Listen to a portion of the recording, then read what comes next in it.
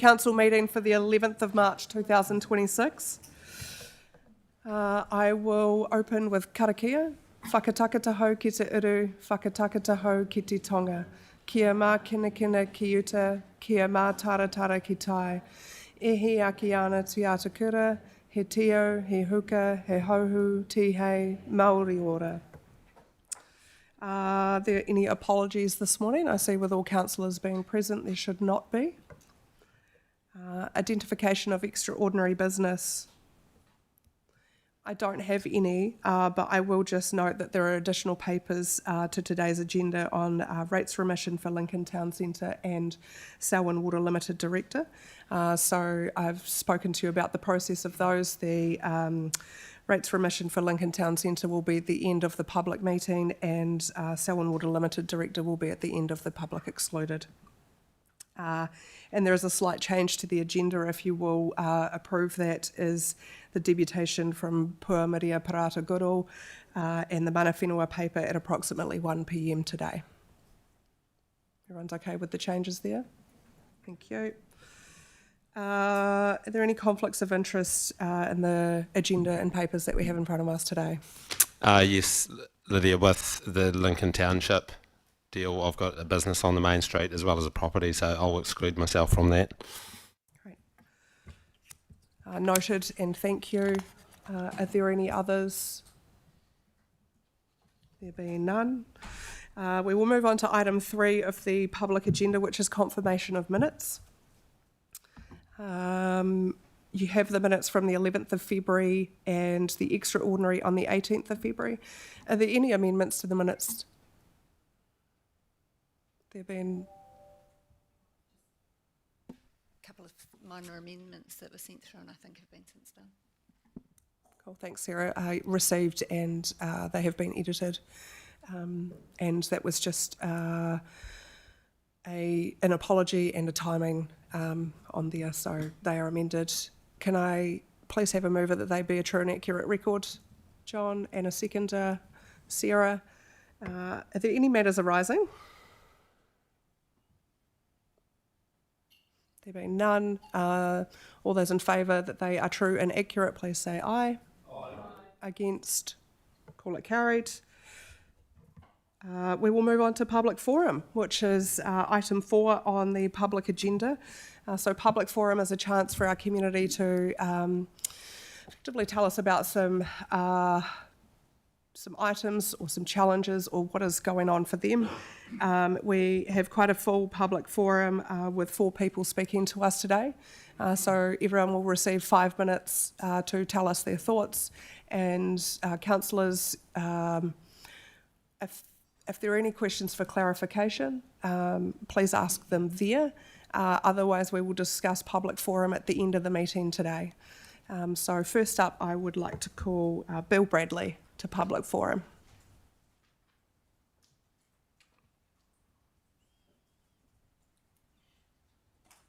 Welcome, Bill. Nice to see you again. Please take a seat and then push the right hand button and the microphone will go red, and that will be you. Well, thank you for having me back again. There's a lot of new faces in here. I might as well sit down, I suppose. Please sit, okay. Be comfortable. Comfortable. Right, regarding damage, this is the 3rd time I've been here regarding damage by subcontractors and nothing. It's been going on for a couple of years at least, and Lydia, you're quite aware of the damage that was done. You'd been out and inspected it. Nothing's done yet. Now, because it's about, I'd estimate there's 20 grand's worth of damage done. I haven't paid the rates, and I've got Aorangi jumping up and down. I have no intentions of paying the rates until something is done. The money is sitting there. It's been sitting there for over 12 months.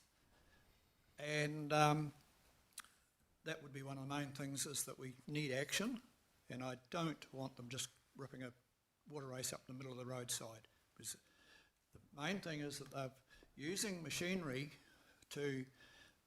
the contractors are using machinery that are not suitable for the job. And if they can, probably just a few $100s worth of alterations to the machines, they can bring it to that. Now, I have the tender forms here for both the roading and your other services, which brings in Hebs and Cord. Apparently, you don't have anybody in the council that oversees the expenditure or the work that's done by these. And as I said in the last meeting, if you don't have copies of these tender forms, you can borrow mine. So they're not, there's nobody there in the council policing the money that's spent. Part of the deal that I had, there was money set aside to clear the spoil off the side of the road so that we can have a look at what the problem is. A job that I could probably do myself in about 4 hours, and if I'm going to be silly about pricing, I would charge myself out at $100, there's $400 to do it. They had money available to do the job. They carted the spoil from my gate or from the race, wouldn't be from here to the other road there. $20,000. Hey, I could do it for $400. How come the contractors were charging this council here 20,000, roughly, we could get the right figures. They had barely 100 metres from my gate to dump it in my property. They were not allowed to turn the vehicles. They had SEMS guys there, they had all the crew there. They were not allowed to drive up my drive, dump it and go back to my gate again. They went 7 kilometres around the block to drive up my drive, dump it and drive back to my gate again. Now this is kind of carry on that these contractors you have are completely ripping you off. And you've got staff on board that are on plus 200,000 and they're not doing their job. So, and I know you want to cut staff back and you want to be questioning the 47 million that you're spending a year. I think we need to look at some of the top stuff and get rid of them on that thing. And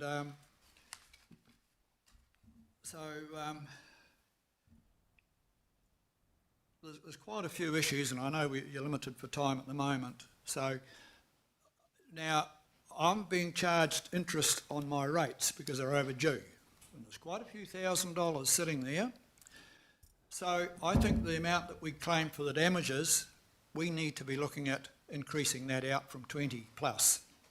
And my suggestion would be that they perhaps pipe that section of race, because they've either got to buy land from me, and that's a hell of a problem, or do something about it. Now I'm just not getting any sense out of the staff, because the previous time I was here, a lot of your staff have apparently left, and we've got a whole lot of new faces, and new people have no idea what the hell was going on. So that's why I'm here now. So I think at this point in time I need to put the council on notice that something's got to be done, and I know darn well, Lydia, that you'll be pulling all strings to get it done. I've got a lot of faith in you that something will be done. So I had a whole list of stuff here, but I don't want to be holding up. Yeah, I don't know where we go from here, but can we get something? But I don't want an El Cheapo job done and just rip the grader down the roadside, because I've got to cut fences. I want to cut the fences. I want to clean it all up. And at the moment I can't touch it, because as soon as I touch that job, I've wiped my chances of having a claim. And I'd like to get that sorted and get those rates paid, because I don't like getting shitty letters from Aorangi. And I rang them and they said, hey, I ain't paying. So all that's been put on hold. Thank you, Bill. I appreciate the time that you've taken out of your day to come here and talk to us. And we will discuss this afternoon around our approach and response to you. And I might have to come and have a cup of coffee with you and work for a wee bit of that. I'm going to pipe it, or it's quite a wee bit, but it'd be cheaper than having to survey the property and buy land from you. I don't want to sell the land, you don't want to buy it, and there's other options. But as far as these contractors go, they need to, the contracts here, they're to clean water races, not to dig them. The contract is to grade roads, not just move the gravel around. So somebody in council needs to be looking at these contracts and go right through them and say, hey, do what you got to do. Cool. Thank you, Bill. There's time for effectively one question. Samuel. Thank you, Bill. Sounds frustrating, mate. Can I have clarity on where you obtained the 20,000 sum from? Basically, it's a reasonable amount. It could be a damn sight more. I haven't done any pricing as such on it. I don't know what land prices are worth. Surveying, that's something that I'm out of my field. But the thing is that I want to re-fence eventually, but I can't because I've damaged they've dug into my property right into where I can't fence right where it is. And so on the land prices at the moment, it's only a strip about yay wide, but the thing is, by the time you go through the costing, I could change it up to 30,000 if you want me to, or whatever, but it's not going to be $5. Thank you. Elizabeth, is this important for clarification of our response? No, I'll leave it at this point. Thank you. Much appreciated. Bill, thank you. We'll discuss this afternoon and we'll come back to you with a response. Appreciate your time today. Thanks. Thanks, Bye. Bill. Next up on public forum, I note that it says Grant Miller, that it's actually the community reference group for Whātaro. So I welcome you up to the table.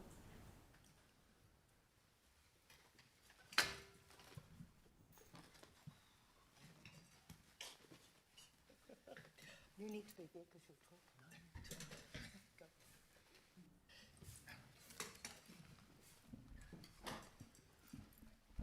Wonderful.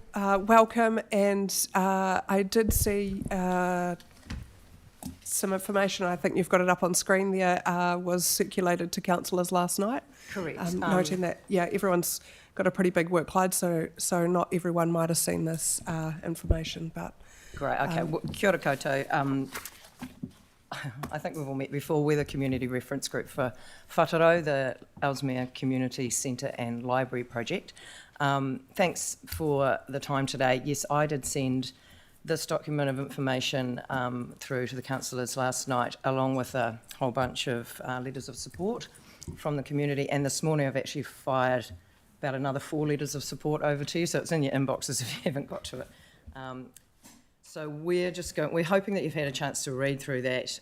We kept it succinct, but we're just going to touch on some of the key points from there today anyway. So without further ado, I'm handing over to Mike. Thanks, Jane. Thanks for giving us the time to talk today. Look, this has been a long process, and it actually started a long time ago, 2006, with when Mayor Coe was the mayor, and there has been so much consultation that has gone through since 2006 right through to now. We think the consultation first started in 2015 when the proposal for a district-wide rate came through, and there was also, at that stage, there was certainly an expression from the Ellesmere district that there was a lack of facilities. And in 2018, when the consultation, there was further consultation as part of the long-term plan, and a community rate was accepted, but it came with an express promise at the time that there would be a facility, and there was actually a figure earmarked of $6 million.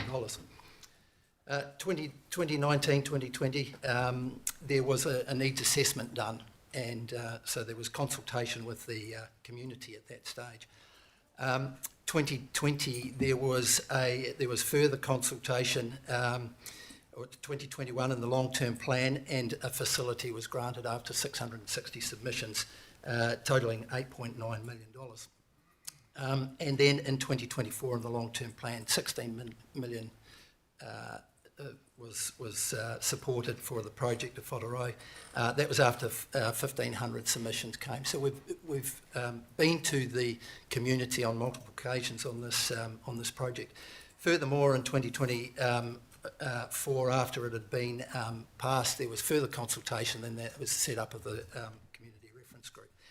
So we have been through this consultation process many times, and I think Grant will talk to that further. But we also, the latest figure we have there is $16.1 million, and this is not a $16.1 million project at this stage because $2 million has already been sunk, and it was sunk before the long-term plan. So that's 14 million. And if we look at the plans that are up there at the moment and the size of that, look, I've taken the liberty of going to get some high-level estimates of the cost of that facility, and we're struggling to come up to $10 million to build that. So we're not sitting there saying it's a $14 million facility. Councillor McGlinchey, when we last had a meeting here, spoke to the fact and made questions of the value based on the size of the facility, and I couldn't agree more with the questions that he was asking, because I think there is, if we look under the bonnet a little bit, there is certainly room to deliver this project at a cost well less than the $10 million. And I know and I respect your roles as governors. I'm a Chartered Fellow of the Institute of Directors. I understand governance. I'm also a Chartered Fellow of the Institute of Accountants, and I understand numbers. So I think if we look under the hood, we should not be going back to go through consultation again. We should be looking at a more efficient way to deliver the project that is much needed. We believe that there was, when that promise was made, that it was more than a social contract. We actually believe that there's some sort of legal obligation to actually deliver this project.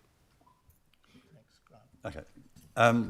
Grant Clausen. As a heavily engaged community member, I speak with residents, ratepayers and owners of businesses on a daily basis.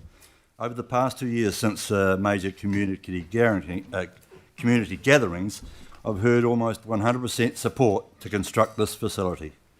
The support testimonials that you've received confirms that wholeheartedly. I believe there's 21, and we gathered those in 2 to 3 days. We can do more. It is a multi-purpose use facility. It's a community centre and library. It's a perfect engaging environment. There are many prospective users putting up their hands saying, we desperately need it, please build it. There are new groups suggesting they would like to host groups at the facility like Te Reo, Sports Trust, business conferences, physio groups, caterers.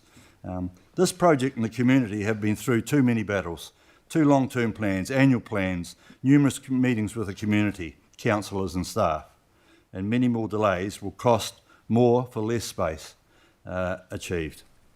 The community reference group appointed by council and the council staff have been exhaustive with our investigations and consultations, visiting numerous other facilities, PowerPoint presentations of other facilities throughout New Zealand and overseas, working out what has worked for them and what hasn't worked for those communities, and we've included our findings in the design you now see after nearly 2 years of our work.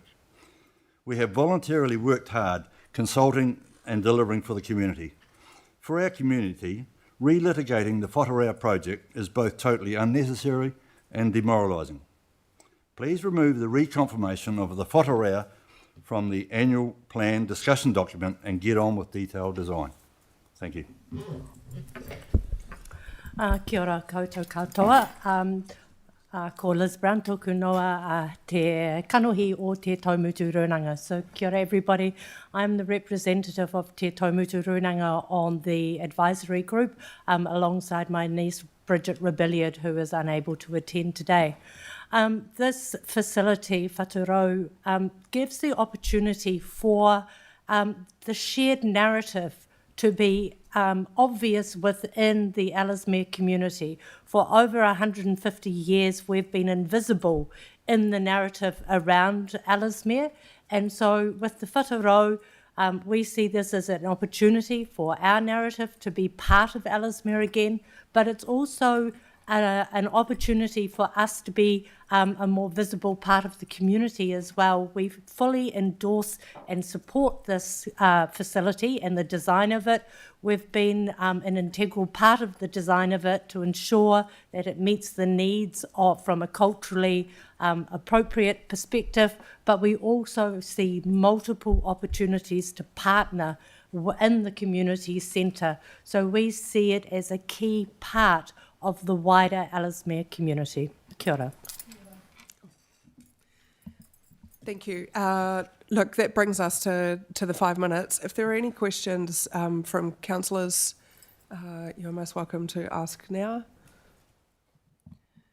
There being none, I really appreciate you taking the time out of your busy lives in this voluntary role that you've contributed towards the 2 years of the planning of this facility. It's much appreciated, and your work doesn't go unnoticed from us either. The thought that you have put into this is much appreciated. As you well know, this is part of our annual plan document. Whātaro is on there, and today I think there will be a discussion between councillors as to where we go from there. So I appreciate your time this morning to talk to us about Whātaro, and we will have some discussion through annual plan. Can I just get some clarification on that? So this is going back to the annual plan, is it? Yeah, in the annual plan document, there is a question around Whātaro and what we do. Our request is that that be removed from the annual plan, because any delays, further delays, we've gone from 6 million to 8.9 to 16.1 million. Delays will only incur increased cost. And that's a concern, because what will inevitably happen is that it will shrink what we receive as a community. We're at a loss to understand what you think any more that can be done, and other questions that the community might have. We've answered all of those continually. Yeah, and I know possibly not all of you would have had the chance to read the documentation last night, but on the first page, after the front page, we talk about the question that's actually in the annual plan, and we make the point that that question actually is not meaningful at all without the knowledge of all the comprehensive analysis, the design input, and all the robust considerations that we have been through in a really, as I say, robust collaborative process with council staff and with the community reference group. So we're asking, please, we need that question to not be on the table. Thank you. Point taken, and it will be discussed at annual plan document time. So, I send my apologies for 1 o'clock. I was going to hope to be here to help support the discussion around Taumutu Runanga, but unfortunately I'm on an interview panel and can't make it. But I hope that conversation is productive. Kia ora. thank you very much for your time.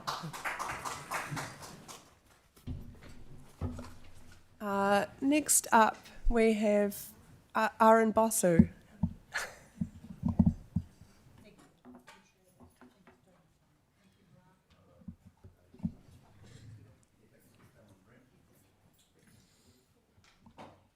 Welcome, Aaron.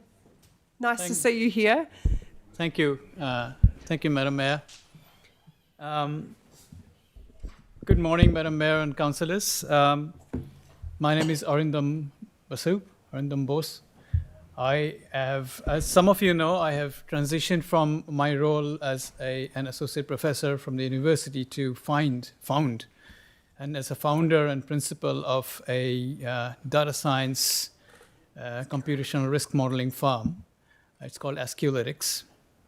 And today I'm here to present a computational analysis and stochastic risk audit of a problem that I've been looking at, and that is the passage of vehicles and humans crossing a short stretch in the Sheffield Township, and what risks does that entail. So this computational safety audit is based on a 1,000-year stochastic simulation of the Sheffield corridor between the Sheffield Pool and the pie shop and a stretch beyond. The Sheffield Pool, and that is selected because SH73 is kind of bisects the township of Sheffield, and it has got on one side the businesses and a part of the township. On the other side, there is a school.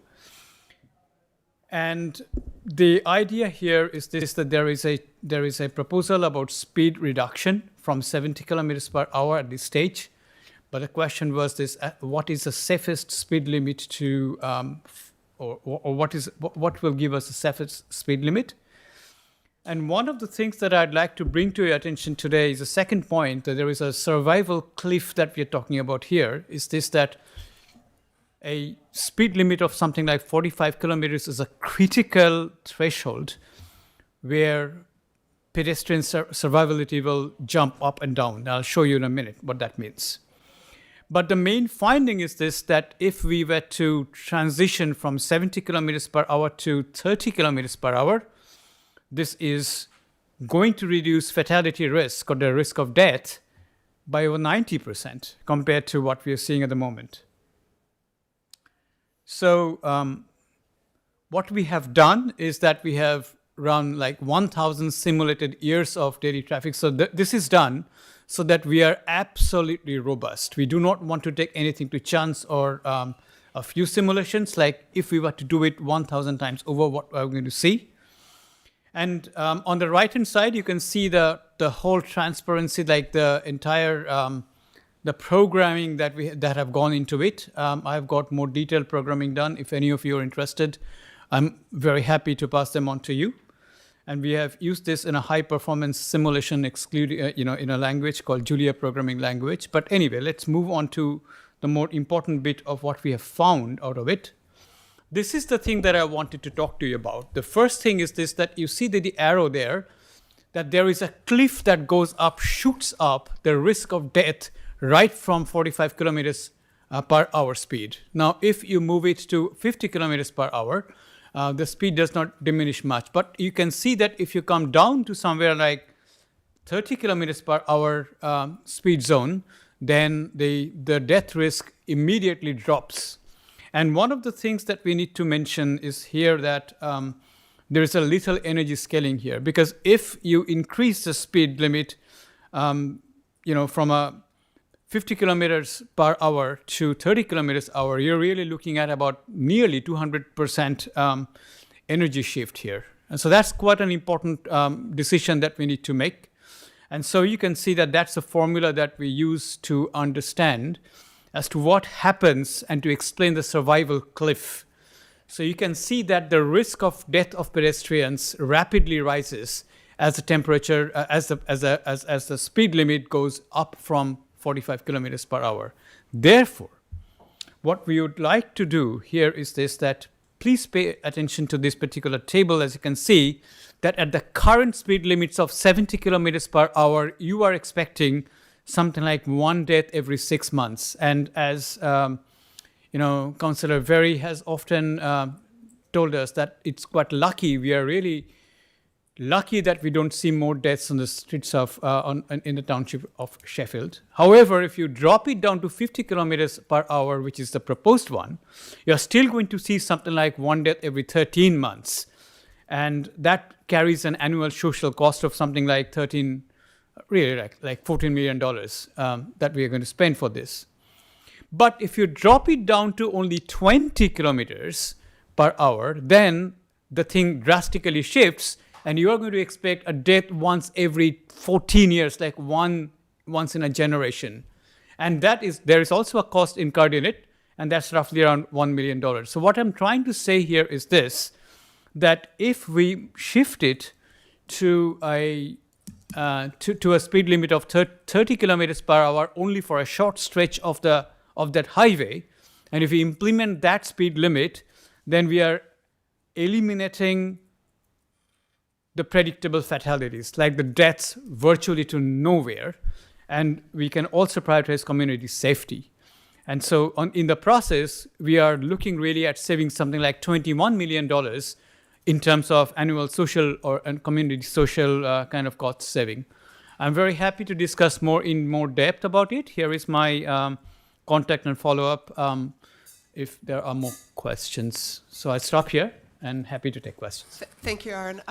We do have your report attached into our agenda, so that was very helpful. Thank you so much for the work that you have done, and I think this highlights the amazing people that we have in our community doing work on our behalf, and so I'm very grateful for the work that you've done for the Sheffield Township in there. There are some questions, so we'll go to Tracy. Thanks, Aaron.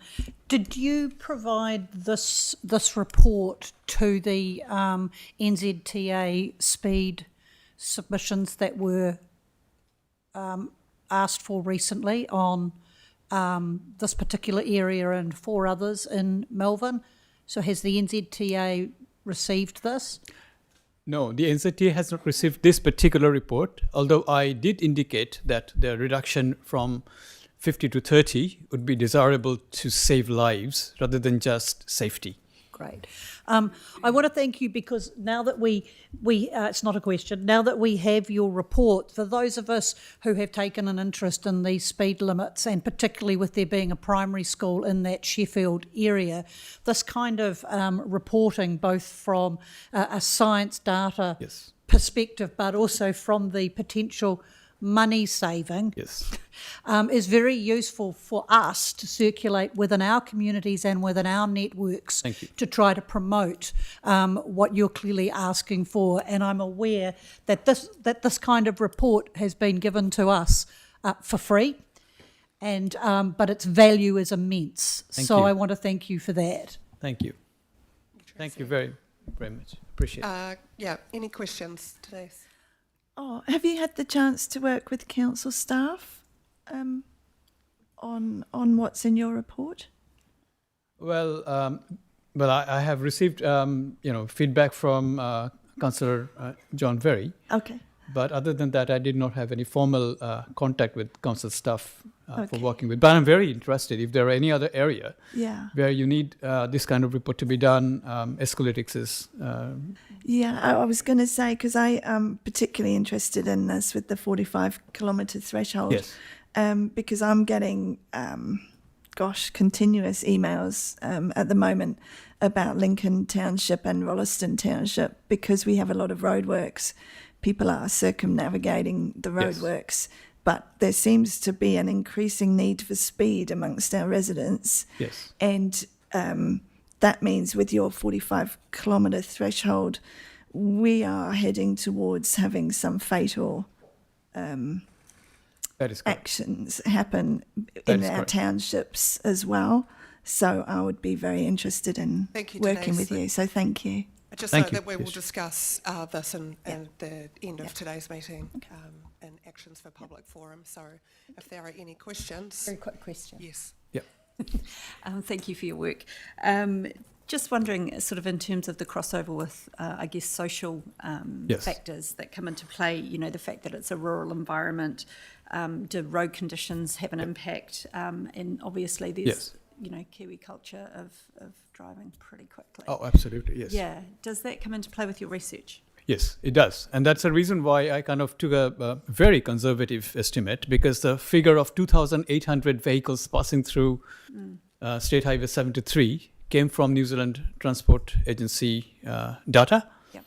I thank again Senator John Verry, Councillor John Verry, to provide me with that information. And I made a very conservative estimate of 50 crossings across the street. But I know that there are more than 50 crossings in that. So the numbers could have gone for worse. But I deliberately made myself very conservative to see what is the most conservative estimate. And this is what has come out of it. You are certainly correct. I mean, this is something that we have taken into account. Thank you. So, yes. Wonderful. Thank you very much. Thank you. Aaron, we will consider our response to you at the end of today's meeting. Thank you. And we'll be in touch. Thank you. Thank you so much for your time today and your time to write this report. Thank you. It's appreciated. I greatly appreciate it. Thank you. Sure. Next on Public Forum, I have Kiralee Fee from Upper Selwyn Huts, but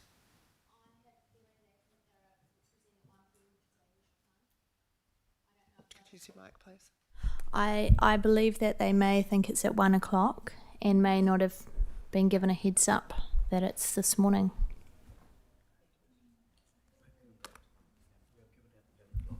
Pardon?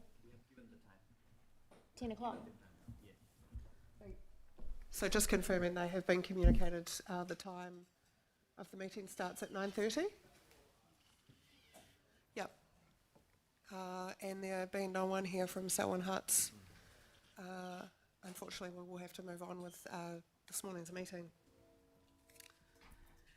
That takes us into tab 5, which is my report. Look, I'll take the report as read because everyone has had this. There are a couple of things on here around the CORD statement of expectations, and as you will know, councillors, we have spent a lot of time working on this and wordsmithing. What I'm asking for is approval to send this to CORD so that we can receive a letter of intent, which will outline how CORD will give effect to the statement of expectations. I think the key changes in this are the requirement for reporting to the Finance and Performance Committee. This is, I think, something that will bridge the disconnect that us and potentially the community feel between our CCO. So I think that this is a really great move. I'm really interested to see the letter of intent of how they give effect to this. We will then give feedback on the letter of intent of when we assess that against our statement of expectations. The other thing is to endorse the biodiversity strategy. I was sent this by Environment Canterbury. It is non-binding financially. It is effectively endorsing and giving effect to the policy statement on Indigenous biodiversity, so something that has been worked on. But I am also happy to take questions. And first up, I have Sophie. Yep. I'm happy to move the recommendations. My question is actually about your diary, Oh, yeah? if that's all right. Just because it's mentioned that you got to give a submission to the Select Committee on on the emergency management bill. Do we know whether you've been invited to speak on any of the other submissions that we've made? Because there are some pretty big ones, and I've heard slightly worryingly that for planning and natural environment, it's been an extremely limited call for speakers. Yeah, so I can confirm that we were not asked to speak to the Select Committee, which is really disappointing, and so we are following up as to why, because I think, and bear with councillors while I say this, being the fastest growing district in the country, I think it is really pertinent that we actually conveyed our views to this, because there are big implications here. All the others we have been invited, so yeah, it's a little concerning for me, and we are following up, and I will let you know the response once received. Yep, I absolutely agree, and I hope we get somewhere there. Thanks. And yeah, as I said, happy to move. Okay. Are there any other questions on my report in front of us here? There being none. Sorry. Yep. I was watching your submission to the Select Committee, and they for the earthquake amendment bill. Yes. And they said that they were going to send out a list to our council of the buildings that are going to be taken off. I was just wondering if you could feed that information through to us when it arrives, please. Absolutely. Any information that I'm receiving is being shared with you.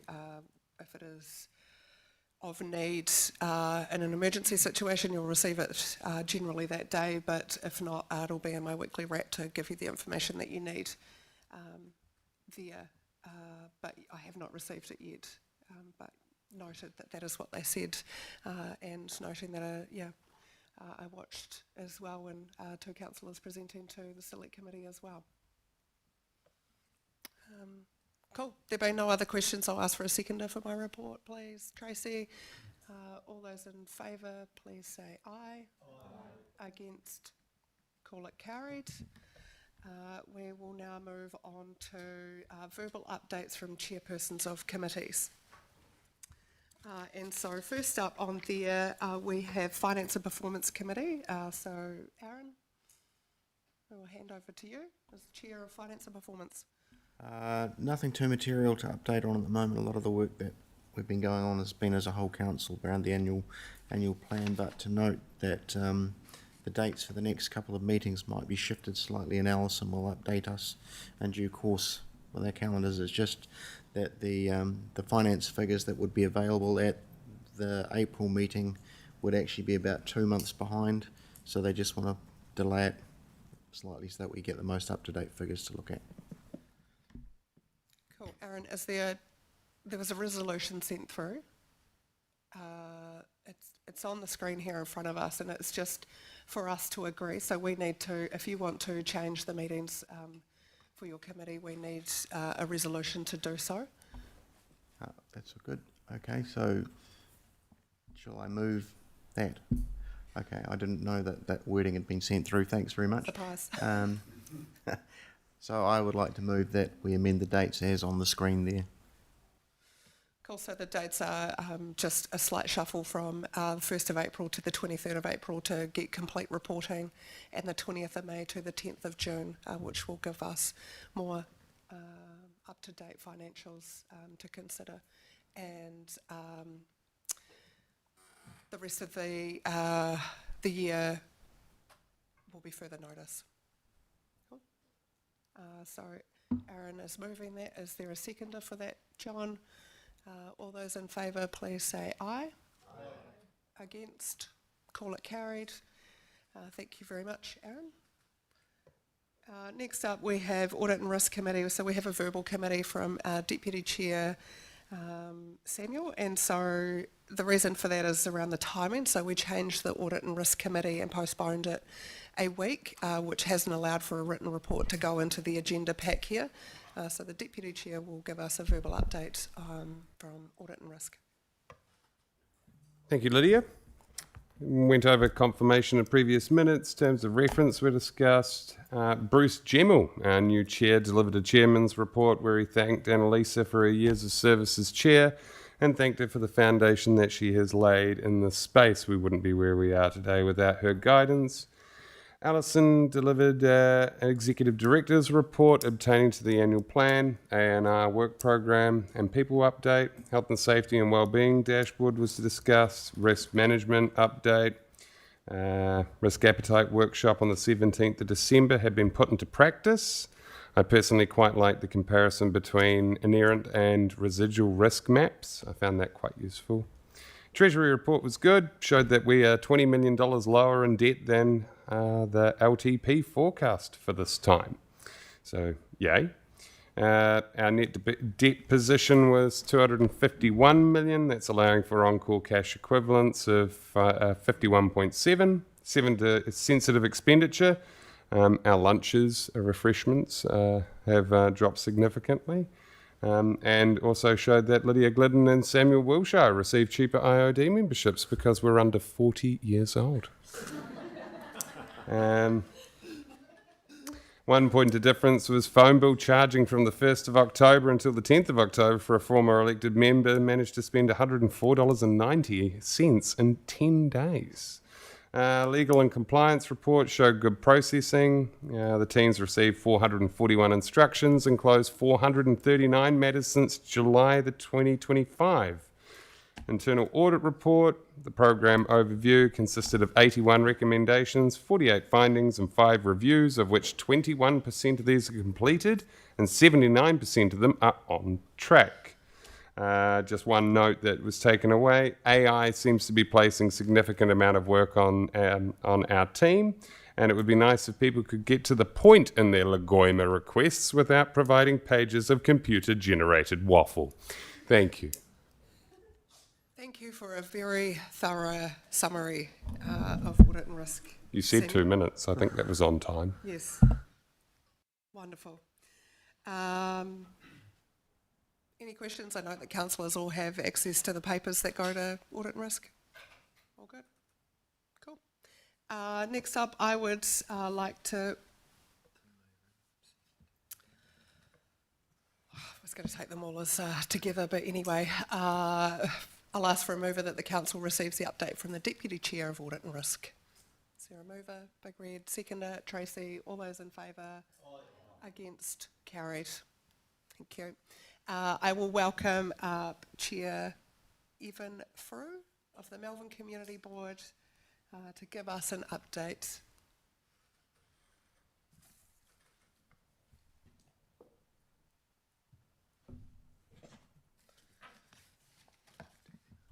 Welcome, Evan. Thank you, Mayor Lydia. I thought I'd talk about 3 or 4 things and then I got a list of 8 or 9, so I'm going to cut them down. There's been a bit happening at the board level, but just mention only very briefly the tour that we did last week around a part of the Melbourne ward.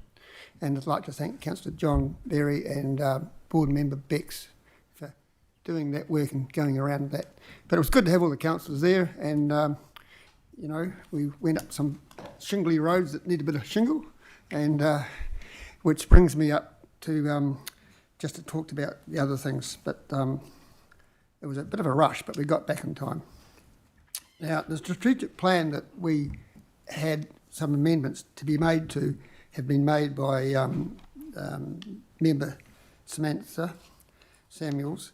But what I was trying to get in the plan was some key statistics.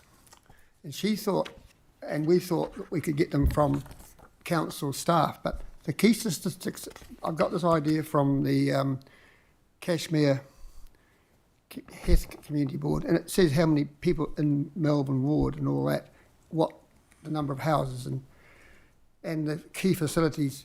Now, we haven't got that in the board, but in the plan, we hope to get that, and I'm sure that when we do get it, however we do get it, we'll include it into the plan. But in the meantime, it now should go out to our community for consideration and get some feedback, and we'll work with you on that.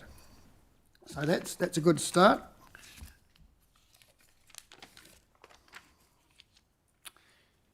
The other one that's taken the board a wee bit of getting the head round is the sister city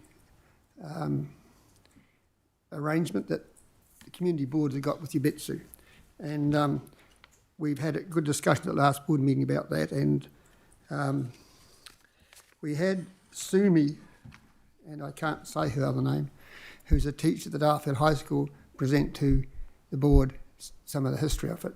So we're getting our heads around that. And Ubetsu is in the northern island of Hokkaido in Japan. If you read the thing out in the reserve there, in the foyer there, the population of 8,000 or 9,000. It's not a big town. But the 30th anniversary is coming up soon. It was established by the Melbourne Community Board in 2000, so they had the 25th, and the Japanese are interested in planting trees for all these things and awarding things, so we have to think about this year. I think it's this year, or was it next year? Next year, 27, we send a party to Japan, so we've got to start thinking about that. All right, so that's interesting. Now, we've decided, or in the process of deciding, to have some portfolios for our responsibilities, and we're meeting tomorrow to discuss that in a workshop. I've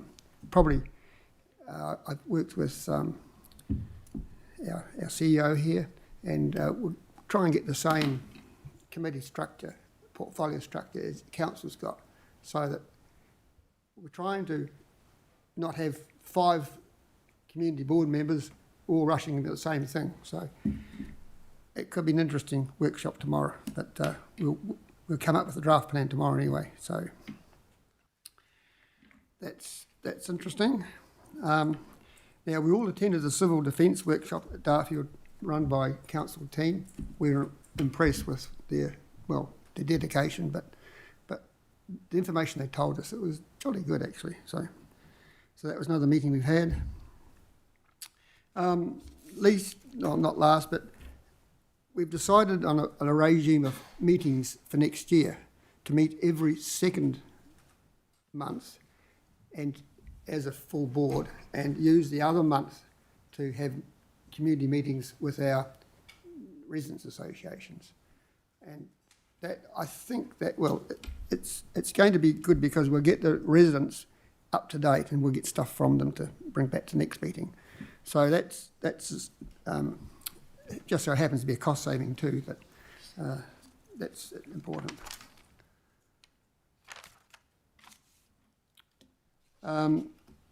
The commuter train for special services is getting a lot of publicity. And if you look at your Facebook pages, hundreds of ideas. Now that's work in progress. And I was just reading today's press, the council in Christchurch is still not ready for people coming into the new stadium.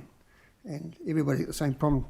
To walk over a kilometre from the nearest rail point is just ridiculous.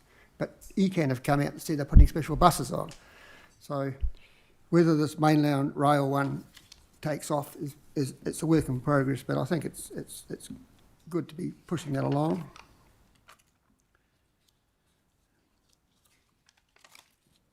And our previous speaker talked about Sheffield, so we won't talk about that again. But we looked at when we had a cup of coffee on last week. We looked at it's not an easy solution to solve, but it needs to be done. But I'd be surprised if we get down to 45 k's and all these townships on the highway. And I've got a pet hobby that hasn't had much traction, but it may be worth having some consideration of as a bypass for the heavy traffic going through from Darfield. And if the one remaining shingle gravel part of Waters Road was sealed from Charing Cross to Greendale Road, and then a wee bit of Clinton's Road it runs onto Clinton's Road, you could bring all the trucks going north, or west rather, particularly the Fonterra trucks, and out of Darfield for the west, going west, and vice versa. And the other day I went down there and had a look. There was 10 to 12 trucks just going all the time. And it's not just because there's a lot of traffic that goes from Ashburton and south to the west coast, believe it or not. So it might be something that it could be looked at and thought about, particularly with these new subdivisions that are in the pipeline for south of Darfield. Anyway, well, that's where we are at the moment. If there's any questions, I'll do my best to answer them. Thank you, Mr. Frew. Really appreciate the update and the work that the board is doing for our community. And you talk about the bypass. You remember the good old days of where Telegraph Road went all the way through to the corner at Bangor there. And hindsight's a great thing, isn't it? But happy if there are any questions for Evan, Elizabeth.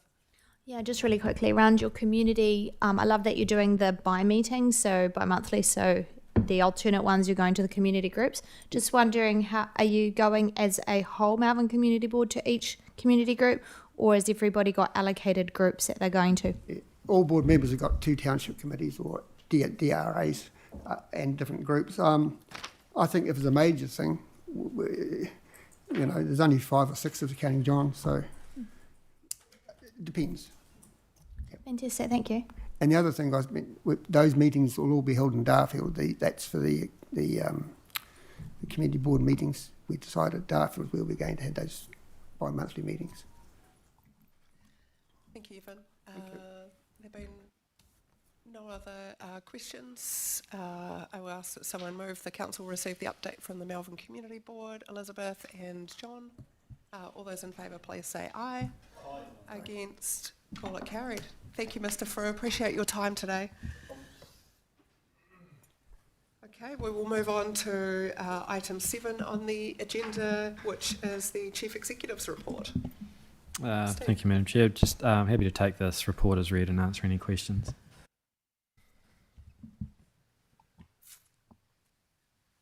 Are there any questions on Chief Executive's report? Race? Stephen, just the Selwyn's Future at the Lincoln on the 30th of June, are we speaking there? Yes, we will be.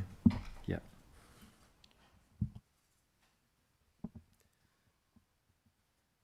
Cool. Any other questions? John? Yeah, just in relation to the Sanders Trust appeal, given the fact that the notice to recall was declined, what effect does that have on the appeal? Might throw that one to Bob Love to just give a bit more of a technical response to that, John. So the appellant does have the opportunity to appeal that recall decision to the Environment or to the High Court. We're unsure whether they'll do that or not. They do have an active appeal to the High Court on the substantive case, where we have chosen to be a neutral party there to assist the court rather than active appellant, which will add appeal points. So effectively it's up to the appellant what pathway that they would like to go down. Well, thank you. There being no other questions, I will ask someone to receive the Chief Executive's report and appoint Councillor Barnsley to the Summit Road Advisory Committee. Mover Samuel and a seconder John. All those in favour, please say aye. Aye. Against? Call it carried. Thank you. All right, on to the exciting one. I think the anticipation this morning of we'll put annual plan up on the table. So I would like to invite Michael Aitken and Rob Steele to the front here, and I think we have some other members from Comms.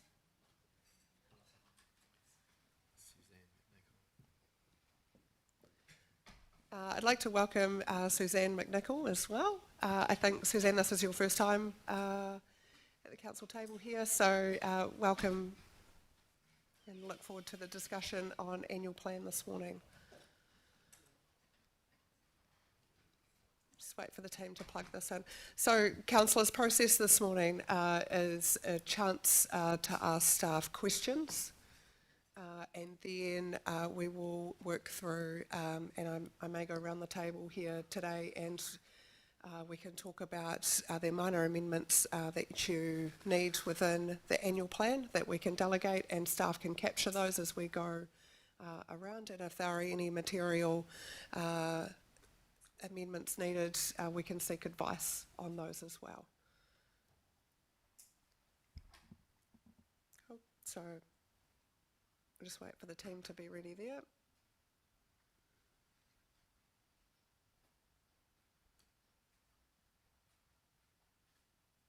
Take it away. Cool, just your mic, thank you. Great, awesome, thank you very much. This morning I'm going to just give a bit of a background around the work that we've been doing to prepare the draft annual plan consultation document and all the work we've done to date, and just walk through some of the things that we're asking council to endorse today. So really the key thing is to endorse the draft annual plan and to go out for consultation, and to endorse the consultation document, and to endorse the approach to community consultation. And Suzanne will talk through the approach we're taking to community consultation. So just to sort of put a bit of context to the whole thing, the Local Government Act requires us to prepare an annual plan and comment on how that annual plan may differ from what was previously provided in the long-term plan in 2024-34.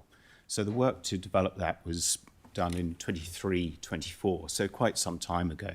So there have been some significant changes, and probably the main one for this council is the separation, the establishment of Selwyn Water Limited. And so that has been taken out of the figures and the detail in the annual plan. But notwithstanding that, we still have to report and say, look, this is different. So what we're doing at the moment in the draft annual plan for consultation is quite different from what was originally envisaged in the long-term plan. So that's why we have talked about the original rates were 13.3%. The rates for Selwyn District Council are being proposed, those options, those three options, and the option that's been modelled in the draft annual plan is 5.4%. And Selwyn Water will present and discuss their proposed rates and fees and charges. That's quite important. It's quite a significant difference.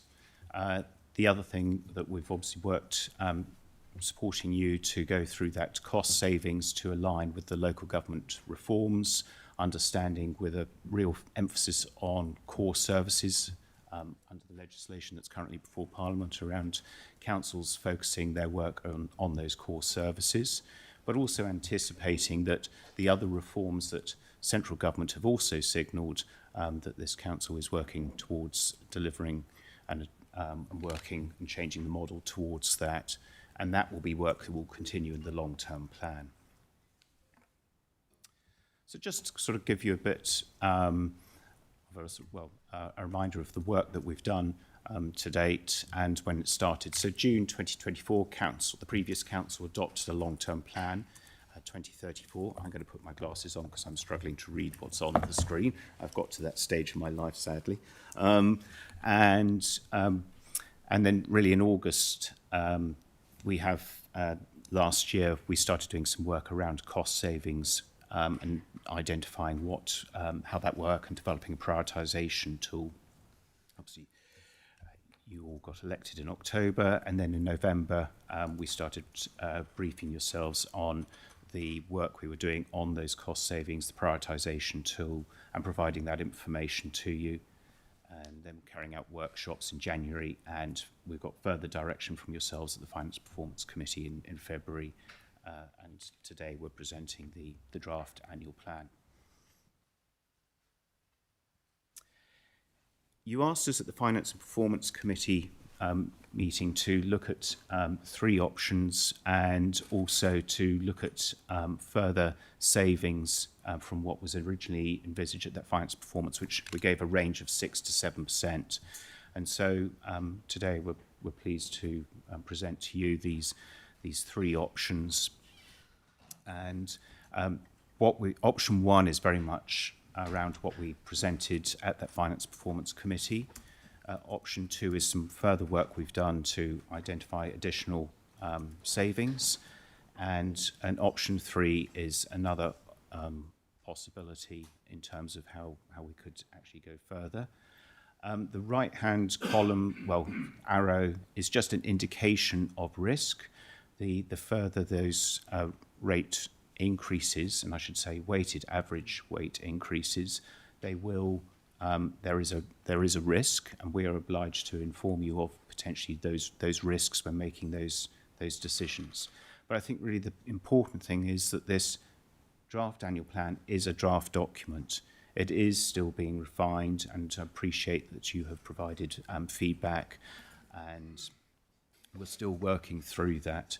So this is an opportunity to ask the community what their thoughts are, and this is your plan that you feel comfortable to take out to that community to ask them for their feedback on that. Some of the key financials, just want to sort of highlight, and there's quite a bit of text beside them, but principally the main difference is the fact that we've separated Selwyn Water.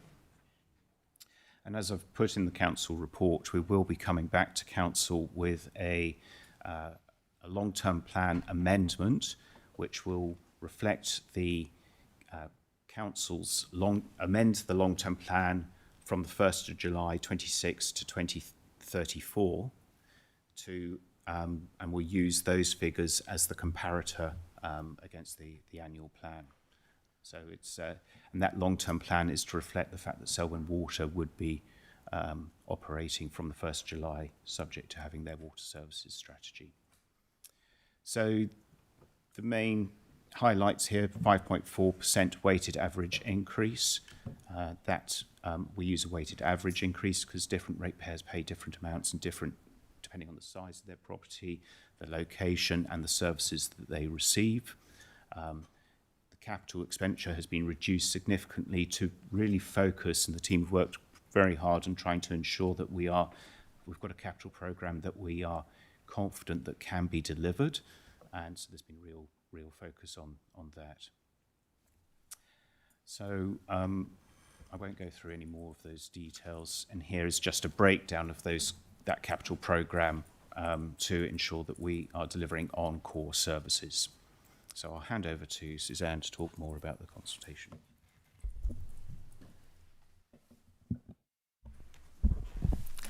Morena.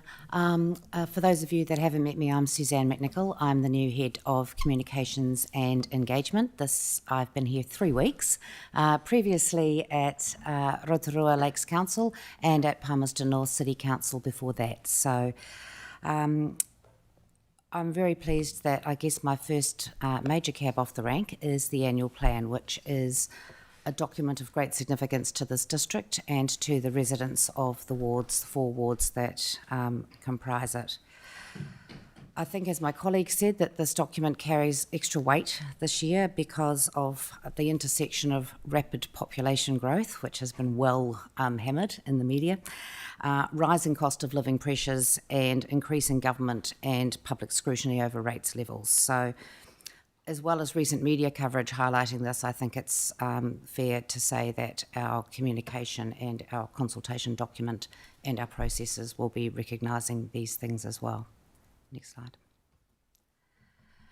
I'm just going to quickly go through. Most of you were with my colleague Sarah Kanoutsis in the Ward Forum briefing last week, so I think it's important before we talk about approach to talk about who is the Selwyn audience, and I've just put those stats up there just so you know that from a communications and engagement point of view, this data and these insights from local wards are what guides our paid and unpaid activity in terms of who we're talking to.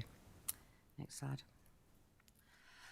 So I'm not actually sure how much detail you're interested in, but for those of you who haven't been party to a communications and engagement plan before, we basically use social media, and there's some key stats there around how important it is with older demographics. We use a mixture of what we call organic or unpaid content there and paid ads to reach targeted people. Our digital platforms are using broad-reaching sort of platforms like Google Display, and as I'll talk to you about in a second, the print is really effective here in the Selwyn district, much more so than in other territories where I've worked. We've also found that new media is really good. So for those of you that like to binge a series on TVNZ on demand, it's also very effective for reaching the Selwyn audience as well. And finally, outside of outdoor advertising, we've got limited options here in Selwyn, but one of the most important things that has come through in our research with previous community engagements is the importance of face-to-face. Next slide. Just a couple of insights here. I think previously, there's been a lot of, I guess people would assume that, it's a Canterbury audience, and so what does for Christchurch does for Selwyn. There are some quite interesting differences. What we find here is that digital audio listening is much higher than in Selwyn than in Christchurch. So those are your iHeartRadios, your Rovers, your Spotifys, and that actual broadcast frequency, so people listening on the radio in real time, is a little bit lower. As I've said, TV viewing is higher and so is video on demand. And compared to Christchurch, where daily print readership is low, our Selwyn Times performs quite high here at 43%. I guess the point of all of this detail is to say that not all platforms offer Selwyn targeting, and so some population areas are too small, and that's why it's crucial for us to have a really good media mix and our own platforms that cover a wide range of communities. Next. So the approach basically is in 3 platforms underpinned by support by our elected members. We like to focus on digital because it's measurable and adaptable, and it enables us to change our messaging to reflect community feedback as we receive it. In person is possibly the most powerful thing in our communities today, where people are time poor. Making the effort to be face-to-face with staff, with elected members and with customers service is a critical way in which people can feel heard. And then, of course, traditionally, we've got newspaper and the consultation document. So the toolkit that we're going to give our elected members will be giving you assets to work across all of these. Next.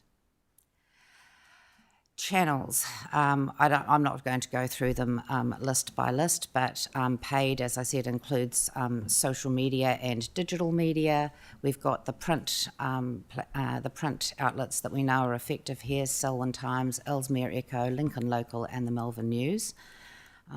One of the biggest things that we're really trying to push outside of this consultation, but for the organisation, is to grow our own channels. And so we will be really using our own platforms, including screens in our venues, to try and reach as many people as possible where they are.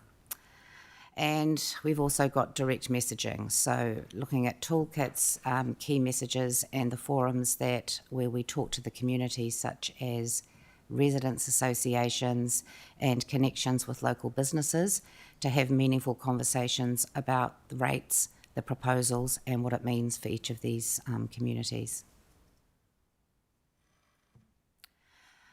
As with previous consultations, we've got a web page and we've got our engagement platform that enables people to get more detailed information on each of the singular proposals, to answer a series of questions, and to provide some open-ended feedback that will help inform decision making.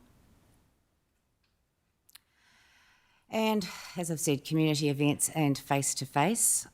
While the actual logistics are going to be worked out by you all, I think, through the Mayor, there will be opportunities for in-person ward meetings, as well as a presence at 3 community markets, and other opportunities as they become available through the 6-week consultation process. You'll see that we've listed some of the toolbox assets that we're providing for you. If there is anything in particular that you think you would like, including additional signage or anything else, please come to me through the Chief Executive, and we will endeavour to provide that for you. So, as my colleague Rob said, the consultation activity, week 1, kicking off very shortly, next week, 16th to the 22nd of March. We'll start with our marketing campaign. We've also got some earned media, which is interviews with the Mayor through Selwyn Times and through radio outlets.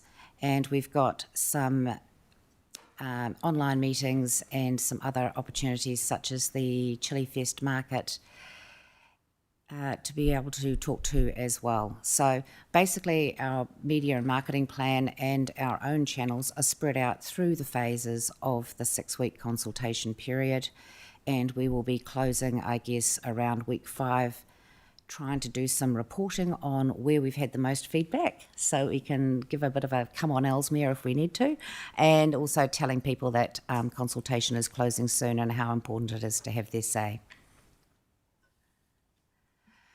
Right, submission questions. I haven't got the full ones up in front, but they are draft, as the Mayor has previously probably spoken to you about.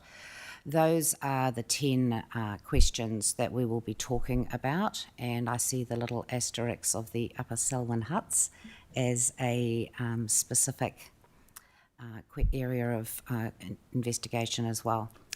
So probably once you look at or you see the draft submission questions, the important thing you need to know is that they will have definitions, which means clearly states what a yes or a no means when you answer that. So I can give you that level of comfort once the final questions have been ratified by you all.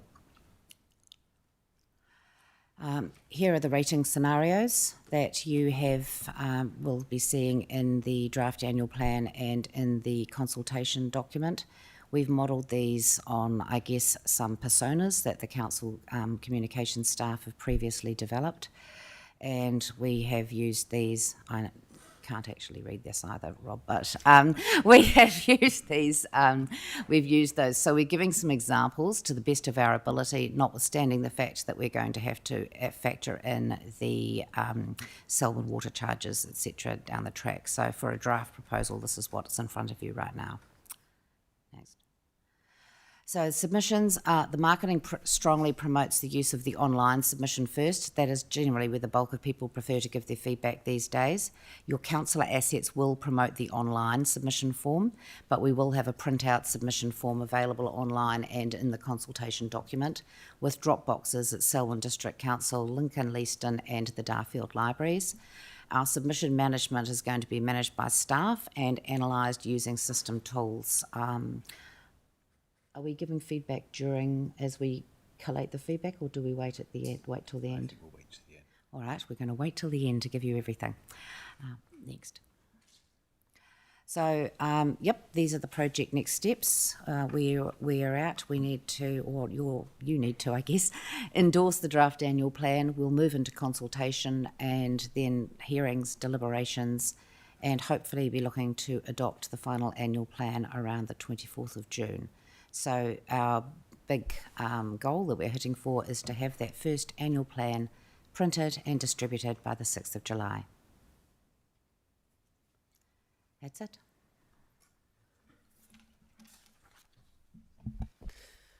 Okay, thank you for the overview. I think the way that we run this is there any questions for clarification that councillors need to ask of staff? And then effectively we will run through, as a governance group, what are minor amendments that we would like to see through this. And so at that point, I'm going to break the standing orders a little bit and go around the room and ask you what they are. I have also tried to kind of group some of the key themes in here to talk about of what might be in the minor amendments. I know that I've already received a fair bit from councillors, and that's great. Part of the resolution there is to delegate to the Chief Executive minor amendments, and so staff, as we go around, will capture those from us.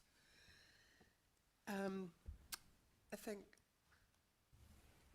if I can add a comment to the annual plan and the work that has happened here is, I think you'll note that the forming of this document, I hope that you can actually see the changes from previous councils and what has happened with the consultation documents, and so we've tried to simplify them a lot and to take away what was effectively glossy pictures and whatnot, and make it easier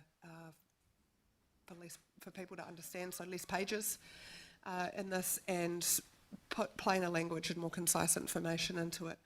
And I think if I can talk to this, it might not be perfect, and perfect is hard, but it's a reminder from me that this is a draft document, and it is draft until June, until after we have gone through deliberations, where we will flesh out what are our priorities after we have heard from our community as well. And going out with the 5.4 is the current number at a point in time, in my view, but the conversation is the 5.4 goes out, but it's on the precedent that staff will continue to find savings over the coming months and present those to us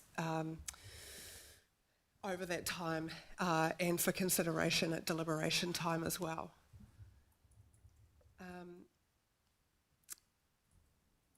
I'll save my amendments for our discussion, but I do have a question, and my question is around those engagement dates. I note that they have, some have TBC next to them now, so I note that councillors have determined that some of the dates do need to be moved because we have other big events on in those communities where effectively a lot of us will be and engaging with our community at that point in time as well. So my question is can those dates be a minor amendment? Yes, my view is that they are. It's definitely a minor amendment. You've committed to doing face-to-face. It's just when you're going to do it. Okay, thank you. And the other question that I had there, I noticed that you had in the comms plan billboards up. Can you please tell me the locations of those billboards?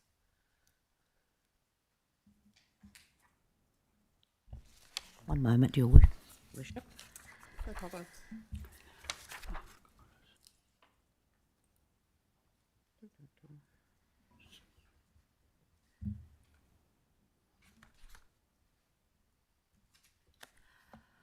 I think I'll have to come back to you. That's a level of detail I haven't put in that presentation. There are two, as far as I'm aware. So can I respond to you outside of this meeting? I'm happy with that. Thank you. Okay, so questions. John? Yes, thank you. Just to give me the confidence in my governance role, legal advice 4.25 and 4.26, I noticed that Simpson Grierson were involved, and then a bit like visionary leadership yesterday, 4.26 staff believe. Am I correct in assuming that whoever have assessed the draft annual plan and the consultation document and consider that the relevant legislation, etc., enable them to provide the governance team with confidence that the documents meet the relevant legislative requirements? Yes, I can confirm that. I'm happy to pass it over to the lawyer in the room, though, to confirm that for you, John. Thank you. Yeah, confirming that. So we provided legal advice to essentially all of the heads of service and executive directors in relation to what the tests are, and they provide that assurance in relation to their particular activity areas, and then we've cast our eyes over it all as well. Thank you, John. Tracy. Will we be able to see where or which ward people are in when we're looking at their submissions? So that we can, yeah, you know what I mean. Yes. Great. Had we thought of running a, don't know what the word is, but running a something by word online? I don't want to say competition, but that as we're going through it, showing people as they've submitted which wards they've submitted from, so people can look and see, you know, Rolliston's done Rolliston have submitted this many and so on. I'm just thinking of adding into what is quite a parochial and sporting oriented district an element of competition as a potential way to engage further. Yes, Councillor, we absolutely intend to do that. I think a little bit of healthy competition usually does drive participation, so I'll get my team to work out the nuance of that, but that is the plan. Great, that's great. And the other thing is, regarding your presentation about the particularly why we're marketing in this way, who we're aiming at and all of that, is there going to be a comms piece to Selwyn Times and those people about that part, because so that people understand why we are putting billboards up, why are we doing it this way, because that is something that that I've heard a lot of over the years is, oh, wasting money on billboards, wasting money on this, wasting money, you know, everything starts with wasting money. But if people understood that this is the demographic and we're looking at targeting them this way and these people that way out there, that could be useful information out there. Thank you for your feedback. I have no problem at all putting something together that gives councillors that tool when they're out having the conversation, and also hopefully gives the community confidence that we're listening to where and how they get their information. Thank you. Thank you, Suzanne. Sophie. Yeah, that came round quicker than I thought it would. Thank you very much for the presentation and welcome to Selwyn. My questions are mostly around the presentation itself. One of them was around the dates for the in-person meetings, just noting as well that the online meeting is down for the 23rd of March, which is the same day as the Rolliston Residents Association meeting. And I can interject, I've provided a pretty good summary to staff of what our diaries look like and engagements. Fantastic. With the community that are happening elsewhere. Yep. On there was a slide that mentioned drop boxes, and I just noticed the only one in Rolliston is here in this building. Just noting that this is, as far as Rolliston foot traffic is concerned, is probably the lowest. So if there was a possibility of having, covering some of our other facilities that have quite a lot of district-wide foot traffic going to them, like the sports centre or the swimming pool or Te Aratia, that would be wonderful. So I'm guessing, Sophie, your question is can we put drop boxes elsewhere in Rolliston? Yes, sorry. Yes, subject to approval from the administrators of those facilities, of course we can. Awesome. On the examples for different households, if we're putting charges in for information around Selwyn Water in there, is it possible to maybe go, because there's the difference between the standing charge that everyone pays and then your average usage. And I guess that would be quite interesting for people to see, or at least to know that whether one or both are included in that. I'm not going to talk to the detail of that because this is a draft consultation document and a draft annual plan, but we will take councillor feedback as to how to make that most clear to the community. Okay, thank you, because I'm hoping that's a minor amendment if we're putting some information in instead of the question marks. That's where the feedback is there. Councillor, if I can just pop in, yeah, that is the modelling at the moment that our finance team are working with Selwyn Water on to see how we can now reflect that at that level. Cool. And I don't have any other questions. Aaron. Thanks very much. I guess I'll firstly build on Sophie's question. So now that we've got some numbers to work with from Selwyn Water, and you gave the example, I can't remember the examples of different types of ratepayers, and you had question marks where the Selwyn Water charges were currently unknown. Can you confirm that we're going to try and put some numbers where those question marks are? Yes. Yes. And will we also then translate those numbers into the effective combined percentage increase for each of those resident examples? So I can probably jump in here if you like. Yes, the answer is yes. The page in the consultation document, you'll note it is like a temperature gauge, and one part is green and one part is blue. We instinctively put that there knowing that the combined increase is really important for our community to see, and so our team are running those numbers to be able to insert that into that document so that our community can see what the combined impact is across the board. So. Great, thank you very much. On page 45 of Diligent, point 4.8, it says that if Selwyn Water don't adopt their strategy by July 1, then there could be some financial risks that the council need to deal with. Given the amount of time that it's taken for us to get numbers so far, how real do you think that risk is, and what mitigating steps have we got in place should that eventuate? I'll go to Steve.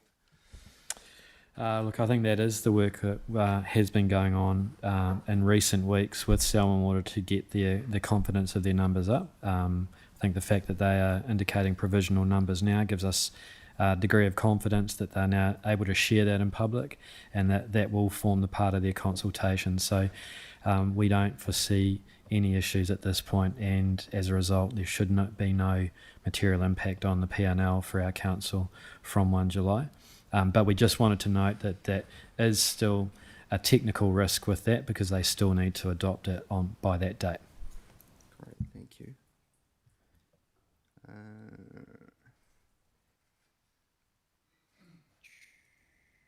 On 6.2, I think it is, page 49 of Diligent, says that under option 2, staff might need to be diverted away from the long-term plan. Whether we get to that option or not, I guess we'll find out today. But my question is, can you confirm that under the long-term plan, that is another opportunity for us to go and find some more cost savings?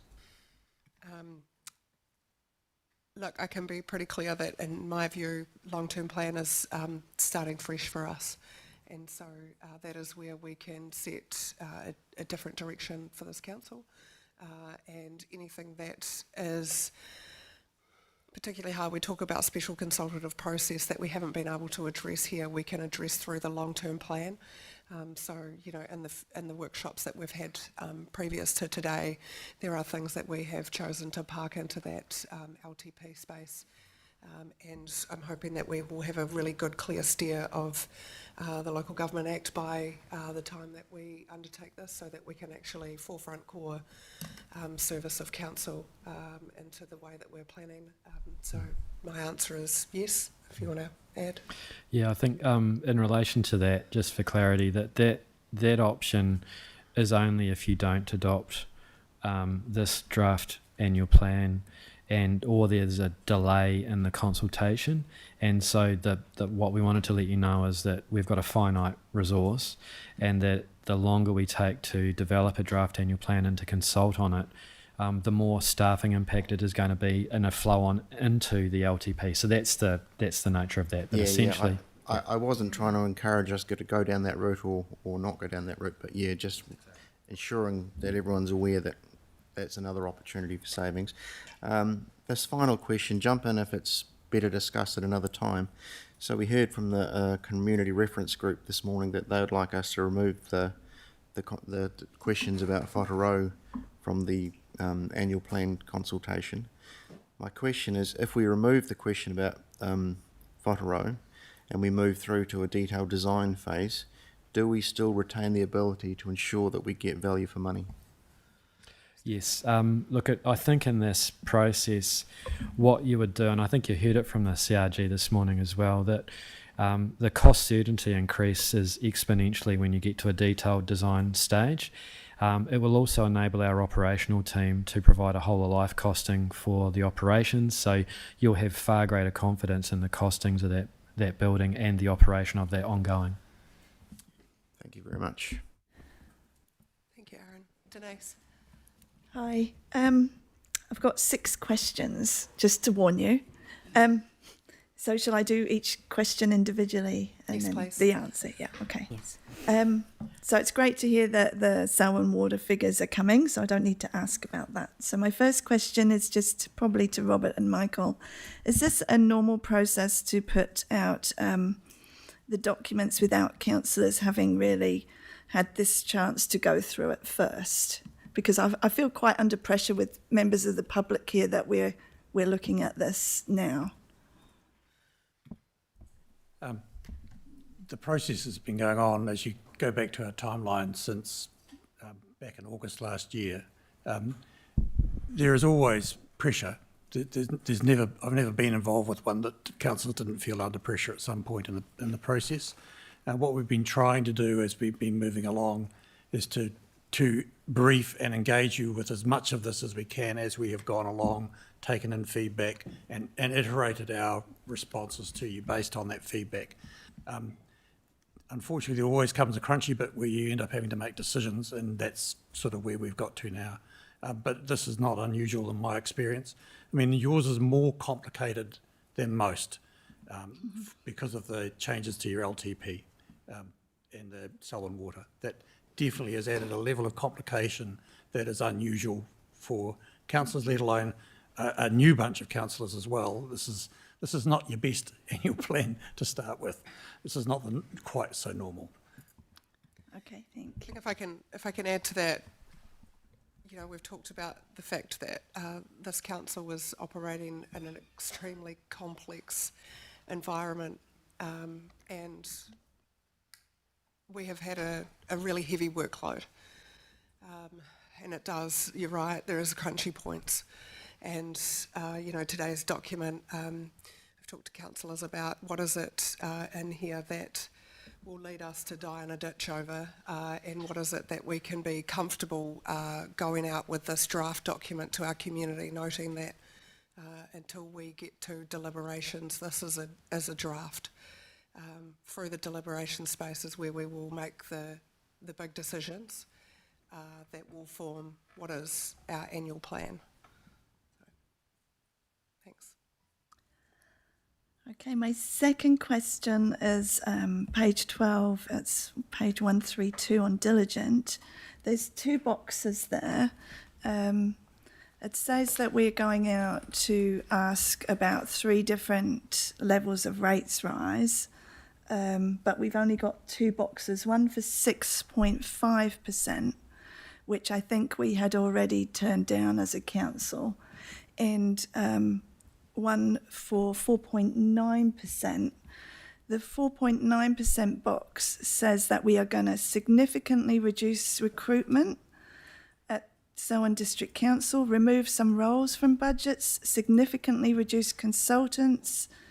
It's going to impact council's ability to meet its legal obligations, deliver services, capital projects, library services and rubbish collection. So do we feel that that is really giving people an option of 4.9%? Can we actually perhaps put the 3 boxes in and actually put some options? I think I'm looking at the page, Denise, the page 132, and I see what you mean. I think, again, it's a minor amendment that needs to be cleaned up, is that the 5.4 is missing from there. Okay. If I may just probably add some clarity to that. So on page, it's 3 pages beforehand, we actually go into the detail of what 5.4 is. And Yeah, so, I know the whole document is covered with 5.4. But if you feel that adding the box to summarise 5.4 in there, we can see if the team can do that. It would be a minor amendment because all the information's there. It'd just be a layout change. I'd like 4.9 to sound a bit more like a choice too. But anyway. Good. Understood. Yep. Question 3, this is sort of a very minor visual thing. It's great that we've gone into looking at things by wards, which is something we've really wanted over the past. Is there a chance to do more of that? And also, I was thinking it would be a great chance to introduce some visual logos to represent each ward, which we could start to use moving forwards through the consultation. My comment is there's a million things we could do. Yeah. We're under massive time pressure and you're under massive time pressure to move this on. I think we'll take that feedback and consider it when we're doing the long-term plan. Okay. And maybe look at, I'm sure Suzanne's team will have a really good look at how we use multiple ways of presenting information in the long-term plan, which we'll be working on with you over the next wee while. Okay. I've been asked by some people in the community, will they be able to submit on the annual plan, but keep their name and all their details private? I know you can keep your addresses private, but are you able, if they ask, to keep their name private? It's just because some communities are quite small and people know each other. Sophie. Yeah, so anonymous submissions aren't accepted, essentially because you're not anonymous but private details. Yeah. If there is anything like that in their submission, we've indicated on the submission form that they need to let us know if they have any of that information, so we can keep that confidential and that can be provided to councillors in a PX environment. Okay, so that can be done. Okay, excellent. They will be pleased to know. And the last, where am I? Last question is for Suzanne. I don't know if this is the last question, but anyway. Suzanne, can you put something together that we would be able to use on local notice boards for people that don't use social media? Of course we can. Lovely, thank you. And I did want to ask about an additional question, but that might be going out of scope. I don't know. An additional question? Is it a question? An additional question to go in the plan, just as a, go for it. I think maybe if we could, that might be to be dealt with in the discussion section where you go through your views and what you'd like to see amended, because we may need to seek some advice to support your. All right, lovely. So please hold that hold that question and thought for discussion time. Okay. Thank you, Denise. Great, thank you. Sarah. Cool, thanks team. Thank you for this draft and the process behind it.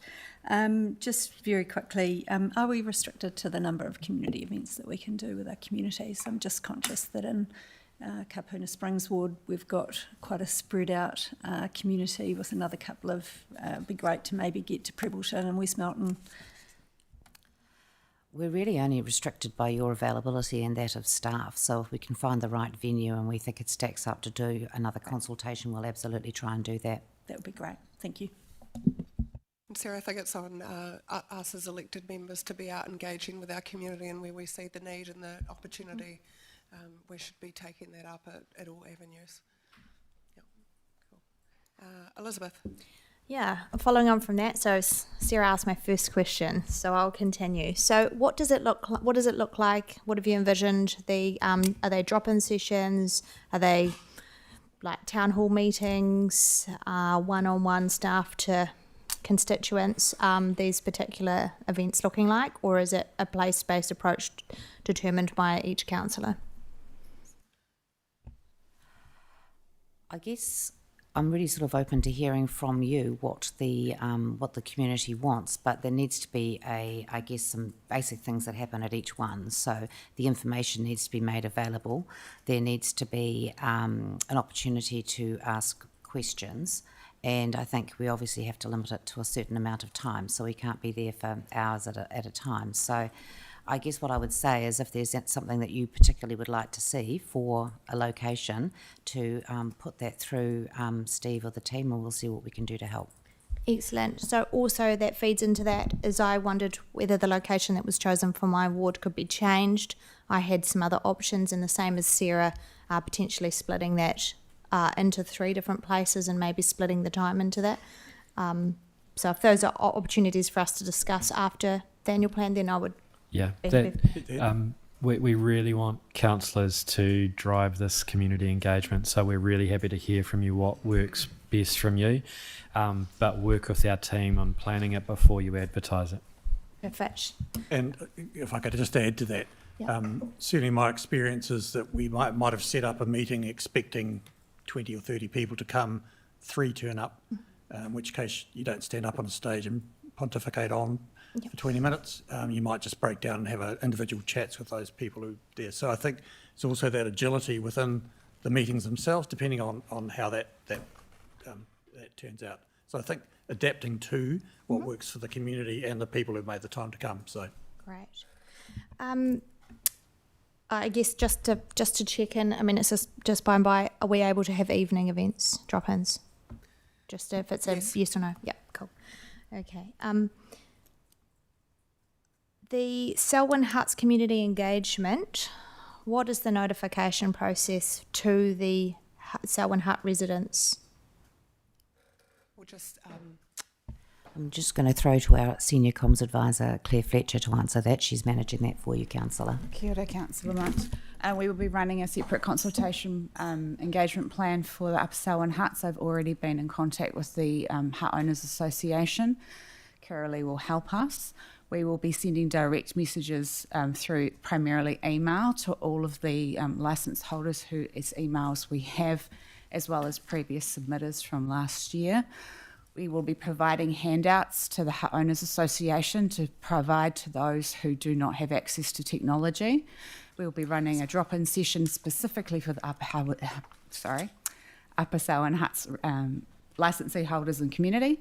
And they've also requested that we hold an additional community meeting, which we're looking at the scheduling now. Okay, great. Just wondered whether, because some of the hut owners don't always live there, whether we need to send out letters for some who may not use those other methods. We can certainly look into that, and for absentee licence holders who are not at the residence. Yep, okay, great.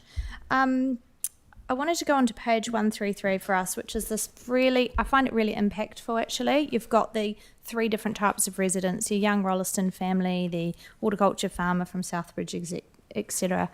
My question is here, we've got property capital value and then we've got the Selwyn district rates, but we've only put that rating at the 5.4 increase. Is there an opportunity to have both the other 2 brackets so the comparable rates increases for the community? I feel that would be probably one of the most efficient ways of showing people the differences and the impact, because it's hugely different potentially for all of those 3 options. I might throw to Alison to answer that, but I have a feeling that modelling would probably push us outside of the 6-week and it would be a challenge to do. But Alison, can you confirm the work? So we're fully modelled, and I think we discussed at finance performance, we fully modelled 6.5 and obviously we've got 5.4 in there, but we have not done full modelling for 4.9. So to Steve's point, if we wanted to put in those references, then it would be additional work. Okay. Right. So that, just for clarity, that would not mean it's a minor change, and that would have a time and resource impact on this process. Okay. So going back to Denise's comment around the two boxes, the 6.5 and the 4.9, we're saying the 4.9 has legal obligations. I just wonder whether we could make those, pad that sentence out if it does remain in there, which is give us what the some identifiable examples of what those are legal obligations, because that just says straight away completely not permissible, but the legal obligations might still be within the permissible. So I think that we need to identify what they are for the community to be making an informed decision around that. We can look at the wording on that one and be clearer with what we mean. Thank you. Brace. Mine should be fairly easy. I've been scrolling back, but I took notes a couple of days ago, and it says on the 23rd of March that there'll be hard copies printable and put in a library. Can't actually find where that is, but it's written somewhere there. I was scrolling through. That's correct. So with these minor amendments, etc., and this goes out, consultation starts on the 16th of March, will we be able to make those time frames? And I'm putting that to somebody who's actually in the constituent that will be very interested to know. We will endeavour to do that. We've managed to hit some big deadlines in a very short period of time, so we've got a great team. And so that is also alluding to with the Selwyn Water, there was a lot of documentation that was there but not available on desktop on the time that it said that it would be there. So if we could put some attention and urgency to that, it would be appreciated by constituents. We'll just go to Cleo. I can confirm that the communications advisors for Selwyn Water Limited are working this morning to get approval for the new numbers to be provided to us this afternoon. So we are working very hard to have it in on time. And I think part of what you're saying, Reece, also depends on what our minor amendments are and how many and the time frame, because you know, if we're going to wordsmith an entire document, that is a substantial amount of time, and that is why, you know, when I say to you, what are the things that will lead to you dying in the ditch, and what are the things that you will live with in this, noting that to get 11 people to agree on wordsmithing is particularly difficult at times. So, I agree. Samuel. On the back of your wordsmithing comment, and sort of in a line. Questions too, sorry. Can we have a bit more clarity on the 4.9% as opposed to it being may, will, or won't? So we've been told that it may, will, or yeah. A bit of definitive there would be great. Can I answer that, Sam? Yeah. Yeah, look, the option there does relate to one of the things we've talked about, which is slowing down our recruitment, and it depends on what roles that we're looking at. We have talked about really ensuring that we prioritise safety sensitive roles. We have talked about really ensuring we prioritise regulatory roles, the things that we have to do legally. The harder we go there, that is where the may comes in, because if we do slow down, there may be a risk, but that's what the team will be managing throughout the next annual plan process. But like I said, we'll be clearer with what we mean with those words, and we'll describe it a bit better. Cool. I'd like a bit more clarity on the questions and them to include figures, please. So Sam, questions, because we will go around the table and talk about our minor amendments, and staff will take note of this stuff. So please do ask if you have a question, please, that you need clarification on. Cool. Are there any other questions for the staff here? Noting that when we go around the table, if there are things that we need to seek staff advice on, we can invite staff back to the table to answer those questions.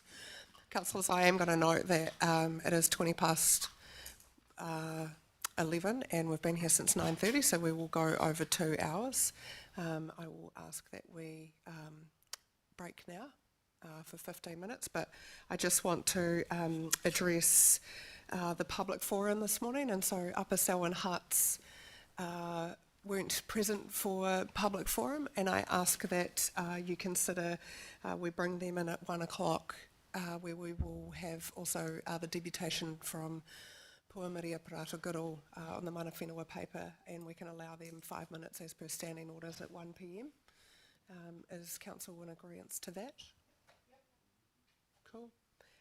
So we will break now for 15 minutes, and then we will come back and we will go around the table, and I will start with Big Red when we come back, and we will work our way around. Cool. Thank you.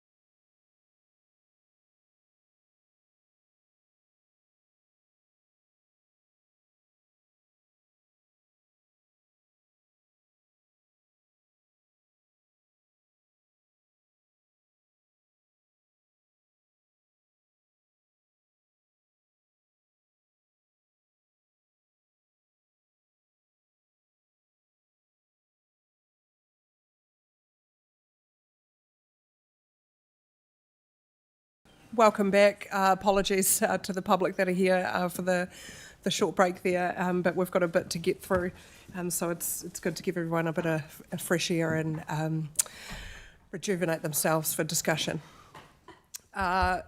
Before we were in the break, we have had opportunity to ask staff questions, and now I have said I'd like to move around the room and talk about the minor amendments that we see, so that staff can capture those to incorporate that into the document, because they will need to start work on this fairly quickly. And if anything flags up that it is a material change, then we can actually seek staff advice on that too. And I indicated that I would start with Big Red and go around the room. So, Big Red, hand over to you. Wonderful. Team, I just want to remind everyone, like, as we head into this here, we've got all the technology in the world, and yes, I appreciate that there's people of age who cannot use email and are not up to speed on that, but we've got more technology and more availability in the world for people to do submissions, to get them back, and I just want to say that. We've also got to remind everyone that not everyone can have a bike for Christmas. You drive through this here, you drive through Selwyn, you've got residential people, then you have lifestyle people paying twice the rates, but they don't have a septic tank and water at the front gate. Then you have farmers paying 30, 40, 50, 60,000 a year in rates, and then people who are paying 1,700 get more from the council. I just think we just really have got an opportunity to dig deep here when people are whinging about stuff that they whinge about, or they want stuff that they want, just to put everything into perspective. Annual plan, great document, apart from one line, which would be the Whaterau line. So I'd like to move a motion that we take Whaterau out of the annual plan, and it needs to get moved through to detailed design. Okay, that pivots slightly what the plan was to go around the room. Is there, Red, I hear what you're saying. Is there a seconder? I'll second that. Tracy's happy to second that. Okay, so I just need to figure out what that means. I might just seek a little bit of staff advice. Are we okay if we just adjourn for a couple of minutes while we get a resolution on the screen so that everyone can be really clear what this means? Yep. Cool. Okay. We do have some resolution wording, so we'll just scroll down on the screen. So this would be an amendment proposed by Big Red for resolution 5 and 6. If you just scroll down slightly more there, Kylie, so that you can have C5 and 6 on the screen. Thank you. Can we just highlight that so that it stands out?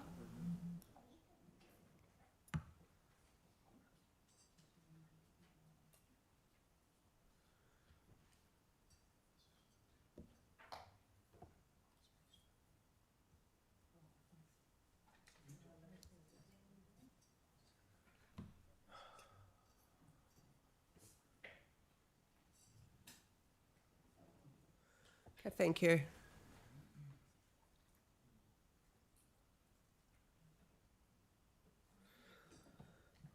Okay, can everyone see that on the screen? Visible to everyone? I'll give you a couple of minutes to have a read so that we can understand what has been asked here.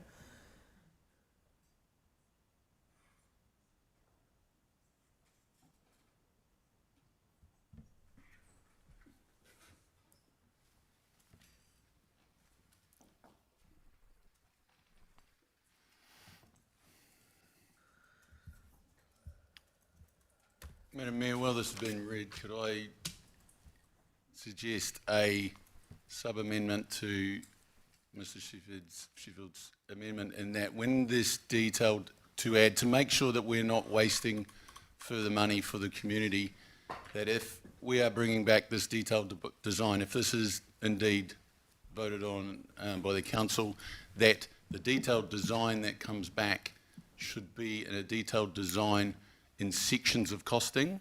So we are including a library, the auditorium. We all know what the Whānau proposal is. We've been through that. But to bring it back as a one, can it be segmented in the wording that when we go to the detailed design, that it is broken down in good detail when it's priced as people, you know, the QSs or the architect that's going to do this,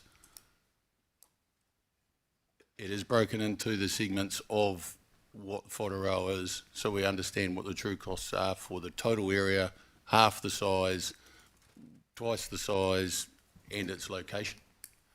Because the only thing that I look in reading this is that we get this pricing back if this all continues forward, and we will have a lump sum figure on the Whānau current footprint and design when we have had discussions of various design options within it. So all I'm asking is that my sub-amendment is that the detailed design has each of the sections of Whānau priced individually.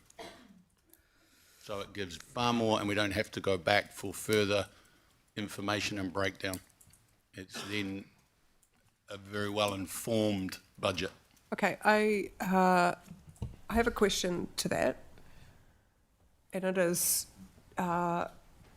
Tim or Keith might be able to answer this. What does our normal detailed design look like? Because would that have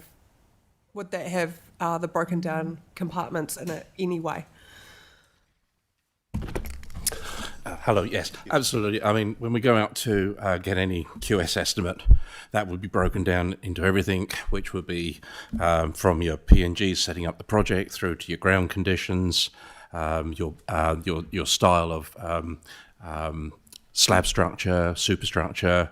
One of the things that we will be interested in, of course, is the whole of life cost, so choice of materials that give us the longevity that we look for. So if we set a longevity of 35 or 50 years, we'd be looking to understand whether we'd need to replace the roof in a 50-year life, all those sort of things.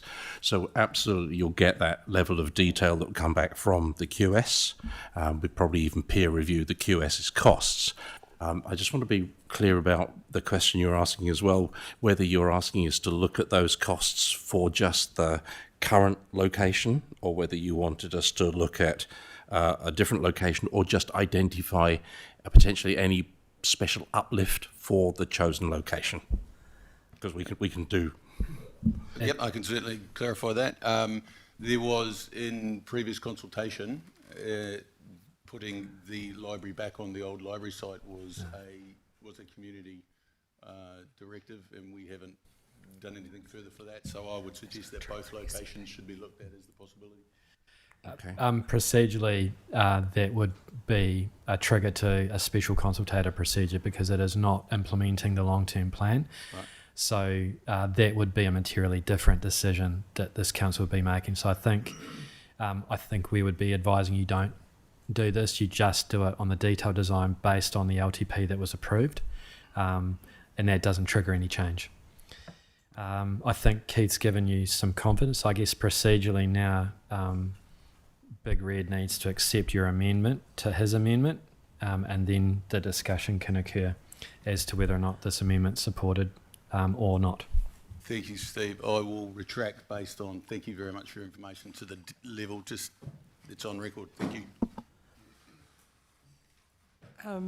Sophie, are you okay just to take your light off? I just want to check with Red, with the resolution there. Yeah, happy for the amendment, makes sense. You want to put the amendment in? Because Reese is withdrawn. So just, so,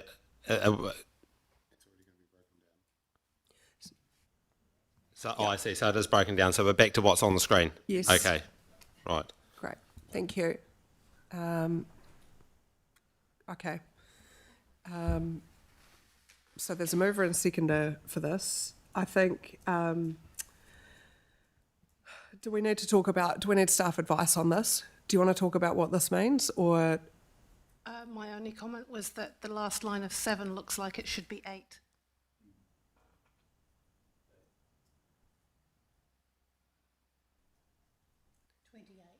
bit that says endorses the draft annual plan 26-27, which originally in the original motion or the recommendations was number 5 as a separate standalone item.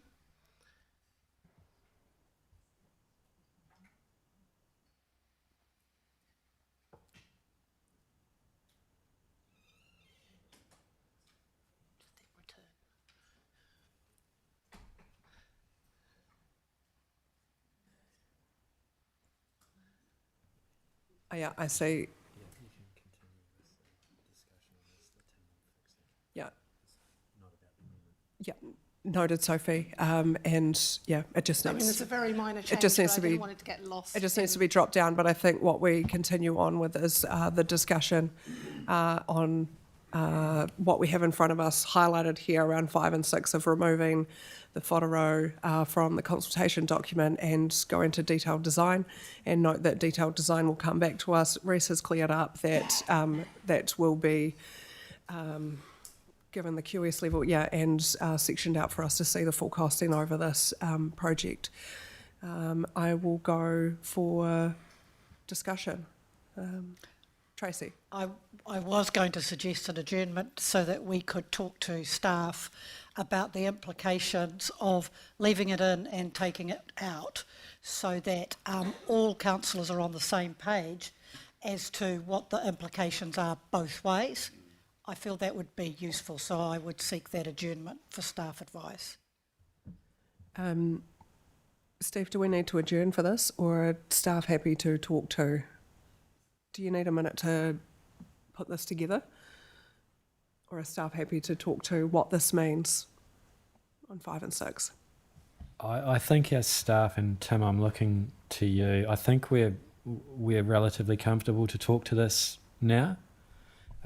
It has been foreshadowed, so I think we're happy to talk. Tim, do you want to lead this one off? So, Tracy, are you happy to not adjourn and we just go straight to staff advice? Yeah, on this? I am happy, and just to clarify, I'm just asking around the interaction with the long-term plan and the special process and the triggers and all of that, that we can just have briefly explained to us that if we do this, then it means one thing. If we leave it in, what's the other thing it means from a process point of view? Cool. I'll hand over to Tim. Yeah, sure. Thanks, Tracy. I can talk to the process and I guess leading into the long-term plan. So we're ready to go in regard to the detailed design. So we would immediately start looking at that. We'd anticipate we'd be in a position to be able to come back to this council prior to the long-term plan as a whole point, I guess, as you will, just to respond to the questions around cost, operational cost. So as far as timing, there's no issue there. So we would be able to come back in time for you to be able to make a decision to go, yep, we're comfortable with you to proceed with this project, or no, actually we want this to enter the long-term plan process and go through a consultation. I might hand to Soph to talk about the long-term plan and the implications around that. Does that make sense? What was your second question, Lydia? Well, I wasn't asking the question, it was Tracy, but I think it was around the implications and special consultative process and the triggers for that. Yeah, so if there's a significant alteration to the long-term plan, essentially that needs to go through the special consultative process, and we don't have time for that for the annual plan process. So we can't consider any resolutions here that would trigger that. So I think the question Tracy was asking if I think it is about the future long-term plan and the timing and getting that advice into the next LTP cycle, and that's the go, no-go moment. So I just want to clarify that's doable. Yeah, we believe that's doable. Yeah. Thank you. Thank you, Tracy. Next up, I've got John. Yeah. Would the detailed design obviously look at the suggested cost savings as part of the process? My understanding is detailed design is where we will actually see where the cost is in the project. I think at the moment it's really hard because it's an indicative, it's a budget, and without detailed design, we don't actually know the true costing of this project. Yeah. Keith? Yeah, look, I just confirm that. So we're not much further than a Balkan location at this moment in time. So we want to be able to move forward and understand probably more the risks than anything else, because the project, we've heard a number of times talk about the dollar value of the actual build. There's an amount of money at the moment that's sitting there for contingency. So part of what we would be wanting to do during that design process is manage down that contingency so that we've got a greater degree of security for council if we were to push the go button. Reece. Sorry, I did come back again. It was just to your point there, Tim. We would have plenty of time.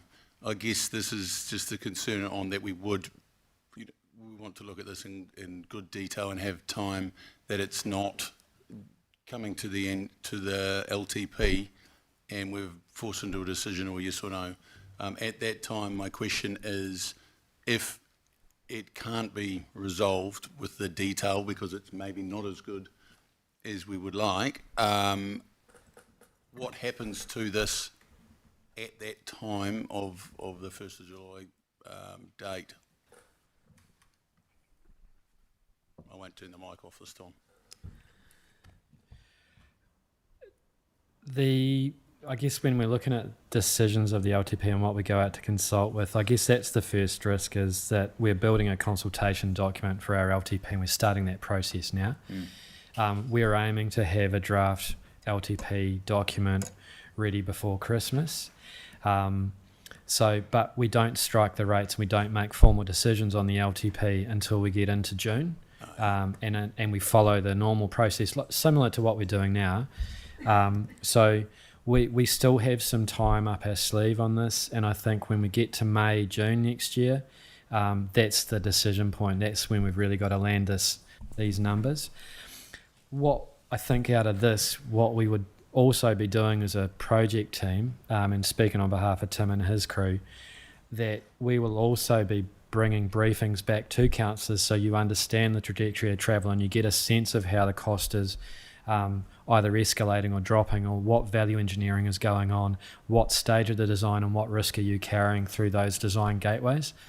And so I think that is probably the benefit of doing this process, is that we're going to be more intentional now, and we will have those stage gates from concept to developed through into detailed. So I think councillors will have a pretty clear indication of how this is tracking before you get to make decisions.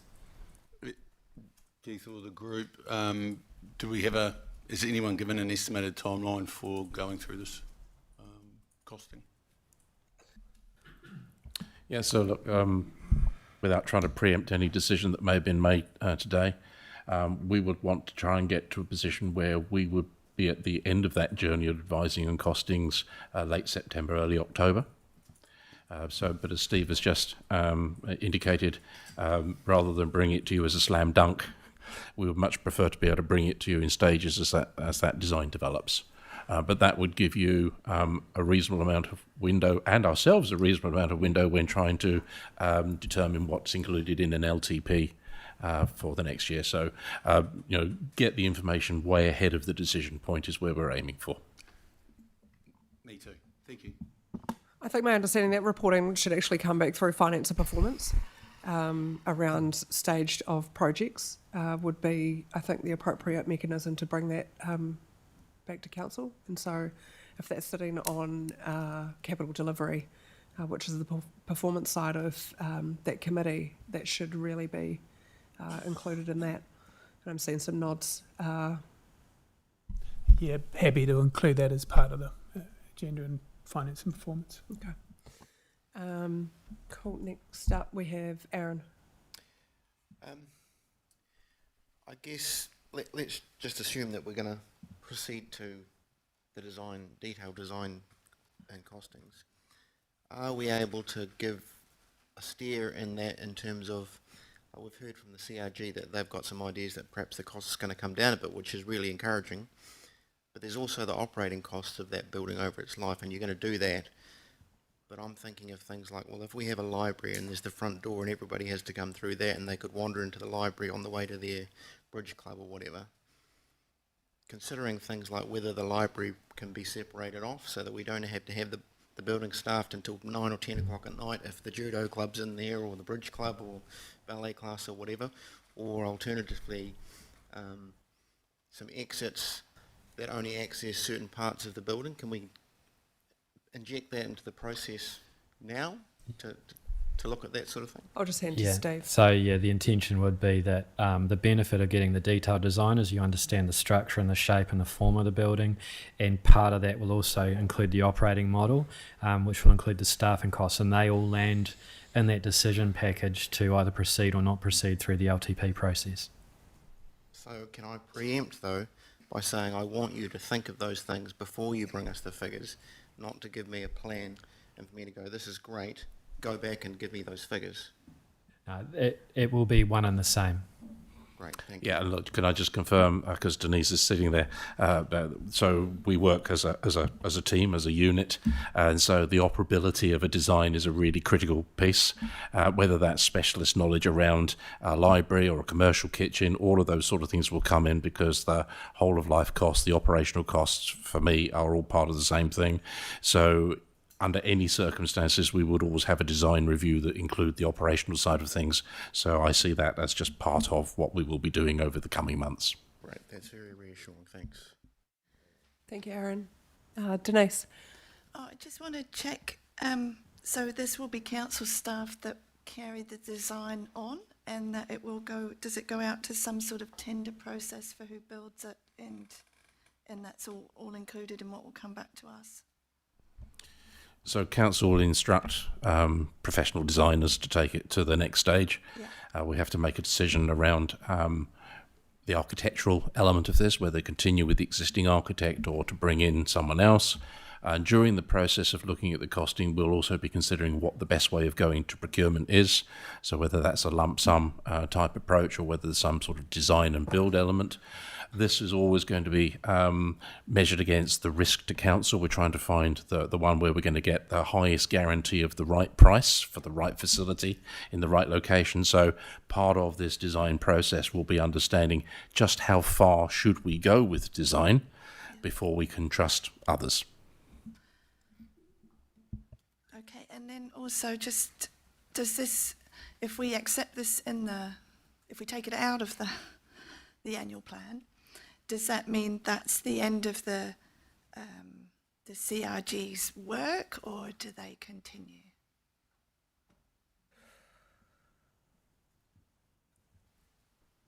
I'm unsure. I have to refer.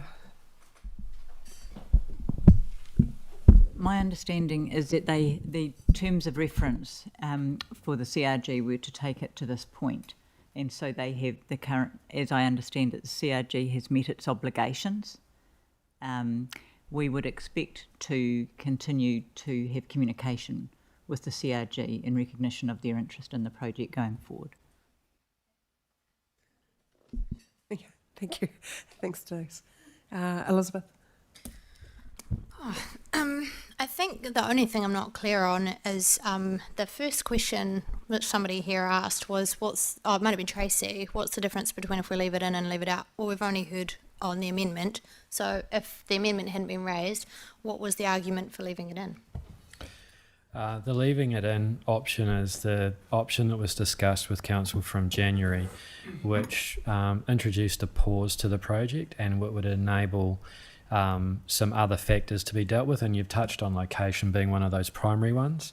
That was what would happen if you left this in. But that is also that would be the subject of the question that was posed to the community to gain their feedback on: do they want this facility to proceed, or do they want it to be different? And so by pulling it out, you're not asking them the question, you're getting on with the decision to implement the long-term plan, which is to get it to a detailed design. And I think the amendments here speak to that. But if you pull it out, if you leave it in, it's a pause.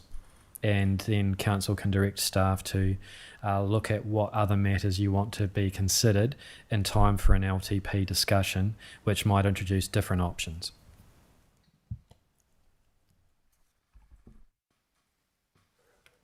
Sarah. Cool, thank you. Again, this one might be for staff, but I guess in contradiction to Councillor Larriman's, is there any potential for the consultation on this, or for the, when we go through the design and QS process, that waiting for the LTP will potentially slow the project down at all? Are we expecting to have sort of numbers and clarification through sooner? And you know, if that's looking favourable to us, do we need to wait for the consultation on the LTP in order to keep progressing the project if it looks good? No. Thank you. And so is that just coming back to council with appropriate, and if we agree, we can continue with the project? Yeah, council has direct control over this, either to go ahead once you're satisfied, or to make it a part of an LTP consultation because you want to test some other options. Okay, thank you for that clarification. I'm happy to speak in support of the motion, you know, and I want to thank the Community Reference Group for their hard work in bringing this to council today. Thanks, Sarah. Sophie. I'll just be quick. I don't have a question. It's just I'm in support of this motion. And I just want to note that it feels like we're almost trying to review the thing, this whole project by committee, rather than putting it into a consultation and then giving ourselves more opportunities to do what sounds like significant foreshadowing of reviews. We've got some seriously good information from our community reference group. They know what the community wants, and I would like us to get on with the detailed design and get on with building it, because this has been going on for a bit too long. Thank you. Thank you. Tracy. Yeah, I'm also in support, and not just because I seconded it. The issue for me with leaving it in the annual plan is that effectively stops it. And the people of Leeston, both in the consultation to the LTP and in the work through the CRG, have expressed enormous frustration about the pace of this. So one of the questions that I've had that cannot be answered without a detailed plan is, what is the whole of life cost of this building? And we can't answer that until we have a detailed plan and a cost. So taking together the frustration of the community and the need as a governor to also be aware of the whole of life cost when making a decision, I support this as meeting both of those objectives. Thank you. Thank you, Tracy. I agree. That has been the thing that has sat with me is I don't know what this is going to cost until we do detailed design, and that is actually the most important thing here, is the detailed design and seeing what those line items within the detailed design are to give us a level of certainty on this. Sam, I've had 3 in favour. Do you want to speak against the motion? No, I'm just boring, and I want to see the foundation. Great. Well, you'll And see that when pricing. detailed design comes Move back. to close then. Procedurally, I've broken a bit of standing orders here because we've done questions and comments all in the same time. But there's been 3 in support. Big Red, you've got, as the mover, you get a right of reply. If you need to exercise that, you can. If you don't want to, you don't have to. Just quickly, like off the back of what Sarah, Soph and Tracy said, and probably what all we're thinking here is thanks to the crew behind me here for all the work you've done here. 2006, it's been going round in circles. There'll be probably no one more excited about this Tim than Tim being able to get the show on the road. Thanks. So I'm going to put this to the vote now, and just so for clarity, if this is passed, this will become part of the substantive motion that we will work through after we have talked about minor amendments. So, you know, thank you for testing my standing orders today. I was going to say this morning, but we've passed that. Okay, so we've got a mover and a second, and so we have resolution 5 and 6 up on the screen here, which is directing staff to remove reference in the consultation document and the draft annual plan to any pause on the Whātaro detailed design, and notes that this will mean that detailed design is commenced immediately. After detailed design is complete, direct staff to bring the detailed design back to the council for further decision on how we proceed with the Whātaro project, including whether to include the next stage following detailed design for consultation and the 2027-37 long-term plan. All those in favour of this recommendation, please say aye. All those against? Are there any abstentions? One. Call it passed. Carried. Do you want that recorded? Yeah. So Elizabeth just asked for her abstention to be recorded, please. Thank you. Thanks, team. Okay, let's go back to originally what the plan was. And so actually what I'd like to do is just go around and if there are any minor amendments that people need to talk about in here, please, in the annual plan, please do so. And I think that will give a level of comfort to then move into what the resolutions are so that people can be comfortable of what they are endorsing. So big red headers go, you're up, Sam. Right. Page 133 or 132 if you're following along at home. The examples for house pricings, if we can see a before and after of those estimates, actual dollar value. So it states 3227. What was the figure prior to it? I know it's 5.4% difference or whatever, but let's just make it easier for constituents. They don't need to do maths homework. Clarity on the true costs to the Upper Selwyn huts, including the water transfer elements, I think would be really good. Please and thank yous. And I'd really like to see clarity on the cost elements for each question, what yes and no equals. If you select yes, it will equal X. If you select no, it will equal Y. And this might sound a bit mean, but I was under the impression that we were canning Kite Day. Or as it says that we're reducing it. To be honest, I think we can scrap it and then the community could run that. Okay, well, I think through that, like, some of those things can come out through deliberations because that is where we will make sort of those final decisions in that space. So, vehicle purchases, budget, I'd ask why, given that we prioritised a reduction of fleet and yet that we're actually acquiring more vehicles. So you're asking for that to be removed? Well, $230,000 when we were wanting to reduce the fleet. Now we're increasing the fleet. Okay. I might just go for comment on that if that's okay. Alison? Yep, happy to take a look at the vehicle one and just firm up what that looks like, noting that we have got, in some cases, an ageing fleet, so some of those vehicles may need to be replaced, but overall we are looking to reduce the fleet size. But Run them into the ground, Alison.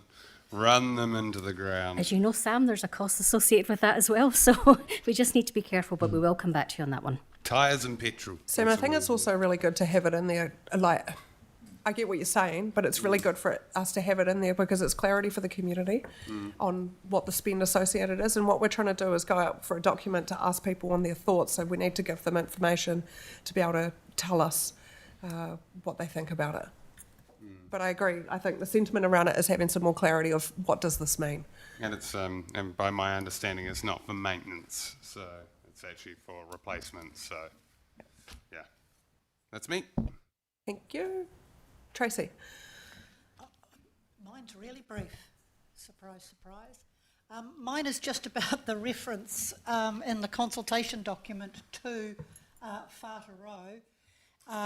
And I don't know whether Whātaro is now, any and all reference to Whātaro will be gone in the consultation document, and if that's the case, but just for everybody's edification, the LTP refers to Whātaro as a library and community space. It does not refer to recreation facilities.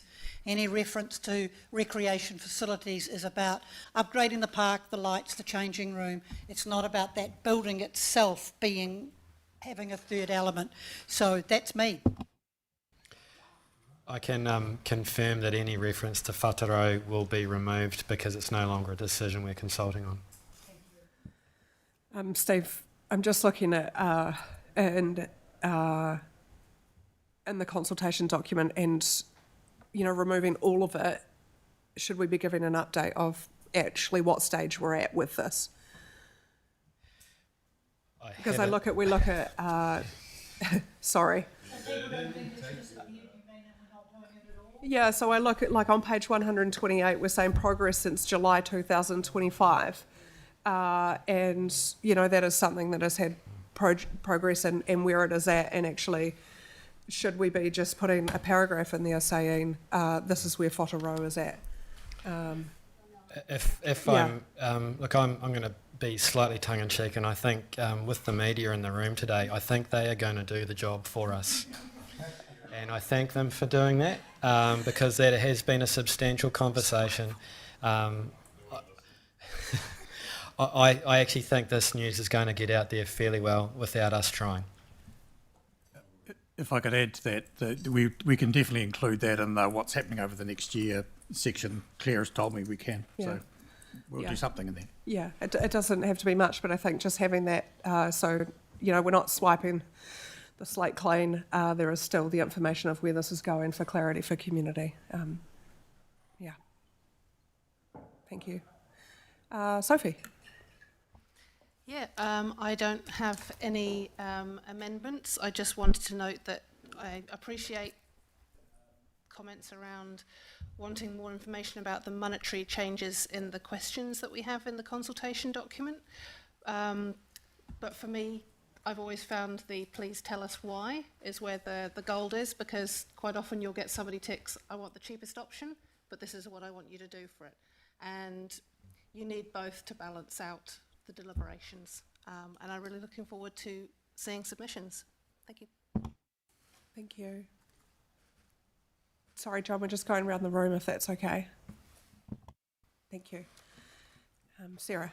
No, I guess my only clarification, or I'd just like to check around surface waters, and that our drainage budget is going to be sufficient for the following year, because I know that we've got a lot of catch up to do there, so it'd be great just to make sure that we're checking those numbers. Thank you. Cool. Race? I'd say it's pretty obvious, what most have said, but the Selwyn Water figures will be updated, obviously, to that report. And to hark back to somebody that keeps contacting me, those hard copies will be in all library. I think if we could, where I can't find that line again, all council facilities. Yeah, and so that'll be from, So for clarity, so it will be libraries and service centres. What you couldn't see behind you, Reece, is Claire was giving a thumbs up quite enthusiastically. I felt it, yep. And I'll note, I believe that we're printing them in black and white. Yep. Yeah. Negotiation. So more simple document, can have a nice looking cover, black and white on the inside. Cool. John, apologies. So just at page 38, I've made the point, so the Melbourne Community Board, that's just for the record. Canterbury Museum, I'd just like a little bit of clarification, given the fact that they're coming back for more money.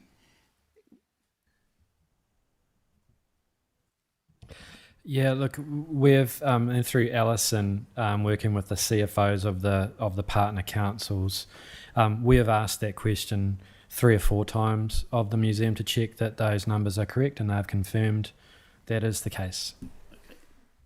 And then the final comment is that, from my feedback, most people are going to read the consultation document more fully than the annual plan draft, or the annual plan as it's approved. And I think the point's been well made and noted, but just want to reinforce it, that communication style that's friendly to the people reading it and tries to avoid technicalities and what people can perceive as sort of elevating the risk. Thank you, John. Noted. Denise? I had another question that I wanted to ask if it could be added, but I don't know if this is appropriate. So can I Throw it out there and then we can know. Can we ask, do you support the council putting targeted rates on any new subdivision houses to support paying for additional community services, sports fields, roading and infrastructure to support these subdivisions? I'll have to take a wee bit of advice. Do you need some time? I think if we were going to be adding a targeted rate, we'd definitely need some time to do that.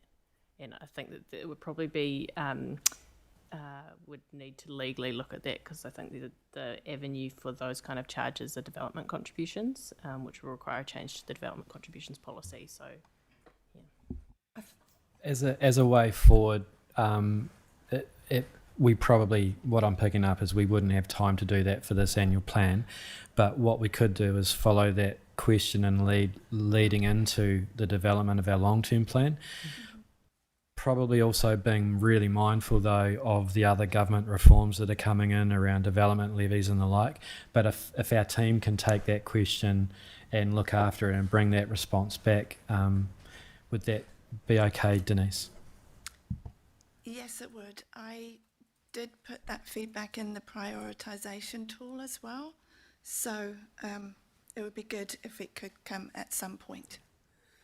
And I think you and I are giving quite an extensive list of feedback through the prioritisation tool, and our staff have pulled out the parts of that sit within the LTP and parked for that discussion. So okay, we'll pick this up again. My next one was houses are paying full rates from the moment of the Code of Compliance is issued. Or they're not, no, that's around the wrong way. They're not paying full rates from the moment the Code of Compliance is issued. It's they're paying from the following financial year. Is there any way of addressing that in this plan, or would that be the LTP also? I'll hand over to the team, but I understand what you're saying. Yep. When someone gets issued a Code of Compliance in September, they don't pay their full set of rates until 1st of July the next year. Losing money. Yep. So this is actually something that we could bring back to council for a decision sooner than long-term plan. So we have discussed it as part of in the team, so we can prioritise that and bring it to the agenda. Yeah. I suppose that just leads to my worries about this annual plan is reading a little bit like exactly what I didn't want, which is cutting community services. And having looked at it, I think we could go down to 4.3% rates rise, perhaps. That's another 900,000. If we had looked at these other, the development contributions policy, etc., before now. But I've probably said enough. I've sent 1 million emails, and I will be quiet now. Denise, I think you've raised some really good points. And it's not diminishing those at all. It's actually taking those and popping them into the right places for the discussions. And as the team have noted, I think it's be really great to bring back, the timing of Code of Compliance and charges. The cutting of community services space, so the process is we're going to make some pretty big decisions through deliberations. And when we talk about this plan, this doesn't become the annual plan if we endorse it going out for consultation. It's still the draft annual plan until we work our way through it and decide that is then the annual plan through deliberation. So there's still a lot of work to do in here and making decisions, and we will find there'll be a lot the community will come to us and tell us, and we're going to have to work that out and how we best deliver it. And I think my view around community services is not to try and cut everything, but to look at how we do it and work smarter with what we do have to provide benefit for our community as well. So it's not saying you can't have, it's actually changing the way that we operate and trying to be more enabling for our organisations that are delivering in our community already. But I think through this, we've got time to think about how we deliver this and to come up with really good solutions to it as well, to make sure that we are still providing for our community. So thank you for the thoughtful questions, they're much appreciated. Aaron. Just a little probably typo that I've spotted. We talked about a $6 per dog increase in registration, but in the document there is both $6 and $8 in a few different places, so we need to just ensure that that's tidied up. A bit more substantial comment or question is that on page 156 we've got the rubbish bin charges, and I thought it was curious that the 80 litre rubbish bin is going or proposed to increase by $12 a bin, but the 240 litre bin is only going to increase by $8. And given that we're trying to encourage people to be good at reducing their waste, why are we penalising people who are doing exactly that? And I did wonder if maybe the $12 and $8 increases had accidentally been flipped and it might be the other way around, but perhaps someone could... You may feel Tim getting ready to answer your question for you, Aaron. I am, Aaron. I'm incredibly impressed by how perceptive you are. The team are telling me that the 240 litre bins have been subsidising the cost of the 80 litre bins for some time. Now the prevailing bin by far is the 80 litre bin. And if the costs were to continue to increase for the 240 litre bins, it would become unpalatable. So I think it's about they have done their job. They have been subsidising the cost of the 80 litre bin. That's worked really well. Lots of 80 litre bins now, but we can't continue to increase the cost of the 240 litre bin. Thank you. I think that's everything. Thank you. Thank you. Elizabeth. Lucky last.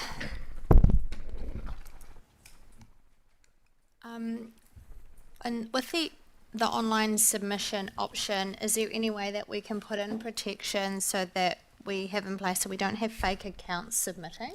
I know that we've had that in the past with some of our roading things where they were able to pinpoint, one guy did over 100 submissions to the one thing, but there is a risk that people, and I have seen this, and it happened with, I think it was GCP, where a friend of mine decided to see whether she could just put in her name off the same computer about 5 different times, and she was able to pretend to submit over and over again. She didn't, but she was just analysing whether that was an option, and it was accepting those. So I would just like to say that it would be great to note that that does occur, and if there's any way that we can address it, that would be very reassuring. Yeah, if I can respond to that, Councillor. The system that we will be using has systems within it that are looking for false submissions and also looking for duplication of submissions. Okay. But we can also consider the pros and cons to putting a restricted level of, like a restricted amount that someone from an IP address could access it. We do have to be careful of that if we've got people that are submitting from families, libraries, service centres, Yep. families. Yep. So I do prefer personally to use the technology within the system to look for them once we've received them in. Can I add from a legal perspective there as well? So obviously we've got the tech controls, but this is something that's within the council's discretion when you're deliberating and considering those submissions. If someone's got an obviously fake name, you can take that into account when you're weighing whether to give any weight to that submission or not. I guess a little bit hard to tell if it's a fake name these days. Around the questions, this is probably my biggest thing, the consultation questions. So when I look at these, I don't look at these as a councillor who's been here for 4 years. I look at this as though someone who's just, all I know is I don't like some roadworks that are happening in my area, and I've come along. I don't know much else about council. I look at these, and I think event funding. I actually don't know anything about event funding because I've never applied for it. And I just go, not sure. I would probably tick an awful lot of not sure. There's not enough context around these, and I think that people don't want to go necessarily looking for it too much. Could we just pad out our questions a bit more by putting in examples, costings, and just to give a bit more clarity around it? So it's really just padding out what's already there.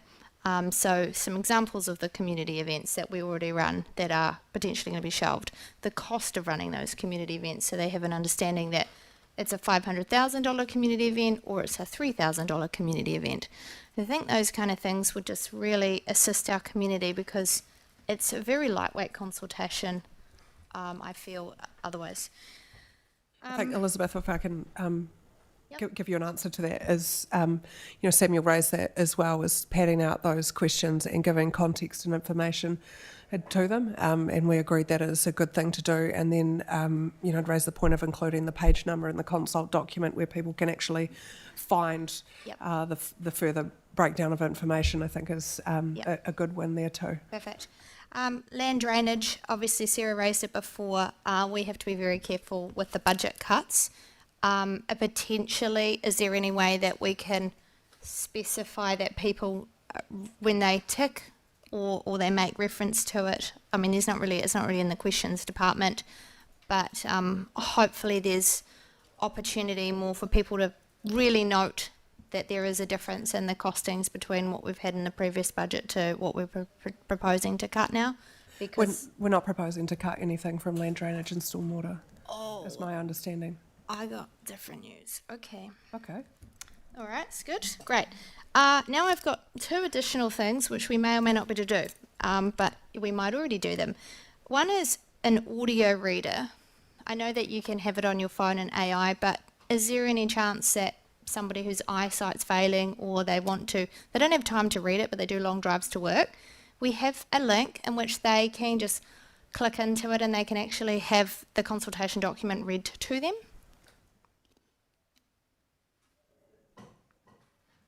That's something that we can definitely look into, but I can't guarantee it'll be ready for Monday. Perfect. That's all right. Maybe next time. And I guess the other thing is I've tried to use our own search engines a wee bit, and I know some of my friends have tried to use them through our website and other things, so the consultation document. The search engines haven't been very good. So if you did want to particularly look at a particular item in the annual plan, if we could just do our very best to ensure that they are firing on all four cylinders. So if you want to look up something, it does come up.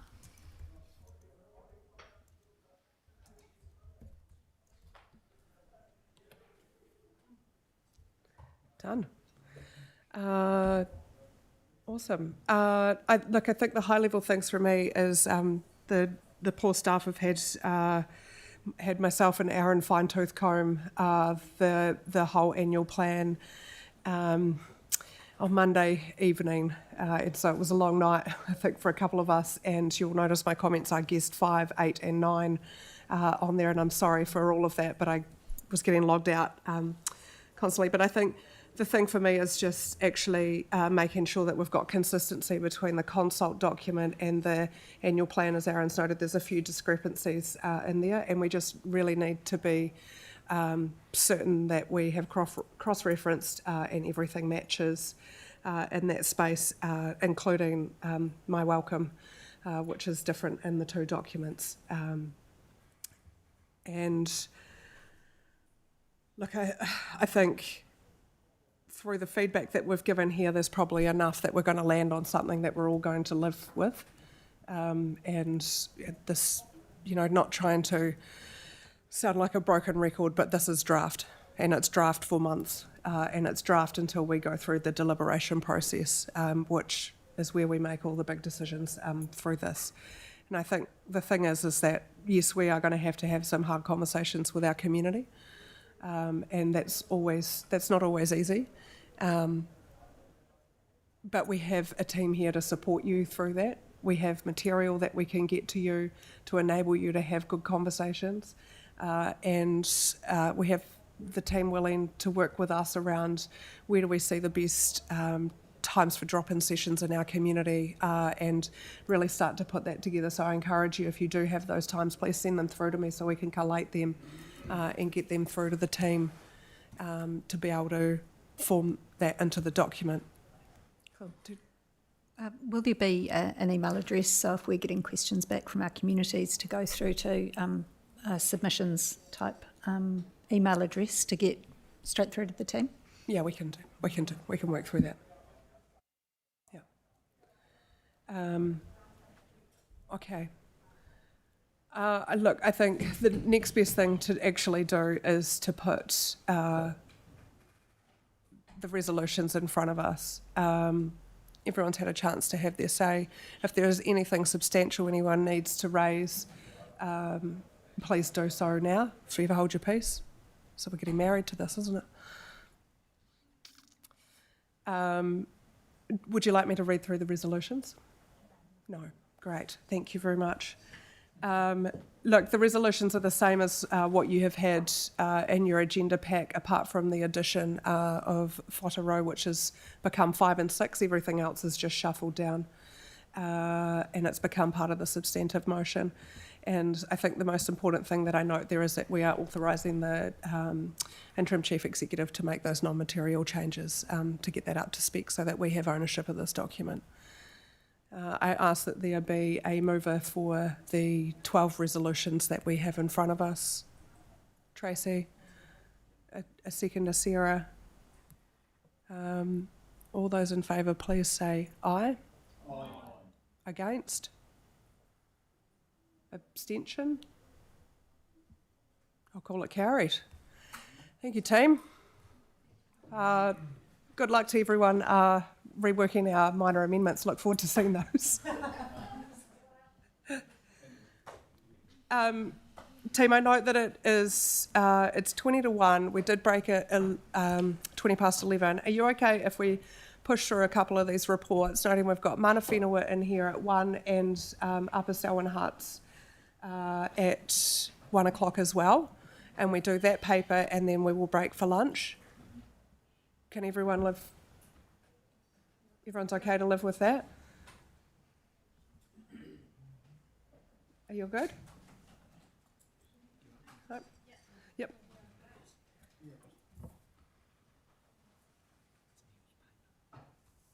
Elizabeth, I'll still talk to it. Wonderful. So the next paper we have up is the submission on development levies. So that's item 9 on your agenda. Note that Neil's away. Alison, as head of department, is going to, or executive director, will be here to answer any questions that we need on this. But I think we should take this as read. Everyone's had equal opportunity to be part of this and to give their thoughts into it, and submission has been submitted.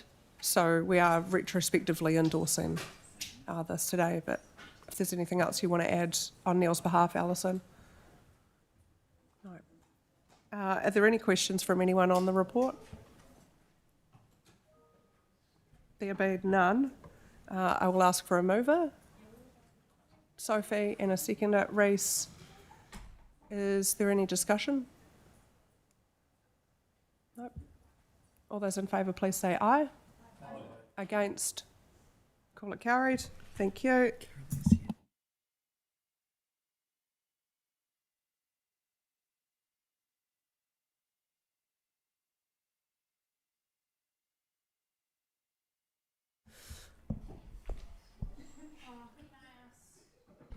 Can I ask that this be left on the table to the later in the day? Because this will take a bit more discussion, and I just think in the fact that we've got people presenting in 15 minutes, we would have no lunch. Our lunch This isn't going to be a simple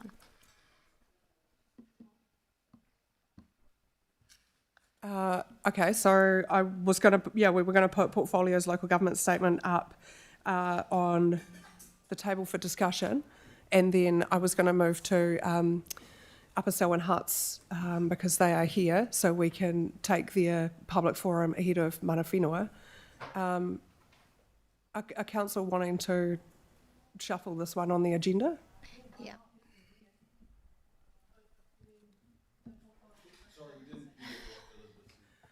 I asked for it to lay on the table so we could go to lunch. It's 12:42 and they start at 1 o'clock and then we're straight into the whole afternoons. No, we're not going to have lunch until after Mana Whenua paper, so it would be about 1:30. Right, okay. And you'll get a substantial break then. A council is wanting to...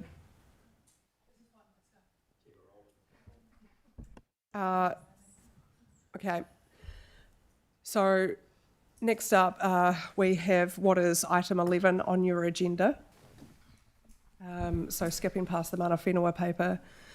And we have portfolios and local governance statement. So I'll hand over to Sophie and Michael. Thank you, councillors. So this paper is pursuant to the briefing that we did last week in relation to portfolios and the local governance statement. As per the briefing, the intention is that the feedback from councillors is being worked through with the executive leadership team on portfolios. So the only resolution on screen that you have there is essentially noting that we will incorporate that feedback and that we will progress the portfolios. So there's no essentially decision that we are recommending today on portfolios. Turning now to the local governance statement, there have been no changes to the draft that were included in the briefing. So essentially, this is asking for the council to endorse that document, but noting that a designed version will be progressed once the design team are available following completion of the annual plan consultation document. So the intention will be to upload to the website a non-designed version, with the designed version to come later. And also just to note that it will be a living document as governance arrangements are changed by this council. We will update that document so that it remains a usable and accessible document for the public to use so that they know how to navigate council. I think, Sophie, my question there is with the design, can we align that with the principles of the annual plan design? So it is simple, clear, and concise. That's the intention. Thank you. Are there any questions on this? Elizabeth? Obviously, I proposed some changes to the portfolios last week which weren't accepted. So given it's a living document, is there still room for further negotiations? So the feedback from the briefings is currently being discussed by the executive leadership team and will revert to councillors, probably via email, to confirm what the proposed operational guidelines for those portfolios are. It might be a bit of a process of figuring out how we implement them. That might be where the real discussion needs to happen on that. The proposal is for that not to be decided on today. It's essentially just noting that we're working on it. So I think what you're asking, resolution 4 should cover off what you're asking, Elizabeth, is that we're just noting the original structure, that there was feedback given and there's further work to be done on what the portfolios look like and implementation on that. Other questions is Sarah.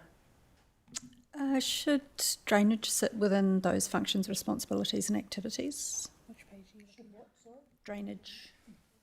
We can Surface add water that. and drainage. Yeah. That. Thank you. Sorry, was this in the local governance statement? Or Yes, sorry, in local Yes, government. Absolutely. Yes. Sorry. Cool. Denise. Oh, it was a question, but now it's just to support what Elizabeth has asked about the feedback that we gave last week. Thanks. No worries. Tracy. I'm going to try and form it into a question. Okay, go. Yesterday, a couple of days ago, last year, I can't remember, I had a meeting with a couple of ELT people, and one of the things that it made me think about was the portfolios. And I'm wondering about the flexibility within the portfolios where there's crossover. For example, the meeting related to both infrastructure and to community staff.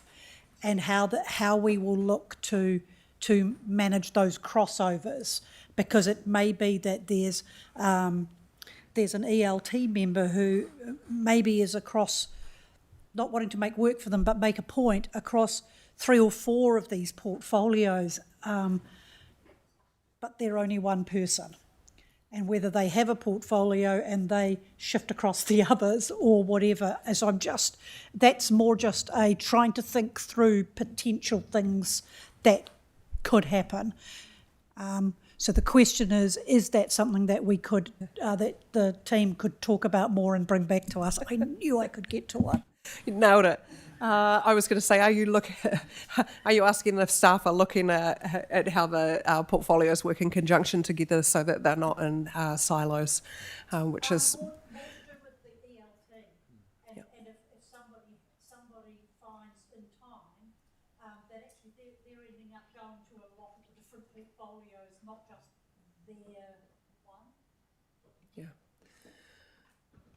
Yeah, that's. I guess this is this us working together differently, and partnership and getting a little bit into the business. But we will be looking at how we make sure we also manage the workload, that this doesn't end up becoming a self-fulfilling prophecy. Thank you. Are there any other questions on the paper in front of us? There being none, I ask for a mover. Sophie, and a seconder, Aaron. Is there any discussion needed? There being none, all those in favour, please say aye. Aye. Against? Call it carried. I think what we might do now is we have Upper Selwyn Huts here. So we might just, Steve's handing some paperwork out from Kirralee. And if you're okay, what we will do is bring the public forum of Upper Selwyn Huts up next.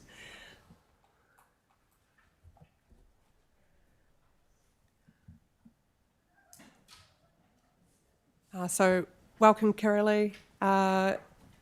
You know the drill here. Lovely to see you back. We have 5 minutes for public forum and then any questions of clarification that anyone needs, and then we will discuss at the end of this meeting today. Okay. So, all yours. I thought I knew the procedure, but I got it a bit wrong this morning. Sorry about that. Oh, don't worry about it. We're flexible and happy to have you here. My name is Kirralee Fee from the Selwyn Huts Owners Association, which represents the Upper Selwyn Huts community. I apologise for missing our time slot this morning, but thank you for granting us time to be heard this afternoon. What we are asking for, we are asking you to reverse the previous council's decision made in March 2024, which determined Upper Selwyn Huts should pay 30% of their sewer upgrade. We also ask this council to add us onto the district-wide rates for both sewer and water. We believe these decisions need to be made before the 1st of July so Selwyn Water can treat us like everyone else in the district. Upper Selwyn Huts is the only collective sewer and water scheme in the district not included in the district-wide rates, meaning our small community has had to fund all of our infrastructure costs, including the recent upgrade of the sewer system. We paid for this installation of the sewer system in 1927 and the upgrade in 1987. Because of these contributions, district-wide rates should apply to us without having to pay for the recent upgrade. We've been asking to be included in the district-wide rates for over a decade, but we have been refused, given invalid reasons, or deferred to a later date, while other small communities were added. We believe this is a clear example of discrimination, and we ask this new council to finally correct this decision. History. In 2015, the Council's long-term plan introduced a new district-wide rates policy, stating costs to residents should be consistent where they receive a similar level of service for key infrastructure, and it was emphasised that this will also keep these services affordable for smaller and remote communities like us. The intention to include us on the district-wide rates back in 2015 2015, was clear in this document as we were included in the list of towns in the illustrated examples. Despite requesting to be added to the district-wide rates at almost every meeting we had with the council since then, we were never added and never provided with a legitimate reason why. This means we have been required to pay for maintenance and upgrades ourselves while other towns enjoyed the averaged cost. Supporting documents. There are many significant council documents that conclusively support our inclusion on the district-wide rates. Due to time limitations, I will not describe them all here, but I have listed them at the beginning of this document for your reference. One document, however, requires particular attention, that being the council's own lawyer, Buddle Finley's opinion in 2019. This advised the council that recovering the costs of infrastructure from our community would go against the council's own policies. Additionally, our community presented the previous council with our own barrister's opinion in 2024. This asked why Upper Selwyn Huts were the only one of 41 systems in the district that paid user charges for these services. It concluded that the sewer upgrade should be funded by rates, by all ratepayers and not just the Upper Selwyn Huts owners. Despite having presented the previous council with this opinion in 2024, we have not had a legal response, and every time we have brought this issue up, we have been deferred or told consultation on this will occur during this year's annual plan. In conclusion, Upper Selwyn Huts is a vulnerable community. We cannot afford the capital cost of the sewer upgrade decided by the previous council.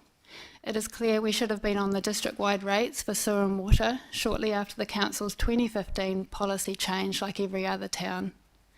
We have never been given a justifiable reason, and we've been constantly deferred. This decision needs to be readdressed by the new council, and in order to do that, we ask you to please take time to read the expert legal opinion we have provided, which was written by a specialist in this area. This has been emailed to you all today. Before the July 1st of this year, we asked the council to reverse the decision made in 2024, thereby acknowledging that making a small community pay for their infrastructure is unfair and against council policies as advised by your own lawyers. Also, add us onto the district-wide rates for sewer and water, and therefore recognise that residents throughout the district who receive a similar level of infrastructure pay a similar charge. If either of these options are no longer available because the assets and liabilities have already been transferred to Selwyn Water, we ask the following. Convey to Selwyn Water that the Upper Selwyn Huts should have been on the district-wide rates at the time of transfer, and we should not have to pay for any debt incurred for the upgrades since the Council's 2015 policy change. Reply to our legal opinion sent in 2024, and to explain to us why we were treated differently to everyone else in the district since the 2015 policy change. We hope that after formal acknowledgement from the Council, Selwyn Water can begin to treat us like everyone else in the district, which is all we've ever asked for. Thank you. Thank you, Kiralee. It's like you've done this before. You're bang on 5 minutes. And just listening to you and looking at the document you provided, I'm grateful of what you've put here. It gives us a really clear direction to have a discussion, so I appreciate the time that you have put into that. Are there any questions from councillors? And first up, I have Denise. Hi, Kiralee. Very well put, as usual. Have you had to pay further fees to your barrister for this current situation that you're asking for now, or was that previously included in everything else that they did for you? So we had a barrister that helped us with the deed of licence and the term, but this barrister that we've provided for the district-wide rates is a different one. Okay. And that was specifically for the district-wide rate issue and the sewer capital cost. And that was in 2024. What we're concerned about is that if it gets transferred to Selwyn Water, then the issue starts again under different legislation requiring new legal opinions, which, to be honest, we would struggle to really afford We've been working on this for 10 years and we feel like it needs to be addressed now. Yeah, I hope that it does come to a conclusion. Thank you, so do we. rapidly. Yeah, it would be horrible to pass it on to another entity. Yeah. Thank you. Thank you. Thank you, Denise. Question, Sarah. Hi, Carolee. Sorry, I'm not familiar with the sewage system. Are you connected with Pines now? Is that correct? Yes, so in 2025, the 2025 there was upgrade? an upgrade. The original pipes are still there, so we consider it an upgrade, not a new system. The pump is new and we're now connected to the pipeline. Main one. Thank you. Okay. Questions, Elizabeth. Hi, Carolee. Thank you for that presentation. It is really detailed. Has there been any additional costs per person that have been identified on anyone's rate bills in relation to connecting from their houses into the new wastewater system? Not as yet. It's been deferred, and we were supposed to be consulting on that during the annual plan, and then that was going to form the licence fee consultation. But we're not really sure, and I'm not entirely sure that Selwyn Water is sure of, where to go through to from here, and we'd like that clarity.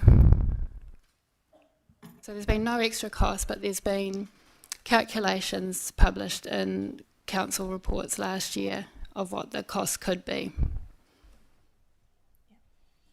Thank you. Thank you. There have been no other questions. Carolee, thank you so much for your time today. Thank you, it's everybody. much appreciated.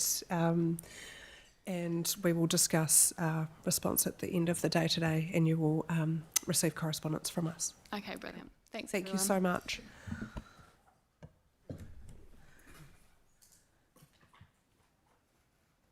Okay, team, that takes us to 1 o'clock. I think now, if you're okay, what we'll do is we'll bring mana whenua paper and deputation up, and then when we come back after lunch, we will do community funding and start back from there. So we'll just give everyone a minute to get into the room.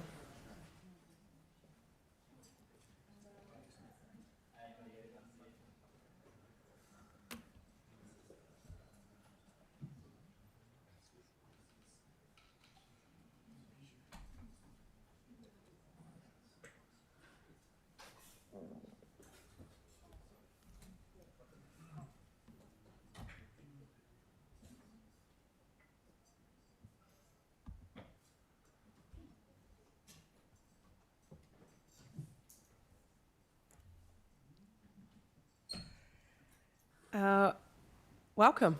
Kia ora. I think if we start off with deputation, so we give you time to talk to us. So please welcome Pua Maria and board. We're pleased to have you here today, and I will hand over to you. I think you know the drill of how these work. Nā reira, e aku nui, e aku rahi, tēnā koutou e te koromatua Lydia, koutou ko ngā mema o te kaunihira, council staff, tātou katoa, nei te reo o te rua hiki hiki, e mihi nei, e tangi nei, e whakamānawa atu nei ki a koutou i tēnei wā. Mayor Glidden, councillors, council staff and everyone here today, greetings and thank you for the opportunity to speak to you today. I and the members of the Taumatu board and staff who are here today are pleased to be here. The presence of mana whenua at this table and the spirit in which we come, one of partnership, is significant. It's also important to acknowledge that it hasn't always been this way. Getting to this point has taken time, patience, and commitment from both sides. Today matters. This kaupapa matters. At the heart of this discussion is something we all share: the well-being of our communities. Our communities are connected. We share the same hopes for our people, hopes that they are healthy, safe, and able to thrive, and that this district remains a place where future generations will want to live.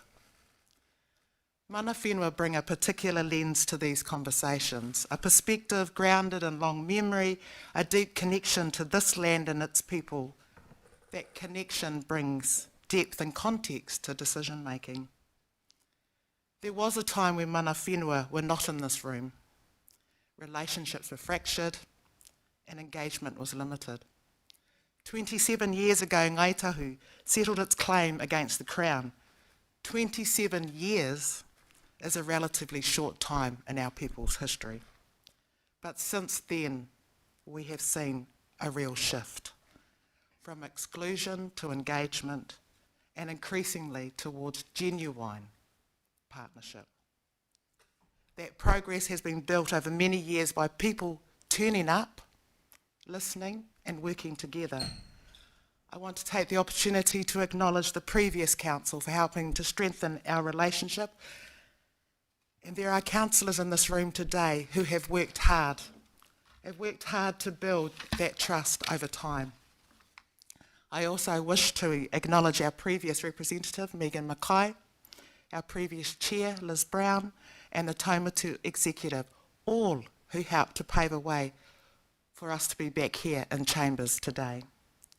So why does representation matter? Mana whenua representation is not symbolic. It brings a voice shaped by generations of knowledge about this place, its lands, its waterways, and its people. When that knowledge is part of the conversation, the decisions we make together are stronger. When I look across the district, I see examples of our partnership, of our relationships. Through projects like Te Ara Atea, the dual names and narratives within our kura, at Lincoln University, across our townships, and the former Crown Research Institutes. Partnerships are visible in the investments we are all making in health, education, environment, business, housing, water, and infrastructure, and in the opportunities given to yourselves as councillors, to our kura, to our communities, to our organisations to visit us on the marae. These are practical expressions of partnership. Ngāi Te Rua Hiki Hiki and Te Taumatu Rūnanga already contribute significant time, knowledge and resources into this district, into the numerous council plans, strategies and mahi. Representation simply aligns that contribution with the places where decisions are made. Mea Glidden, councillors, as a descendant of Ngāi Tahu, Ngāti Māmoe and Waitaha, we walk upon this whenua in the footsteps of 30 generations. As a descendant of Te Rua Hiki Hiki, we know our ancestor Te Rua Hiki Hiki settled in Taumatu in the 1700s. Since that time, we have continued generation upon generation to build a life at Taumatu. We have been here a long time. We will continue to be here for a long time. Councils and councillors change over time, as they should in a healthy democracy. Iwi and hapu, however, remain. That continuity allows us to bring a long memory and an intergenerational perspective to the decisions we make together. The decision before you today is more than a procedural one. It speaks to the kind of relationship that we want between mana whenua and this council, not just today, but for the generations that follow. For a long time, our people stood outside the room, asking to be heard. Today, we stand here in good faith, ready to contribute, ready to work alongside you for the well-being of this district. One day, our mokopuna, our grandchildren, will look back at moments like this. They will ask whether we chose to strengthen the relationship between mana whenua and local government, or whether we hesitated when the opportunity was in front of us. My hope is that when that time comes, we can say, We chose partnership. We chose to move together, forward together. Because when we do that, the whole district is stronger. Nā reira, e aku nui, e aku rahi, nei te tuku mihi o ēnei nā kia koutou mō koutou whakaro nui, kia taumai nei tātou katoa ki te whakawhiti kōrero mō tēnei kaupapa whakahirahira, tēnei kaupapa mō te oranga o tō tātou nei hāpori. Nā reira, e te iwi, that was just thanks. Tēnā koutou, tēnā koutou, tēnā koutou katoa. Kia ora.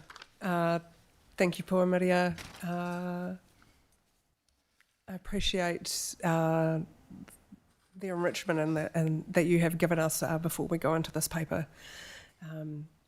I will let staff present this paper now, so thank you very much.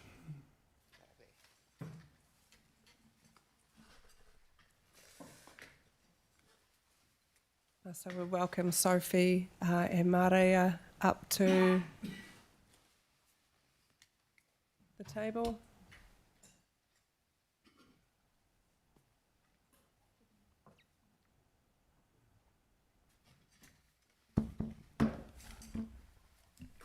Kia ora, councillors.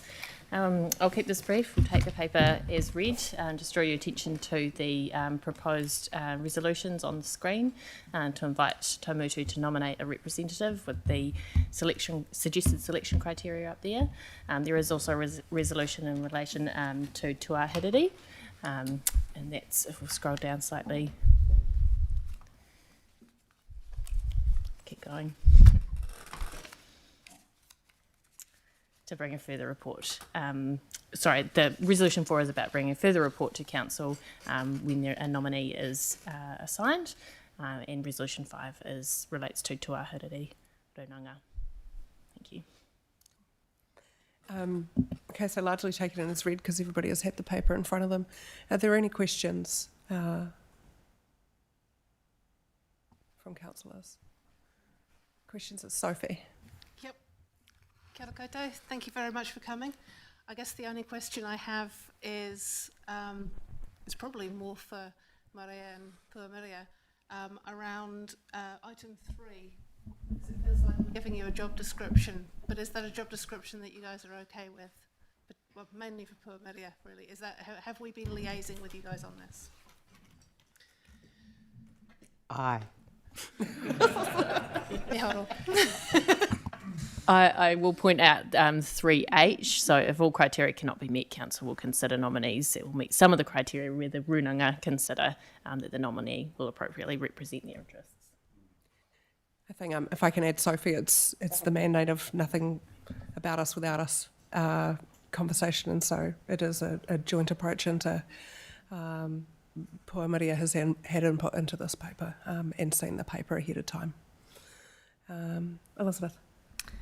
Yeah, thank you for coming in today, and I appreciate all the conversations that we've had in the past. I love some of the things that you've mentioned. You've talked about healthy democracy and having the whole district stronger. I wholeheartedly support that because that is why the councillors are here. I think it's one of the big questions for me is, as a councillor, we represent the whole wider views of the entire district. And I know that while I have my own personal preferred views, we often have to leave them at the door and come in for what would the constituents want us to ask. So this is a question I ask not from me, but from the wider population. Is there an opportunity where you would feel it would be acceptable to go back to the community in a long-term plan and put this as a request to the wider community?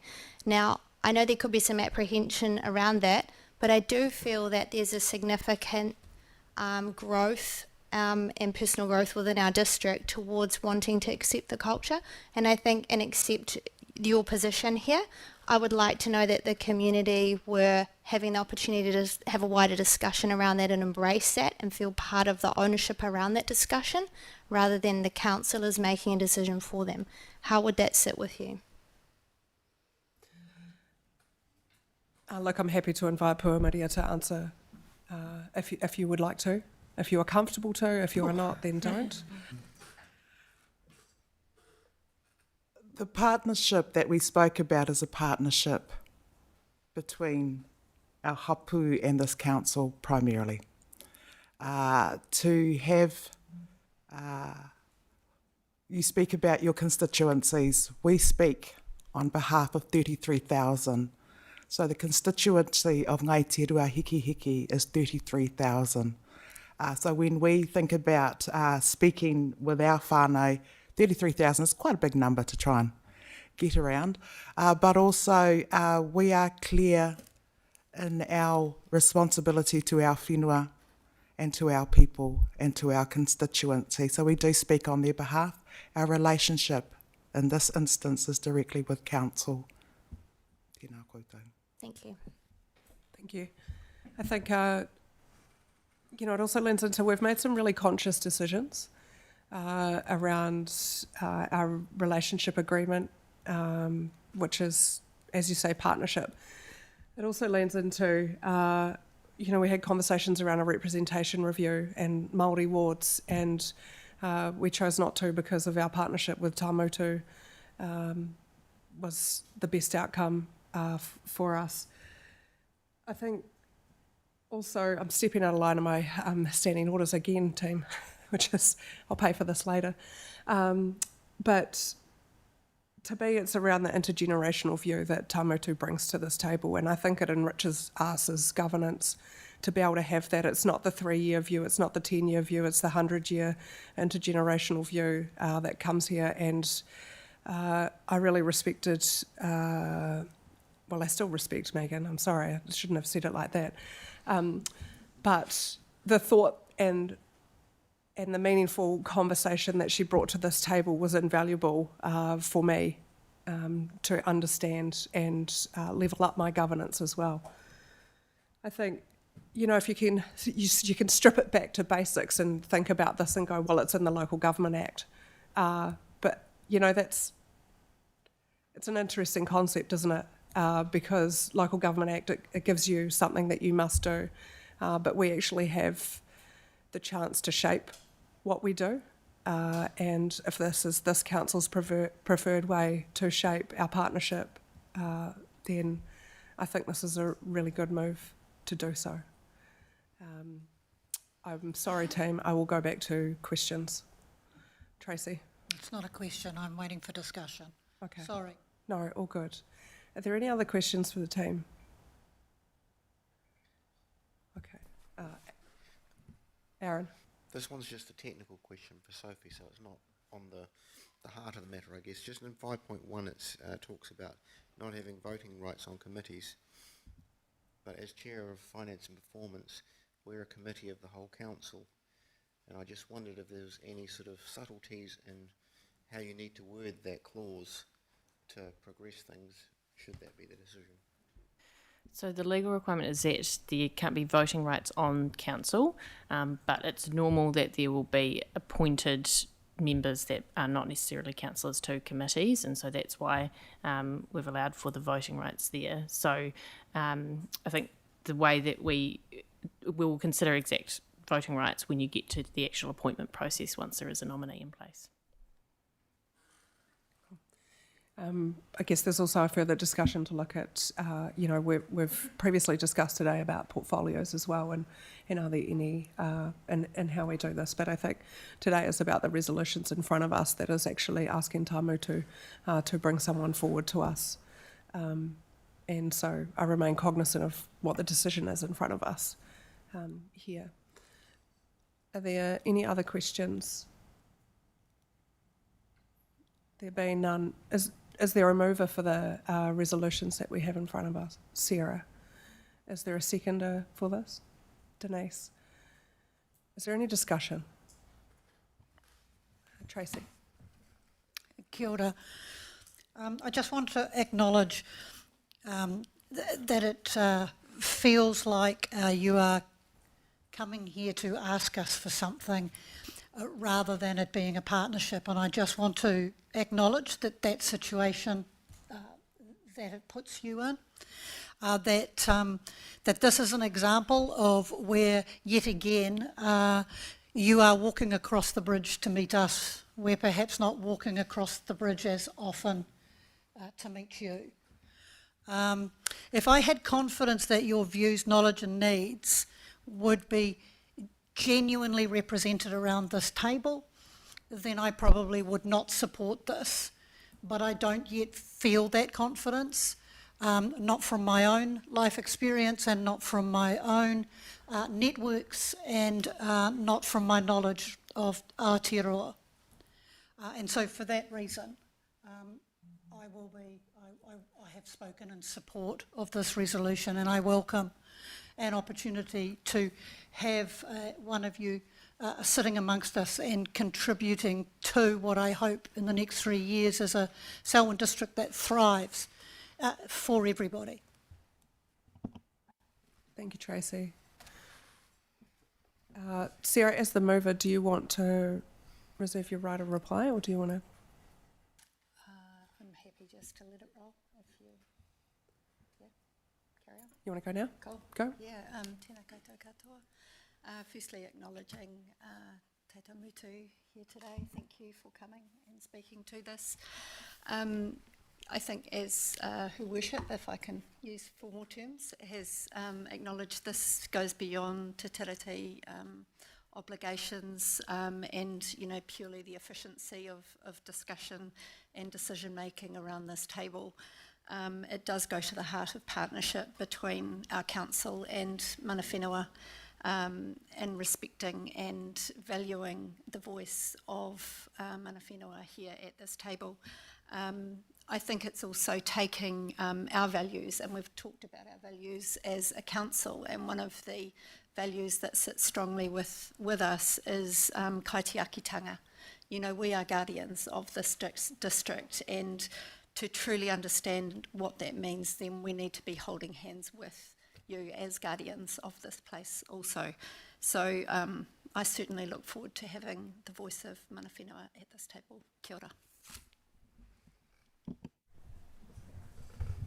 Thank you, Sarah. Sophie. Yep. Also, to speak in support of this motion, there's plenty of legal reasons why this is a good move. The best reason is that it's the right thing to do, or as close to the right thing as we can do at the moment within the framework that exists for local government. And I guess as well, I'd like to acknowledge that from the last 180 years or so since European settlers arrived here, the changes to the whenua in this area and to the waterways and to the various wahitapu and everything else is pretty extreme, to be honest. So we've been blessed to have somebody at this council representing mana whenua over the last couple of years of the last triennium. As the Mayor has said, we really appreciated Megan's input into many matters, and yeah, looking forward to having that again. So looking forward to finding out who's going to come to our table and join us. Kia ora. Elizabeth. Yeah, I'd just like to say that I would absolutely love to take whoever the new person is with me around the district to meet everybody and come along and show them some of the things that we are seeing and hearing as councillors. And it's a great opportunity for us to explore all those different options together. Thank you, Elizabeth. Is there anything? I've had 4, I think, in favour. Is there anyone with a differing view? Yeah? There being none. Sarah, you do get a right of reply if you wish to exercise it. Otherwise, I'm happy to put it to the vote. Wonderful. Everyone has the resolutions here in front of us. And so receiving the report, inviting Te Tamutu Runanga to nominate a representative to council, sets out some criteria and direct staff to bring the report following the bringing forward of Tamutu representative, and point 5, direct staff to progress the relationship between council and Te Ngāi Tua Hariri Runanga to set a foundation. There is a mover and a seconder. All those in favour, please say aye. Any against or abstain? Call it carried. Thank you. This is a thank you from us, and you mentioned acting in good faith, and that is, for me, trust is not just words, but it is actions following words as well. And so I look forward to our continued partnership together. So, kia ora, and thank you. Thank you. Team, we might break there. It's been a long morning sitting here. And so, yeah, we will call it a break. We'll give you, if I give you 30 minutes.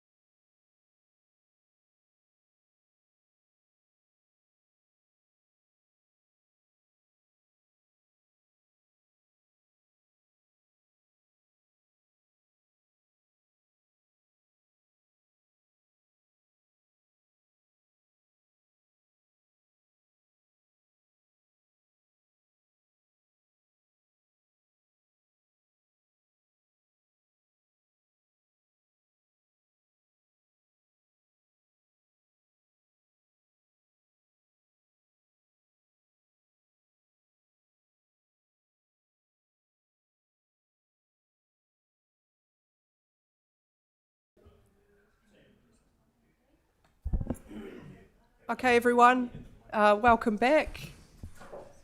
First up, we have back to item 12 on our agenda. So I see it says 13 up here. Anyway, it's the Community Funding Assessment Panel, terms of reference.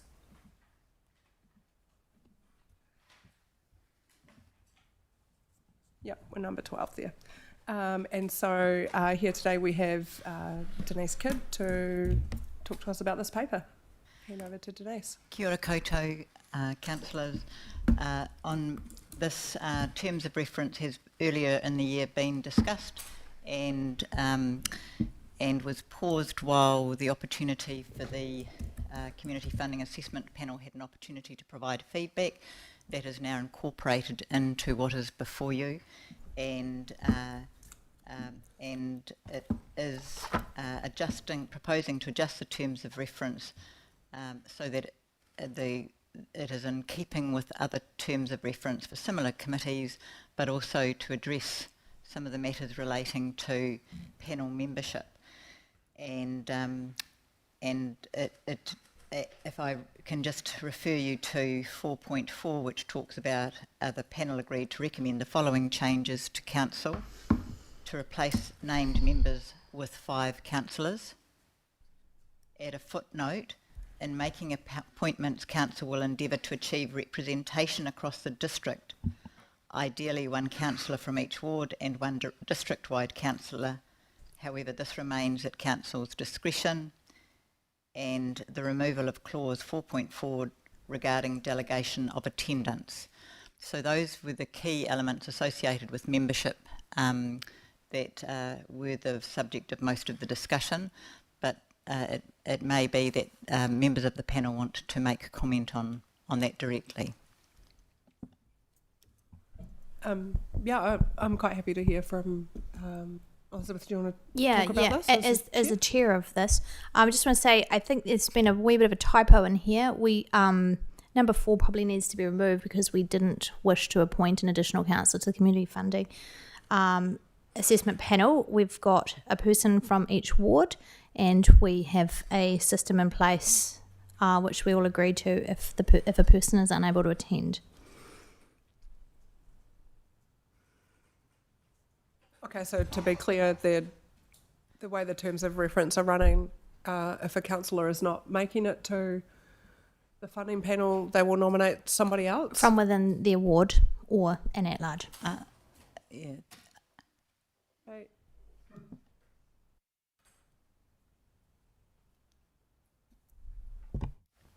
Okay. Oh yes, other members of the panel. Go, Denise.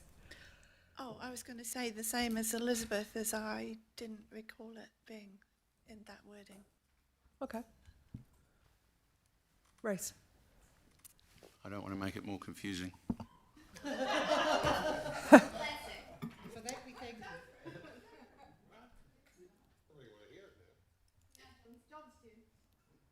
Well, it's not actually. It's so. I just wonder if we go back to standing orders. Are there questions on this that Denise can ask, and then we can go for discussion between us? I have a question on the report. Great, go. Good, Denise, how you going? I'm hoping this is a question for you. It might be valid with input from the members, I don't know. There's a lot being taken out of section 7, obviously. And fair enough, it was a very long section. And I'm just wondering what happens, because 7.6 was around appointing a chair and deputy chair. So do those positions not exist anymore? 7.7 was how to determine whether there's a quorum. Does that refer to, or is that somewhere else in a different terms of reference somewhere? There's other bits around casting votes, if there's an even number of people there, and how do you determine what the decision is if you've got 2 and 2? Like those sorts of questions, are these being taken out because it's just too wordy, or is it because they are superfluous because it exists in another document somewhere else? My understanding is that it is taken care of in the standing terms of the committees of council, and it was superfluous to restate them in that. Okay, thank you. John. Yeah. My recollection, which is a little bit hazy, was that the issue of appointing another councillor from the same ward is a nonsense in relation to Ellesmere and Malvern, as it's only one ward. Yes. So my preference, shall we say, whether it's a recollection or preference, would be to stay with one councillor from each ward, and if one of those isn't there, they then agree for someone to stand in their place for that meeting.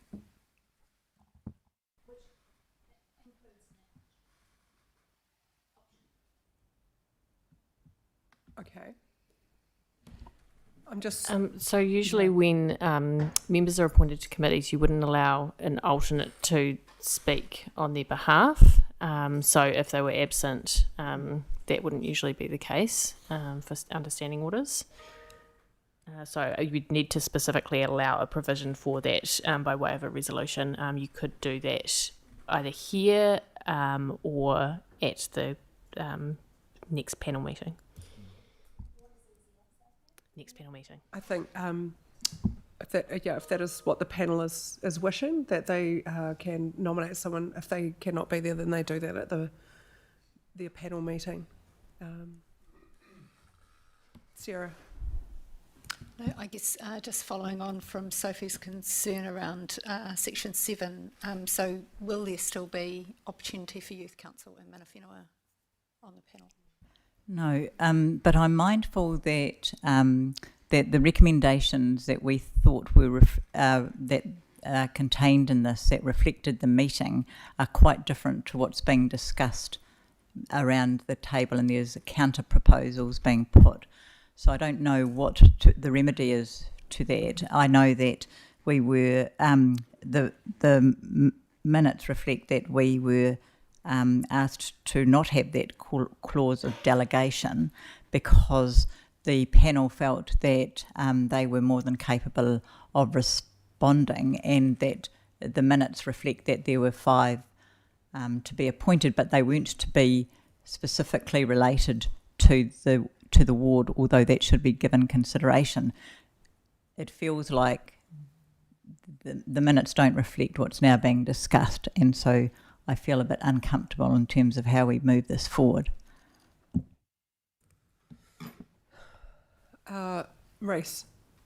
I would like to raise a resolution that this gets tabled and sits on the table, and at the next meeting, which is Thursday, this is rediscussed, because my minutes aren't with me and I did them on a phone on a job site.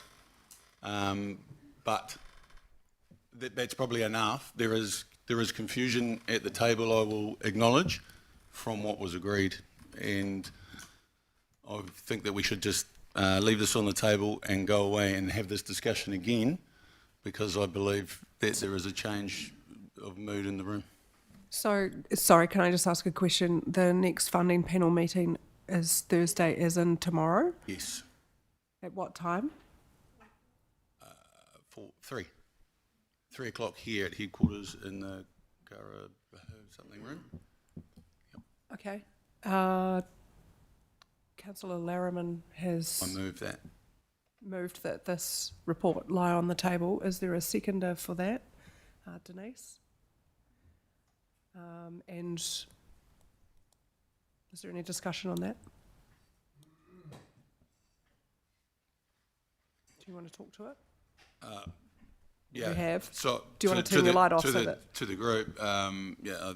Sorry that this has got a confusion, and it will be tidied up for you next time.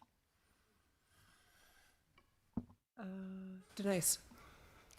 Yeah, I apologise that there is confusion. It seems to have come back every meeting we've been at. It's been rediscussed, and I'm not entirely sure why it's not landing. So we need to get it sorted out. Yeah, thanks. Aaron. So I've got a question about, I agree with Reece's intent, but is there any ability for us to proceed with the more procedural aspects and edits of the thing and delegate authority to the panel to tweak if it's going to be 5 and whether they can delegate. I think, Aaron, the panel will take this policy away, wordsmith it. It doesn't stop them from continuing on with their meeting tomorrow, and they will bring it back to us. They will do the work in this and put this back up on the table. That's my understanding. Yeah. Elizabeth?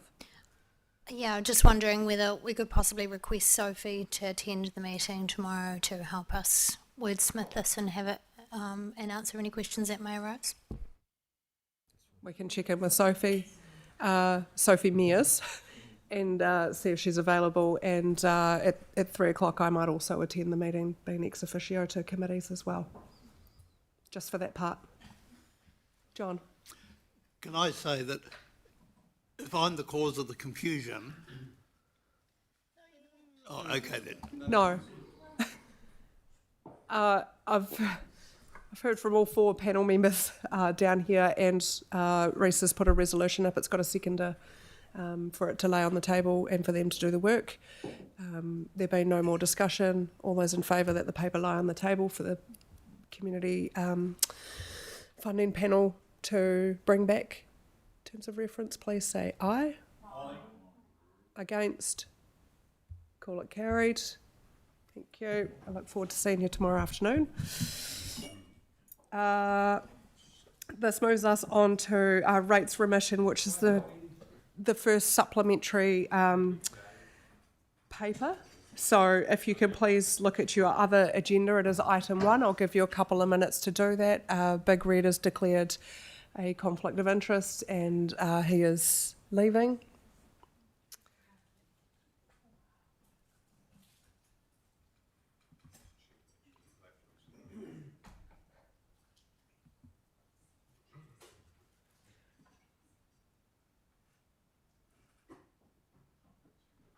Okay. So item 1 on supplementary public agenda is rates remission. Everyone's got that in front of them. Wonderful. I will hand this over to Alison and Dom to talk to. Thank you. So I think before we go into the paper, I understand Aaron has proposed a new resolution, which is on screen, which would replace the information that's in the current paper and also replace what is sitting as option 1 and option 2. Excuse me. So, I think this paper sort of stems from the last meeting when we talked about Lincoln Town Centre. So the purpose of this is to look at the businesses that are impacted, of which there are about 72. The rates from those businesses is about $200,000. It wasn't captured in any budget for the Lincoln Town Centre, so it is unbudgeted expenditure. What we're sort of looking at is we've got the address names, so our sort of initial focus, and we'll take direction from council, is looking at the businesses that are in Gerald Street and those businesses on the side streets that run alongside it. So I'm looking at the Lab, Famous Grouse, Robert Street as well. We've also got businesses in Vernon Drive, and the feedback I've had thus far is those businesses are not directly impacted at this point. So we're looking at this as remission for stage 1 of the project.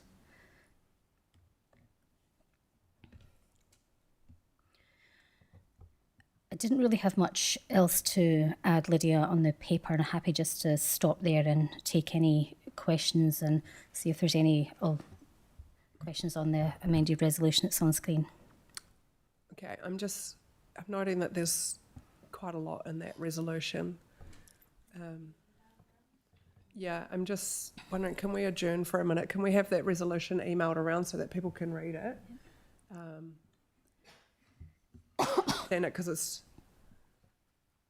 a bit hard to read that off the screen, I think, and for everyone to get their head around what this looks like.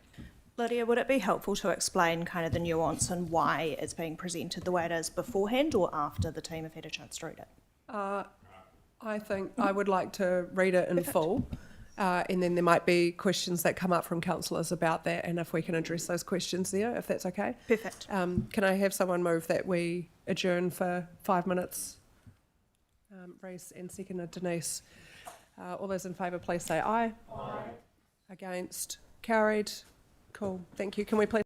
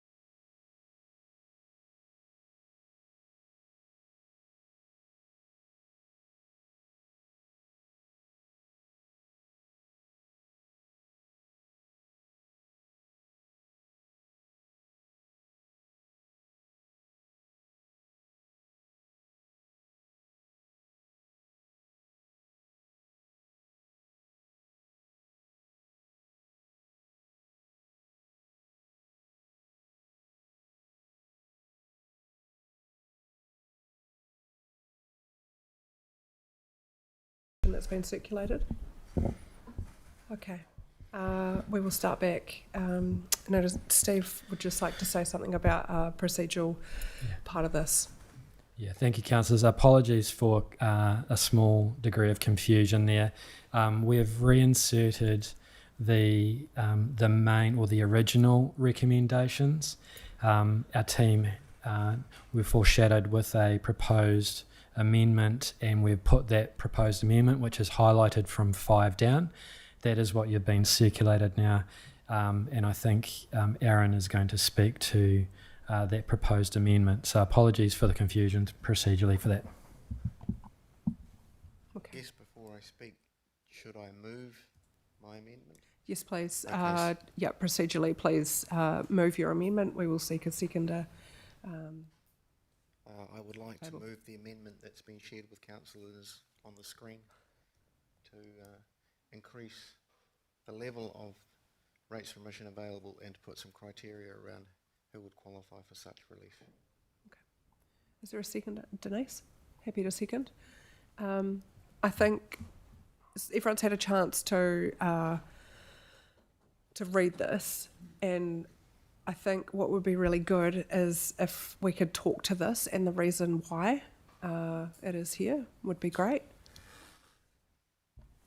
Yeah, no, that's absolutely fine. So we have a number of council policies, and a lot of those are operational or things that can be sort of determined by council or waived by council at its discretion. What we have here is a decision that sits under our rates for emission policy.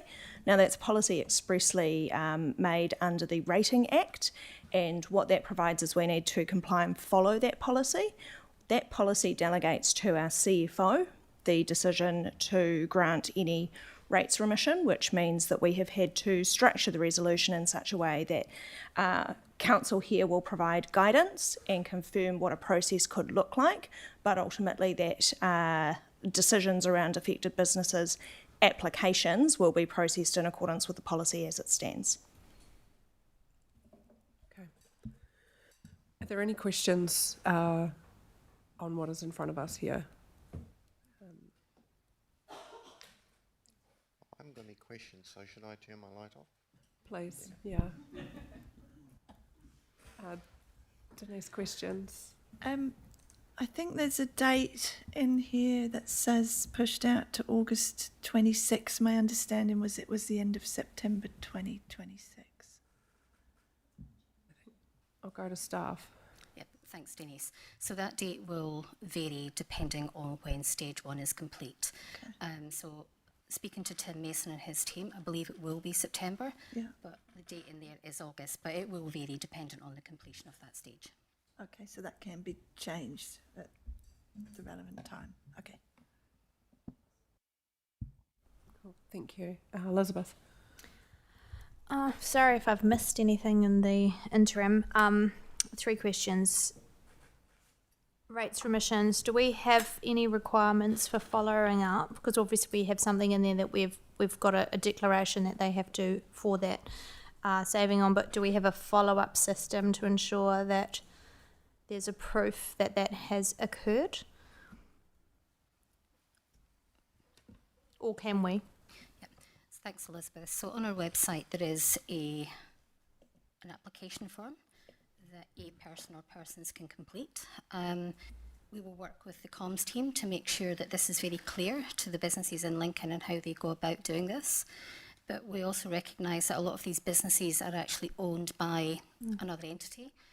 So I think as noted in the paper, we would be expressly requesting that those individuals are clear that those monies would be passed on, any remitted amounts would be passed back on to the businesses themselves. But there is a process, we will document that process and we'll work with the comms team to make sure it's clear. I guess I have some concerns that if it's the property is tenanted by a local but it's owned by an Aucklander who's multiple properties, they probably don't give a stuff about filling out the paperwork to apply for it on behalf of their tenant necessarily. So are the tenants able to put the application in on behalf? No, so this could then create more problems. So I think, I mean, some of the conversations I've had have been with one party who has expressly said that he would be working on behalf of the tenants that he has. So I think there's probably further conversations that we would have with the relevant landlords of those properties to say, if your businesses are suffering, then they need to be engaged to do this on their behalf as well. We would be asking those businesses to provide some evidence that their revenues have dropped on the back of it. So we're not just going to take it as a given. I mean, we totally understand and accept that those businesses are struggling, but the form itself does ask them to provide evidence around where the revenues have dropped off, and it sort of goes to what's on screen as well, further down on screen. If their revenues have dropped off by more or less than this number, then this is what the remission would look like. Okay. Are we using we're using a separate application form, not the usual rates and remission application form? And it's the same application form. That's quite an extensive application form, and I'm just wondering if that would just be an added stress to some of these already stressed property owners or tenants. To be honest, Elizabeth, I don't think it's that onerous a form. I mean, we're simply asking them to put their contact details, their property valuation address, have they applied for admission, and please attach a document to say. So I think it's quite a simple form. Maybe it's more simple than the old one. Old days. It has been tidied up, but Okay. like I said earlier, we will work with our comms team to make sure it's very clear for each of those businesses what information they need to provide to us. Do we have a point of contact for them if they just want some assistance in getting through this paperwork? Yeah, we'll provide that in the communication as well, which will be the rates team email address. Okay. Does the money that we are taking off, because usually when we reduce rates, it comes off somebody's budget somewhere. Does that mean this is coming off Tim's budget for the Lincoln Town Centre? Is that into your budget, Tim? No, it won't impact Tim's budget. Like I mentioned earlier, this is unbudgeted, so it would be essentially a hit to the P&L. Okay, thank you. Cool. Sophie. Kia ora, thank you very much, and thank you, Aaron, as well. So a couple of my questions have already been asked. I was going to ask who gets to make the decision on whether the case has been made, so answered. And presumably we'll be giving business owners some guidance on what documentation is suitable, so that's all good. It's not expressly noted, so I'll ask, is this something that they can apply to be backdated to the date that work started? In this instance, we will be looking at that from when the work started in stage one and when the impact affected their businesses. Yep. Fair enough. And because of that, so could we scroll up a wee bit, please? To where it says, so I'm not sure what number it is now, it probably be 8D. We've got a rates remission in the above circumstances would only be appropriate for the period of construction of the Lincoln Town Centre redevelopment. Everywhere else it's mentioned stage 1. Obviously there's stage 2, stage 3, and this kind of assumes that stage 3 is a long way beyond even September.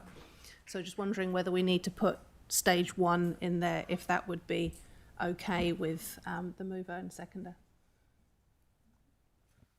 I think that's fair. Yep, we should update that. Aaron, are you happy if we include stage 1 and Denise's seconder? You're happy just in D to include? So we would have to do this all again for stage 2 and stage 3. Yeah, but at least we'd have a template by then. We'd have Yes. a process. Okay. And I think valid to make those decisions at the time. Yeah.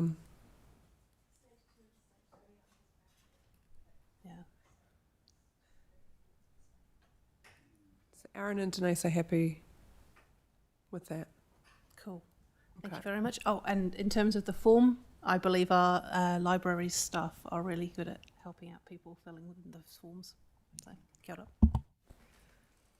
Sarah. Thank you, guys.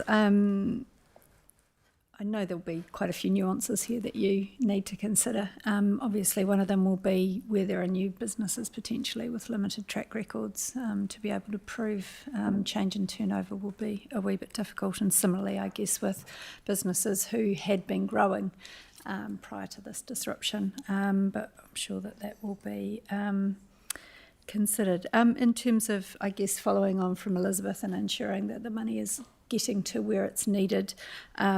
Just wondering if it's possible to put some sort of a time around the expectation that instead of immediately paid to affected businesses, you know, assuming it's going to be done within 10 working days or something like that, just to ensure that there's some urgency put on landlords to ensure that the benefit is seen by those tenants. Would be great.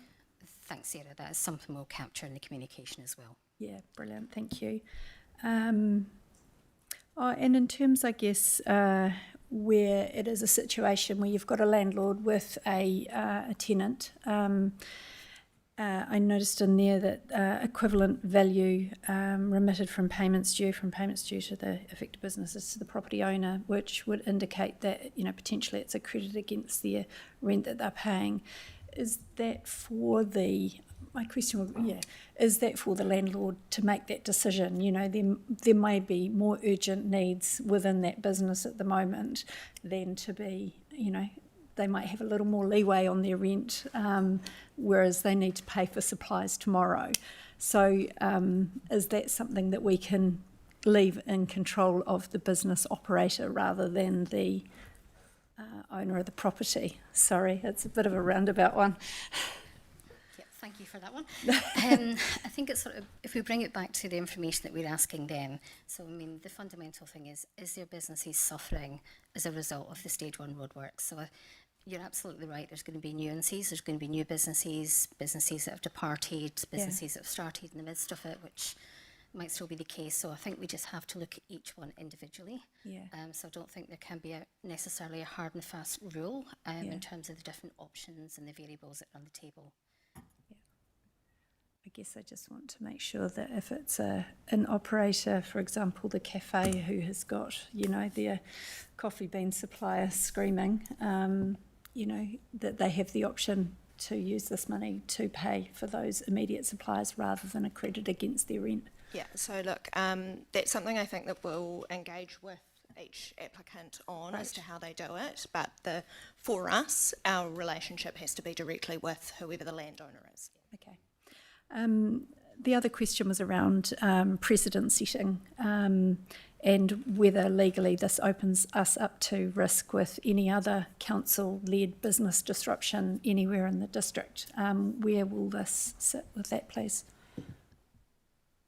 I'm actually okay with the precedent piece because that's why we've got the rates remission policy in play, which covers whether it be a natural disaster, financial hardship, or works that's disrupting their ability to trade. So I'm okay with that precedent unless Dom's got anything that she wants to add.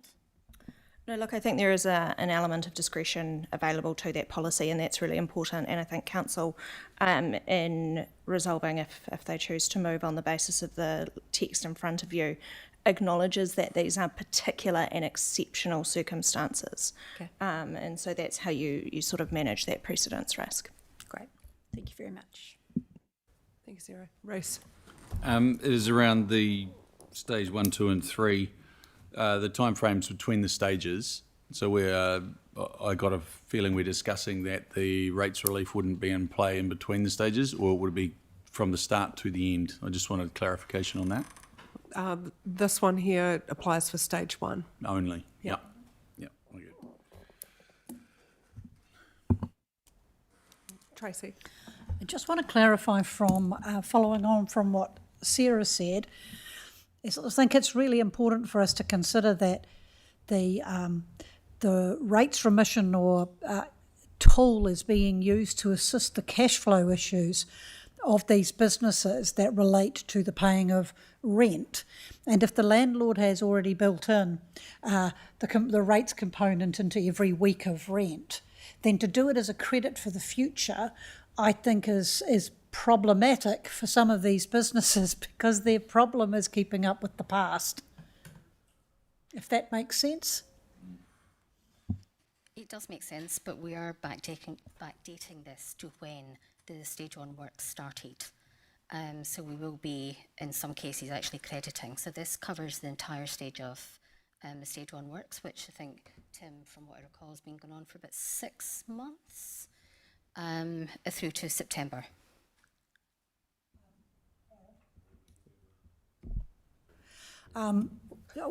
perhaps I misheard, but I thought what we were talking about was the potential that it might operate as a credit. And if it operates as a credit, then that will be set off against future rent payments, not the past ones. And that's my concern, is that the credit will benefit the landlord far more than it will benefit the financial situation that the tenants have found themselves in. Yeah, so the credit, you're absolutely right. It will sit on the actual bill itself. But what we are looking for is those landlords to transfer those monies back to the owner of the business, or not the owner, the occupier of said business. Great, thank you for the clarification.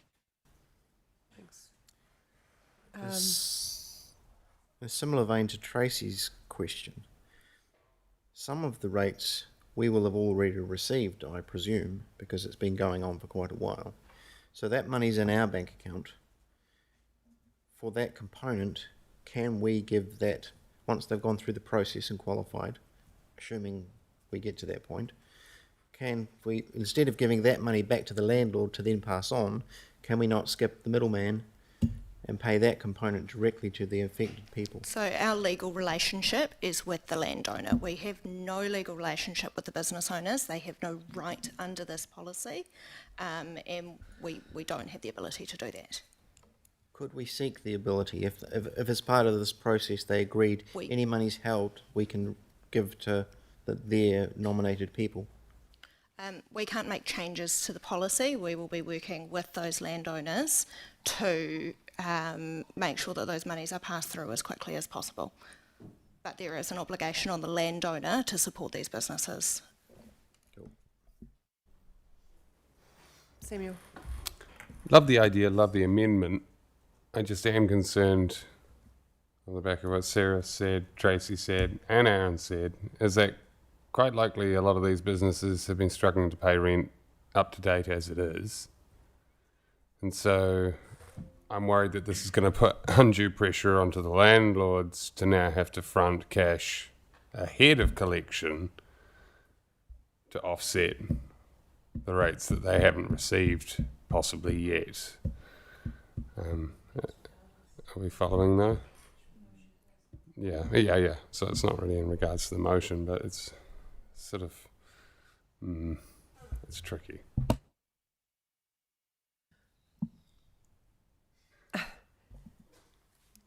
Look, I think it's an awkward situation no matter what way we go, and the whole reason that we have a rates remission policy is to try and exercise that where we can. And I think everyone here around this table and Alison and Dom are really clear that there needs to be, one, evidence of the downturn, and two, that the person that will benefit is the one operating the business. And so that is the principle that we are operating this policy under. And it's going to be hard because there's a lot to assess in individual cases, and so there's a relatively high workload for the team in assessing all of this as well. But this is the good faith that we need to act in to support our community. I know I've got some other lights on. Aaron, is it a question or? No, they came on after us. So if I'm going to move to talking to my paper, I might go out. Yeah. Denise. Oh, mine's not a question, so Okay. should I? John, have you got a question? John's got a question, so I wouldn't mind. Yeah. Thank you. Look, I have a limited understanding of the Rates Act. Is there some other way where council can get a sum of money that can be paid direct to the tenant? I'm sure that you've looked at it, but it just seems that, like everyone's mentioned, the experience of landlords actually meeting their obligation happens at 90%, but in 10% it doesn't. And if we're trying to get a good news story for the tenant, I was just thinking that if we had some money we could actually get from somewhere else legitimately and put it across. If only it was so simple. Yeah. John, I like the sentiment behind I think Lydia's, the Mayor's probably taken the words right out of my mouth. If only it was that simple. Certainly under this policy and this mechanism, there is no such way to to just get money to the owners. This is certainly, it feels a little bit like one of those COVID lockdown, we need everyone to come to the party sort of situations. But as far as I'm aware, there's no pot of money that would just be available here. I have a question. So when we pay this in a credit, it will go to the landlord as a lump sum for the past 6 months. That's correct? So then, maybe to set everybody else at ease, this actually is very simple to sort, I think. The money goes to the landlord. It's got to go back to the renter. We tell a media story that this is what we are doing, and it's going to the landlord, and that so the landlord can't hide it. And then it's just offset against their rates going forward. Appreciate that. In fact, the landlord, to Sam's issue, he's going to get 20 grand, but he's only offsetting 2,000 a week. So he keeps the pot of money, making a bit of interest, and it's then giving it to the business going forward. Appreciate the business has been in a hole for a period of time. We've done what we can do, but the landlord's looked after, the lump sum's there, and they are made by the social media side of it, or whatever you call it, to actually have to follow through, because that's the expectation that the renter knows, the public knows, that everybody knows. Does that help anybody? It's a good question there, Reese.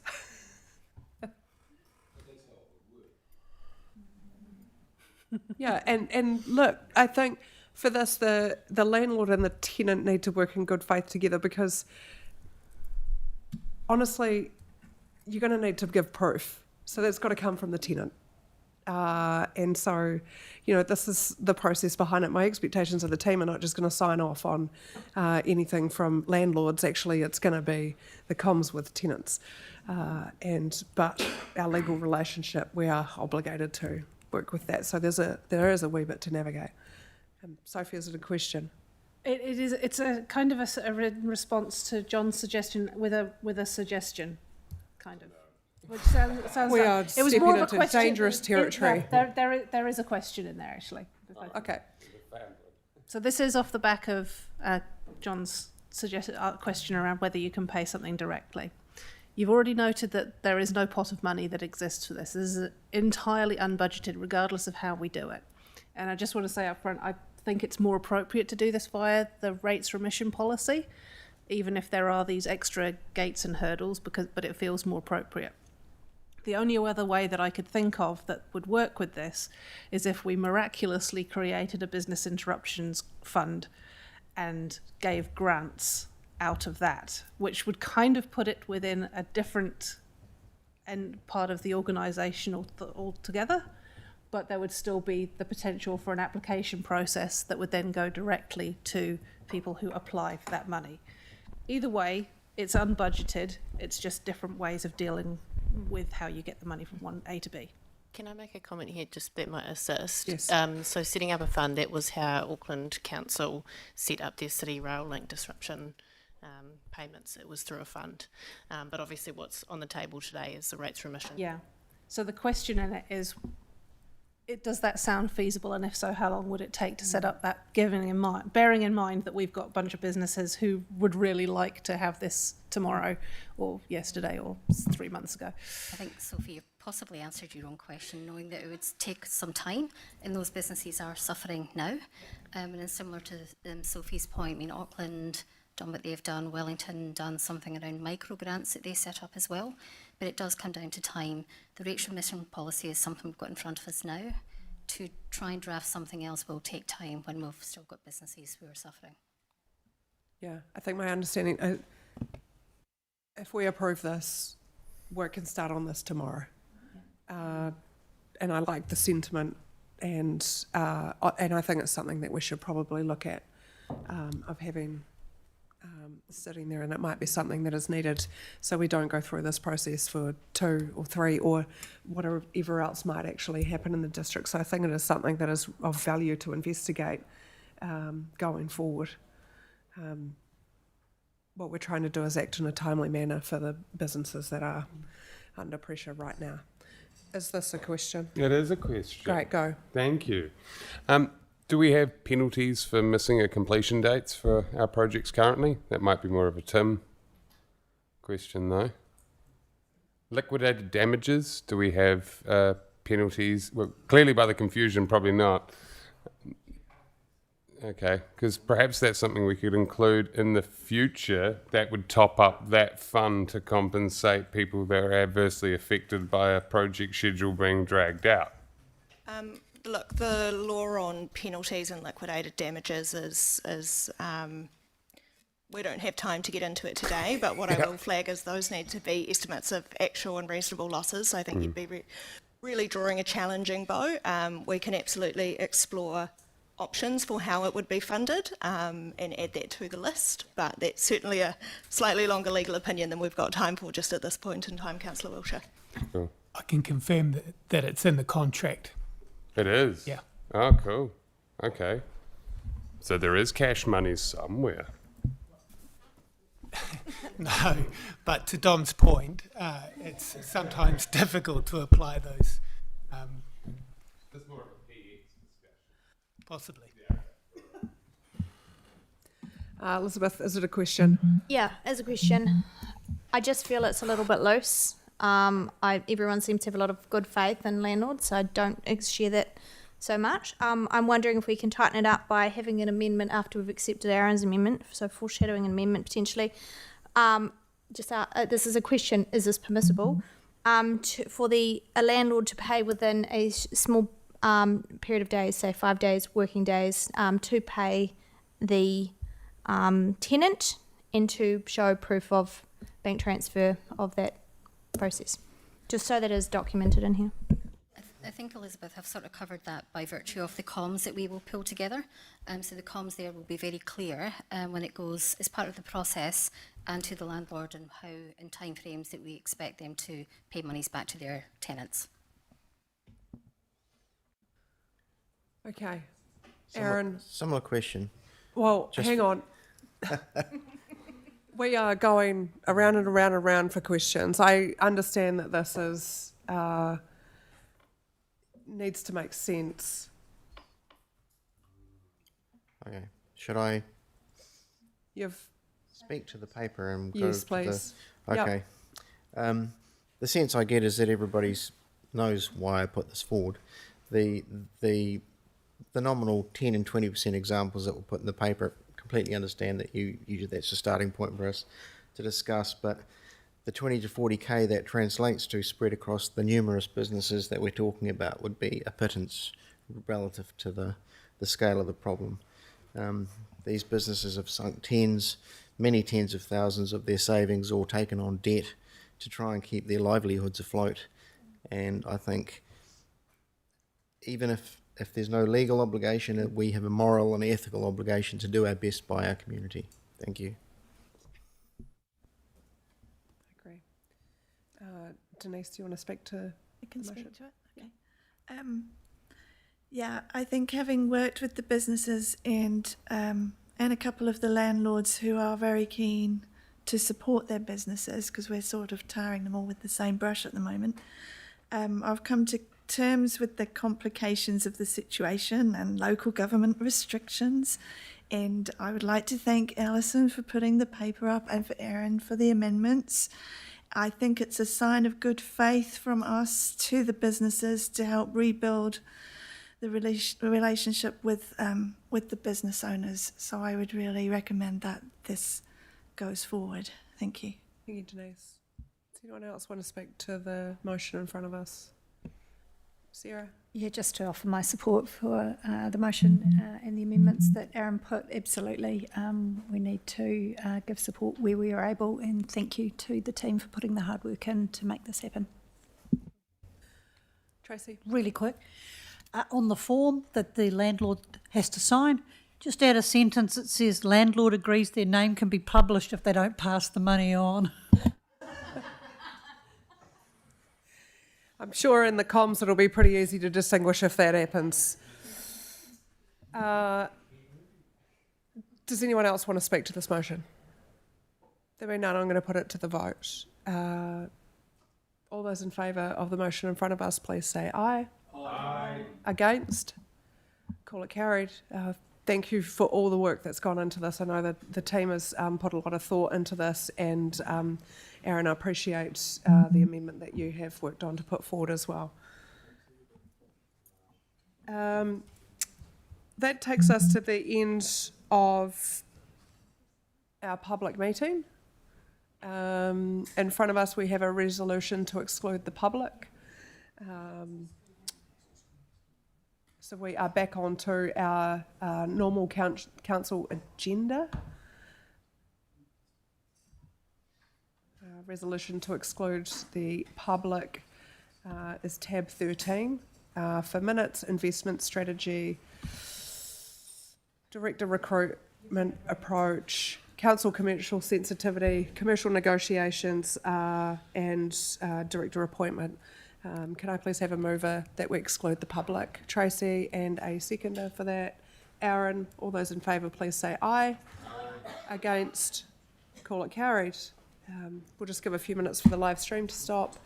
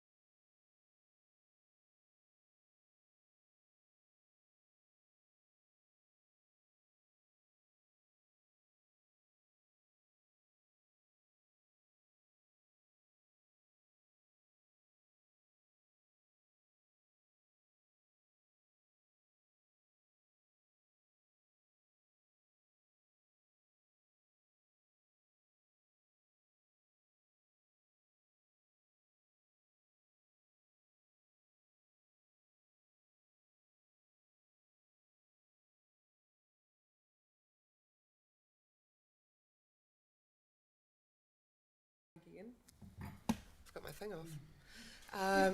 We'll just wait for the live stream to start again, so that and we're up and running.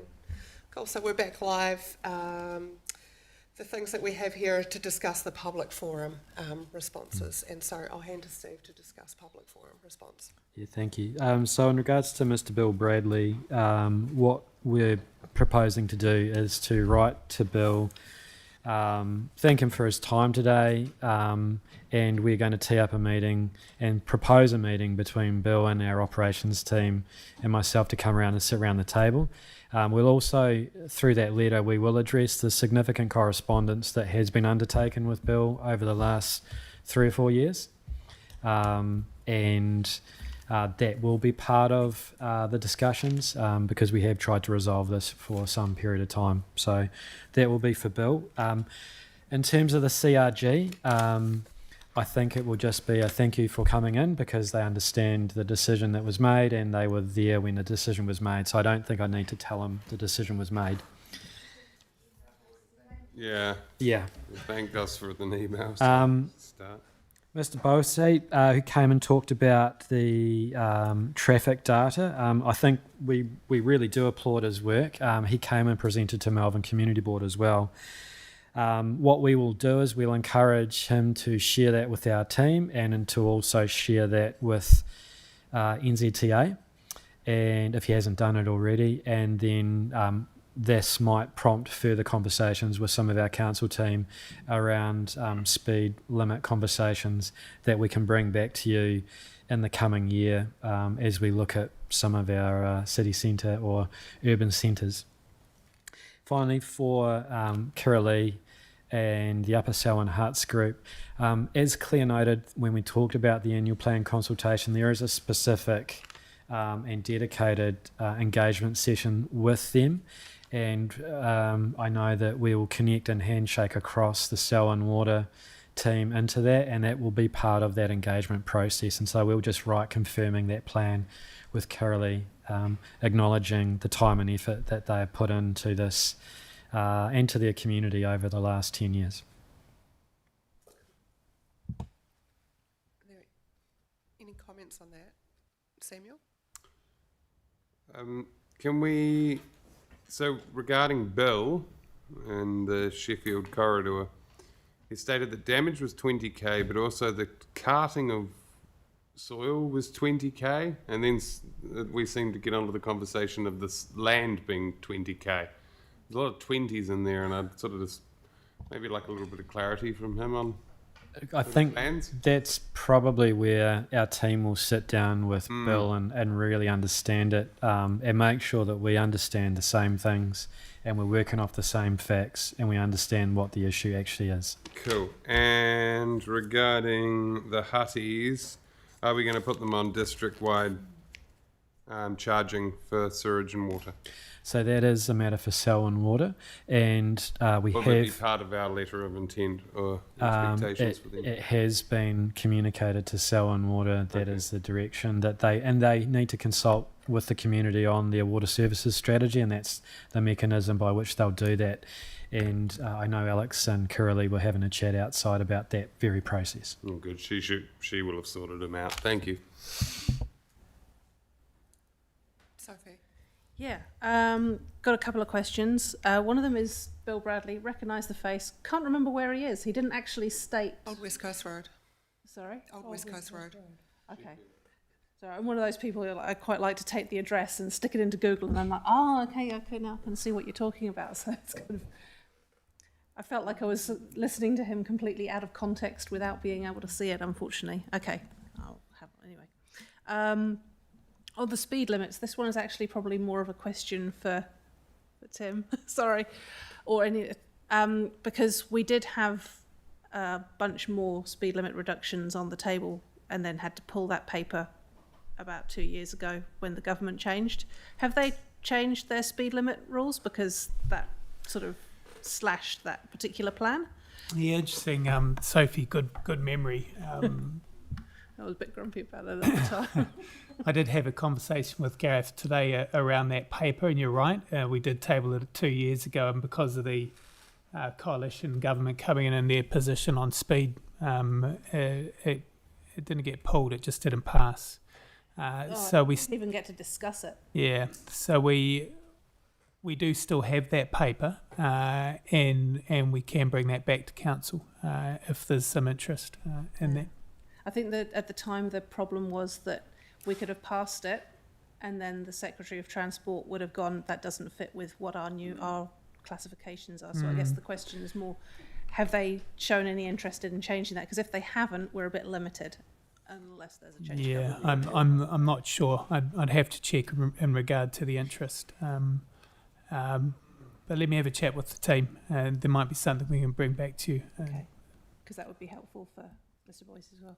And I do have a third question, which was around Kiraleigh's presentation, in the sense that there was one of the things that she's emailed round is that evidence that they sent back in 2024, and there was part of that that again was never really addressed, which was around renewals of laterals, and their paper or their lawyer said that. So on the license, basically, it says that the laterals are the responsibility of the licensor, and their evidence said it's the responsibility of the council. And now, of course, there's Selwyn Water in there. So at some point, it would be really good if we could find out where that sits. Not asking for that to be answered right now. Thank you. Thank you, Sophie. Aaron? Just about Arundum's paper. He's clearly quite a clever man. And I should preface it by saying I completely agree with the speed limit he's trying to bring down. But that table that he's got at the end there, there's a little bit of a problem with it in the sense that this current speed limit's 70 k's, right? So he's got real world data that he can test his model against. And as far as I know, the real world data doesn't line up with his prediction that 2 people will die every year.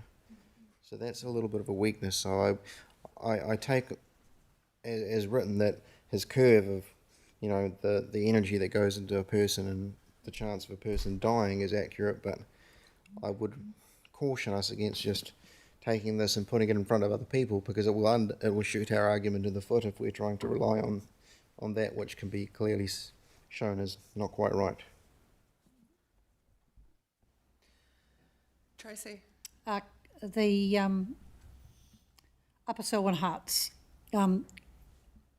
Thank you for your summation of how it's going to go forward. I just want to caution that I look at this and I wonder if 2 things have happened here. One is the other stoush with Upper Selwyn Huts became the focus, and so this got sort of sidelined, and the other is the crossing over to Selwyn Water. But in reality, we have to be able to walk and chew gum.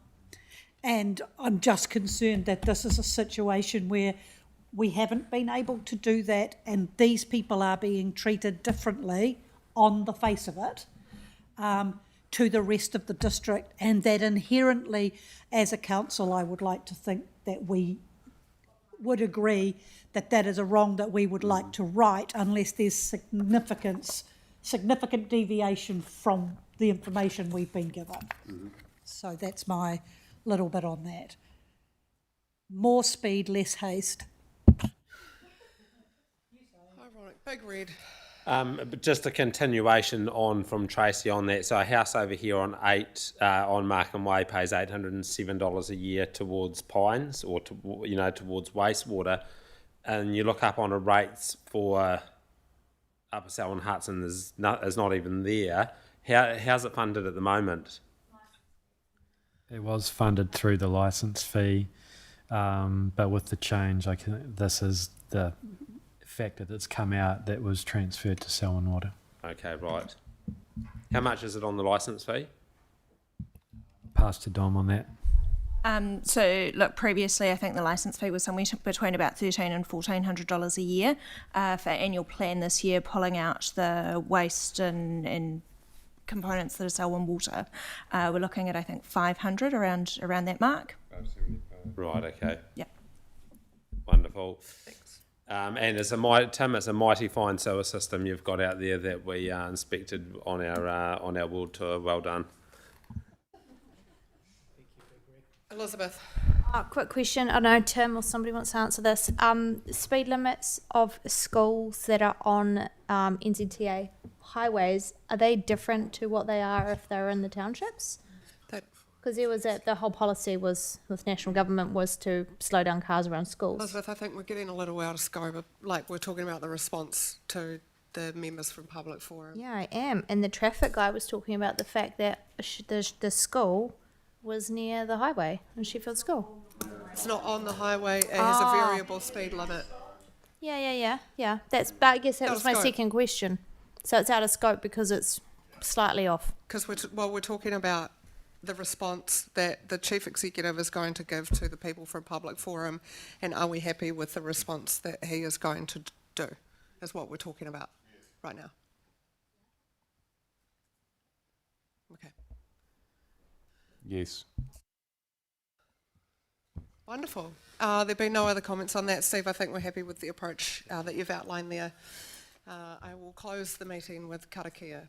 Unihia, tapo, kia wātia, ai, kua wātia. Thank you everyone for a 6.5 hour long meeting today. I've appreciated there's been some pretty big stuff on the agenda today, and I think we've had a really good productive day as a governance group and as staff as well, so thank you for your participation.